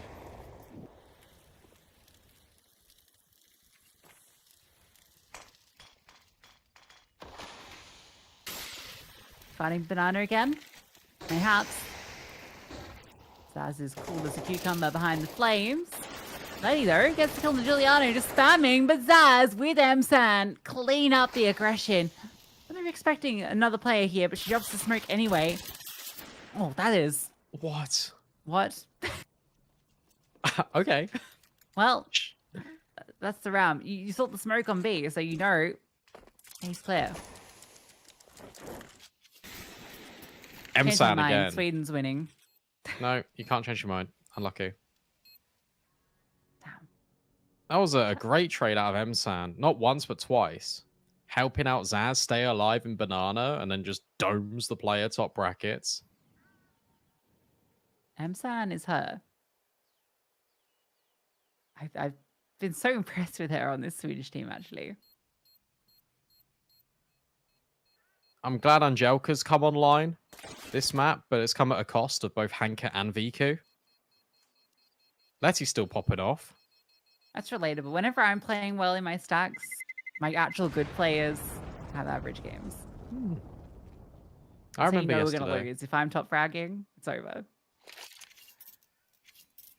I really wanted to believe in us on Anubis yesterday, Lucy. Yeah, well, the bot was out fragging me, so that was not a good start. And I started Ancient really well, right? Sick 4K in the pistol, on top of the leaderboard, and obviously that led to disaster. I went 0-7 that game and ended on 20 kills somehow. Yeah. And guess what, guys? We didn't win either of them. Anyway. Yeah. That's why we're here, not in the server. Well, you're not in the server for obvious reasons. And I'm not Polish or Swedish, so there's actually plenty of reasons we're not in the server. I know what you meant. 9-7. Half by. Angelika? What is this? Just takes the kill immediately, but that's going to put panic in Sweden. Angelika's in the back lines. I thought she was going to get that kill. Yeah, it really looked like it, didn't it? But Angelika was the one kind of part of this round that needed to make something happen. And I like that play, right? You've got the 1M4, everyone else is rocking this half buy, so get active, see if you can disrupt. But needed to, really. Although, maybe not, because Lena is actually called Giuliano, and now, attack on B, Sweden might be in trouble. Yeah, this is not the way you kind of anticipate this round to go, but it's the way in which this series really has been. 40 seconds, this is the right decision, though. A reset in towards A. You have to get past Lena on the MP9. That is it. So she's got the strongest weapon here, but she's all by herself. 30 seconds means you can't really wrap A without feeling comfortable. So you have to go through short, which means there's less chance of clearing her behind this massive box. I'm going to be an issue, and sitting back in this corner is... Gotta clear her. Oh no, Lena! Is she going to get all of them? She does. The only player on this side of the map, they stack B, and Lena knocks them all down. Gotta clear her. Even with 30 seconds, you have to check that box, because every single time they're on MP9s and pistols in the late round, someone is always going to be here. What a hold from Lena. There's a half clear too. You can see the way Jen kind of looks at it and then doubles back, but it's too late. Lena's crosshair's already on the head. It's another one that they shouldn't have lost. All you do to clear that, by the way, you don't swing it like that. You just jump on the bloody box and you just shoot them in the head. Oh, you just shoot them in the head. Yeah, good advice. Yeah, but from the box. Yeah. Being facetious. I know. All out on both sides.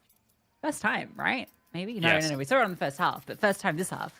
First time this half.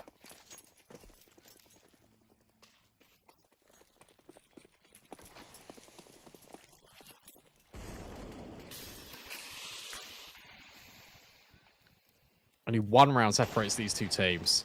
And VQ peek in, sees Giuliano. The flashbang nearly saved the Swedish sniper. Instead, it goes the other way. Zaz finds Hanka full blind. That is ridiculous. No one sees anyone in either of these opening engagements. Biku was either going to get 1, 2, or none. Or none. And she manages to get 1 and away.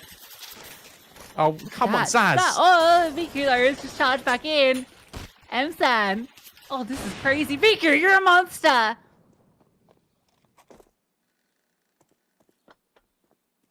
And now a rotation arrives. She has support.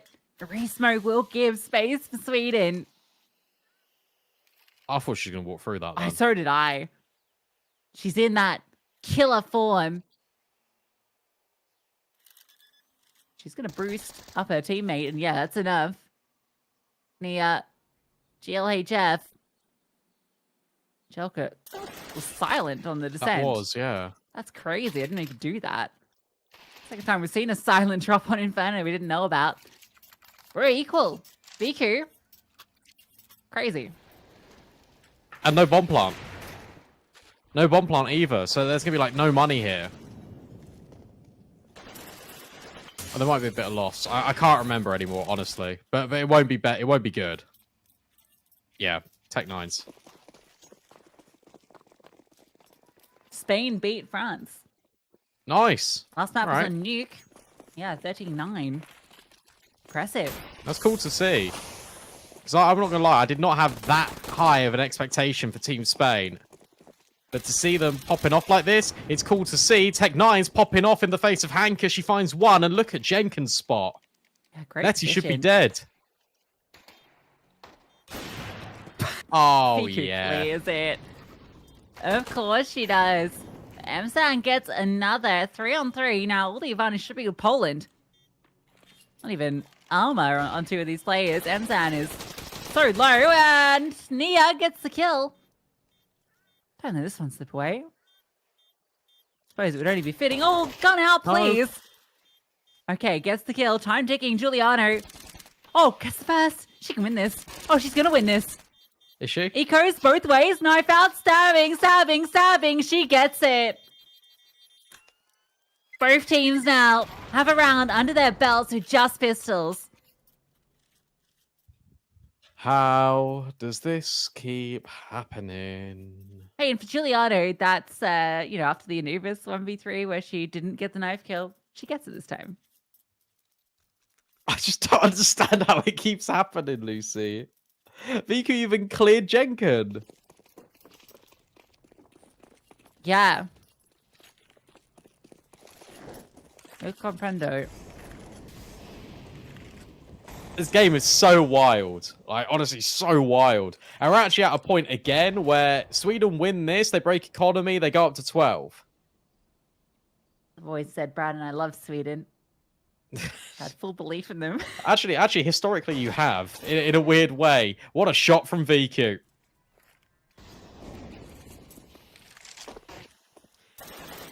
Now scaling, flashbang not really affecting anyone from Team Poland. And suddenly, it goes back again. A 5-on-2 for Team Poland to make it 10 rounds each. Yeah. See ya. And just like that, Polska Gulam. Polska Gulam.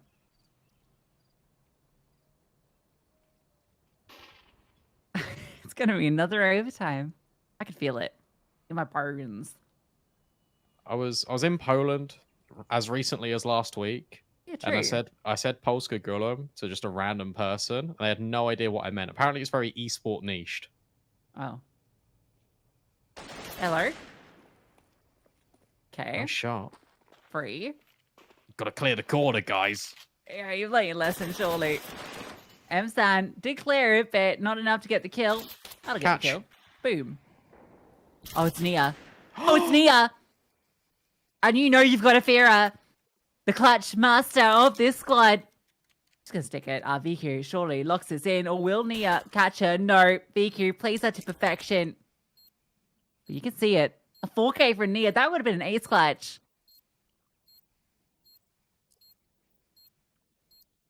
I can't anymore. Every time you think a round's going to be a shoo-in, it isn't. Somehow, it's a 2-on-4. I start spreading tangents about my holiday, and yeah, Nia makes it a real conversation piece. Second shot on towards the player by the motorbike is insane.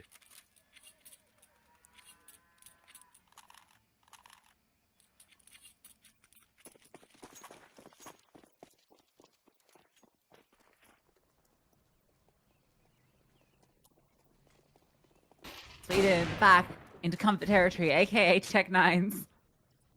True. It's so true. Oh, I hate how that's true. There's apps pop in. And this is going to work. Lena, the Incentry. They're ahead of it. She gets one. And Angelica. Sorry, that's Angelica on there. Sorry, my bad. She gets two. No, they were both up there. Oh, right. Yeah, true. BQ. Lone defender. BQ target practice. Imagine that third shot hits. Outrageous. USV will get it done. Poland in the lead. If VQ hit that third shot, I would have just left. I would have got up. I would have walked away. They would have done the thing where they pan to the cameras, and it would have just been you. Some of you are thinking, God damn it, why didn't she hit that shot? There's the double layering. That's a really good sort of anti-eco setup there for Team Poland.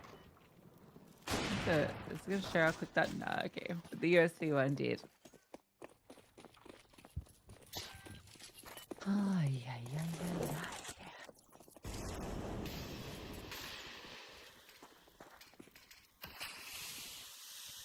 Something we haven't seen out of Team Sweden yet is just an execute. I feel like I've been saying that all series. I'm going to keep saying it because I want to see it.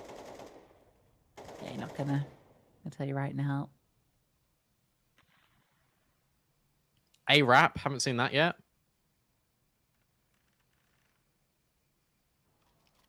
Not like chicken or ham, like round A.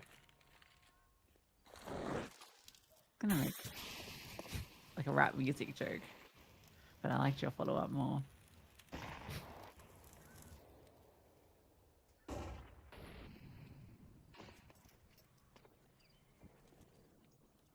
This got B written all over it. We execute here. I'm calling for it. Very good. Time is gonna be good. Utility towards top mid. Lady cops a HE to the face. Smoke will land. Counter one's gonna do nothing, you think, or maybe it'll just help the spam. Catching a lot of Tories. Hanker in the backside needs a kill. Can't get anything. And with the money as it is, Poland, you gotta get out. You need to keep Three alive. You need this all more than anything. Hey, look, an exec. 11-11, make a wish. Oh, mine came true. I don't need another one. I wish for overtime. You can't... the thing is, with the wishes, you're not supposed to tell people the wish. Yeah, but it's a Kartika, so does that, like, counteract that? I don't know anymore. I don't know how it works. Team Poland are wishing that they can hold on to their rifles. They want to be allowed that chance. However, actually, I think they're good. Are they good? Oh, gosh. Zaz jumped underneath them. Big save.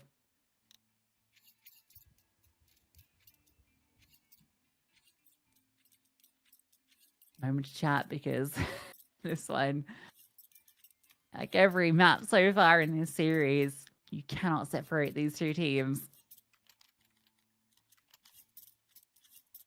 You know what this does, though? This really hypes up, and this series should be a testament and a real like anticipation to what you're going to expect in Riyadh at the end of the year, because it's going to be these teams. It's going to be a lot more teams. I can't remember the number of teams, but many teams. Dude, it's like 16 or something. It's massive compared to the year before. It's huge. Yeah, 16. 7 of those from Europe, 2 from North America, 1 South America, 4 from Asia, 2 from Africa.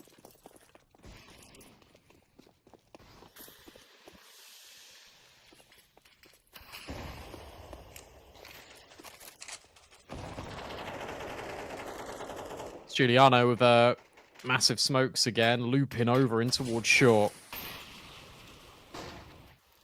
And Joker's playing ahead of it. This is very cheeky.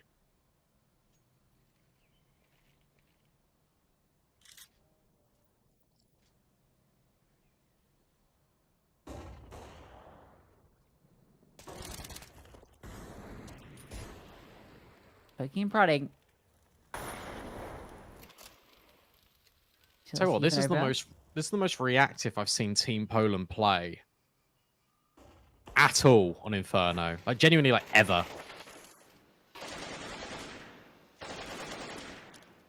Well, I guess we get, you know, these national teams. Oh my lord.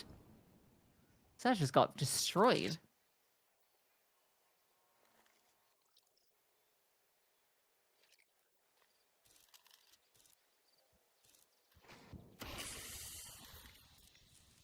They're going to hit onto B. It's an MP9 and an AWP to hold on. That's it. Smoke, Letty, up close. Gets that first kill. That was the low HP player from the HEs. And VQ, still here, still active. A leg shot needed the kill. But it's a team kill. Giuliano actually gives Poland a chance, but Nia might just remove it. Oh, but they're aware. It doesn't matter. Or maybe it does, because Angelica still gets the kill. Giuliano's alone on site. Nia's low. So they're just focusing their attention on the player on site. If they can find Giuliano, they know where this final player is, and they've flushed her out. She still takes down one. Just a kid. Doesn't know where this player is. Now she does. She's gonna stick it. Oh, she's gonna stick it. She just sticked it. Brazen in front of her. Nia gets the kill, but it doesn't matter. And that means that Poland are now up to series point. That was the round that Poland could not lose, because otherwise they would have lost 13-11, surely. How important it is, how pivotal is that team kill that Giuliano just got on MSAN? But furthermore, Leader actually strafing out and guaranteeing that, I think, like, Nia was in spawn. You didn't need to do that. That was such an unnecessary risk. Could have just stuck it, could have won it that way. In fact, does stick it just half a second later. So it's Team Poland on series point. But if Team Sweden win this, we go to a third OT of the series. Yeah, and Poland aren't going to have a goodbye. One player survived. Okay, actually, none of these teams will have a goodbye, because it's not an elimination game. It's for seeding. Great joke, Brandon. Thank you. Thank you. Well done. I enjoyed how enthusiastic that clap was. He's here all week. Unfortunately. I never leave for the office.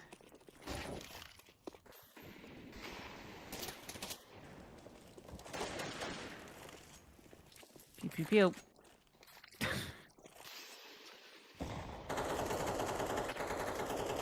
3 M4s of FAMAS utility lacking for Poland.